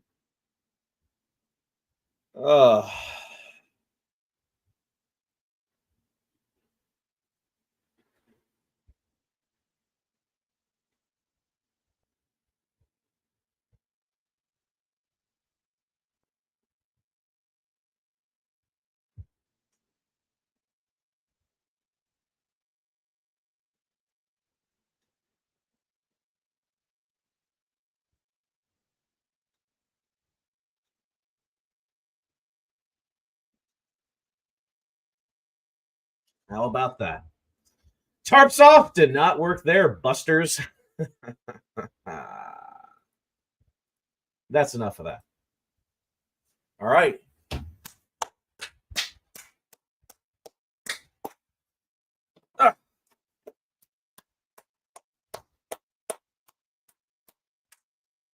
What a game from FIU. How about it? That was a special one. Against an all too familiar place that has given FIU hell for the last 2 decades. They dropped 56 points and take down Middle Tennessee 56-30. What a game. I'm going to take a quick break, get back here for the post-game show, but the vibes are high as the Panthers get the job done here in Murfreesboro. So I'll be right back and talk some post-game talk and then get y'all out of here. Go watch some football. Hey, we talked to Salon. If you want to watch the Heat at 8 o'clock, be my guest. So catch y'all in a couple minutes.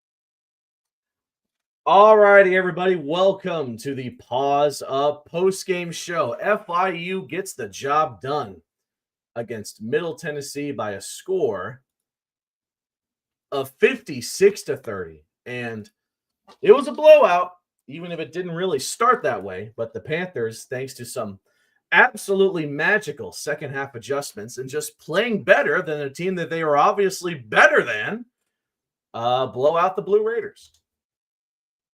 Got a little feisty there at the end. Middle Tennessee gets a touchdown with like a minute to go. Cool. So let's just talk about it. And, obviously, we're way past the 4-hour mark now, so we won't spend too much time here. But let me change this layout to like the normal layout. There we go. Oh, I didn't mean to stop sharing that, but okay, works. Spotlight layout. No, that ain't it. Okay. All right, let me go ahead and share my screen again so we can all take a look at what's going on here. Here we go. Okay, this is what I wanted.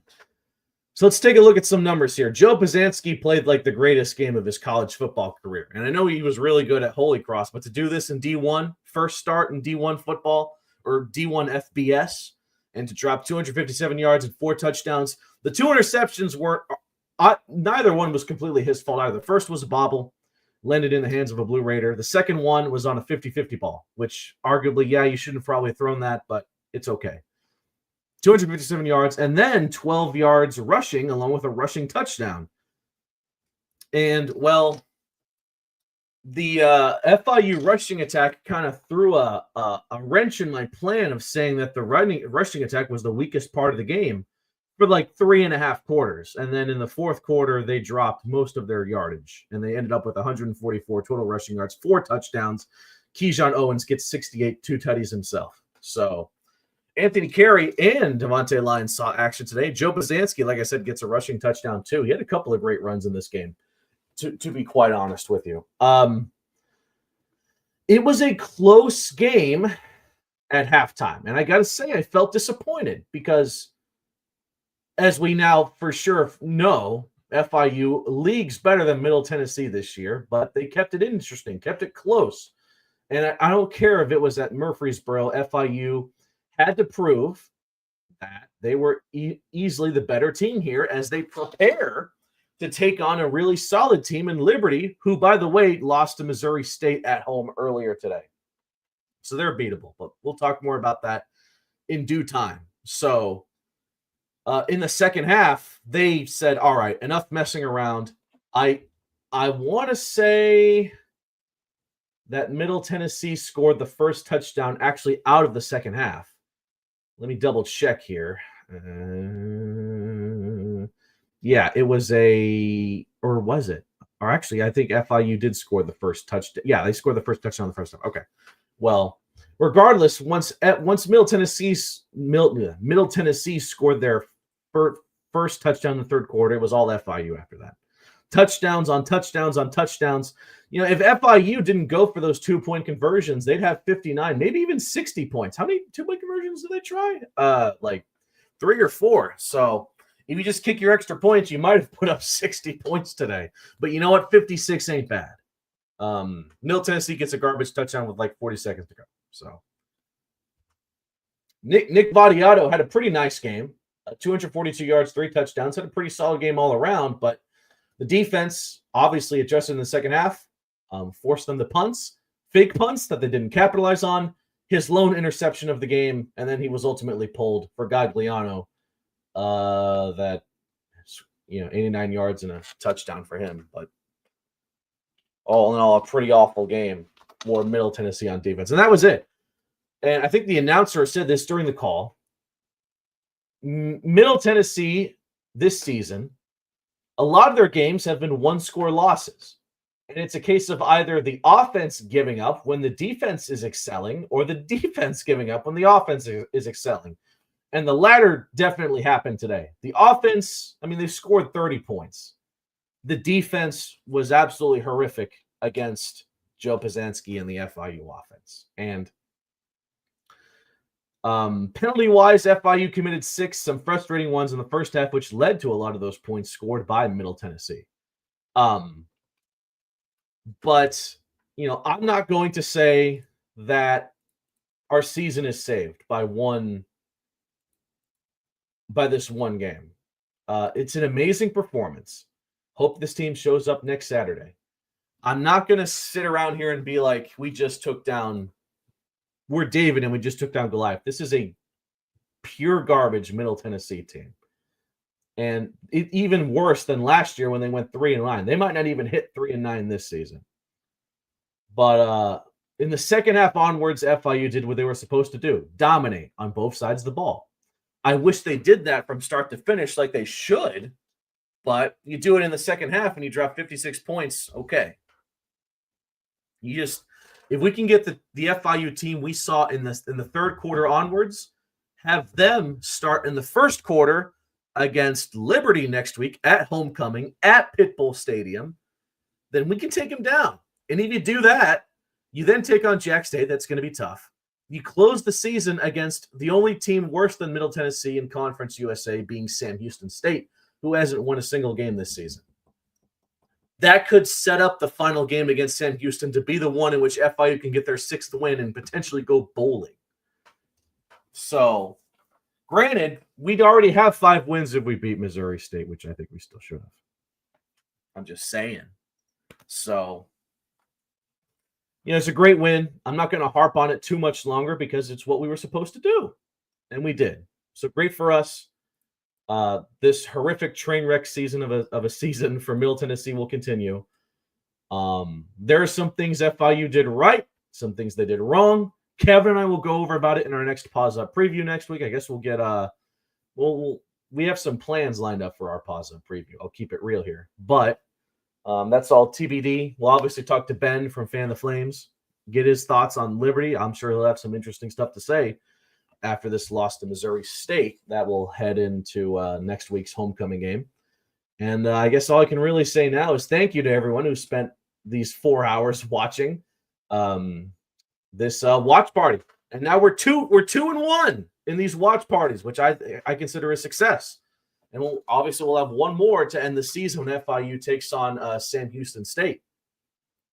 But we're a little ways from that now. So again, thank you all so much for watching, whether it was on X or YouTube.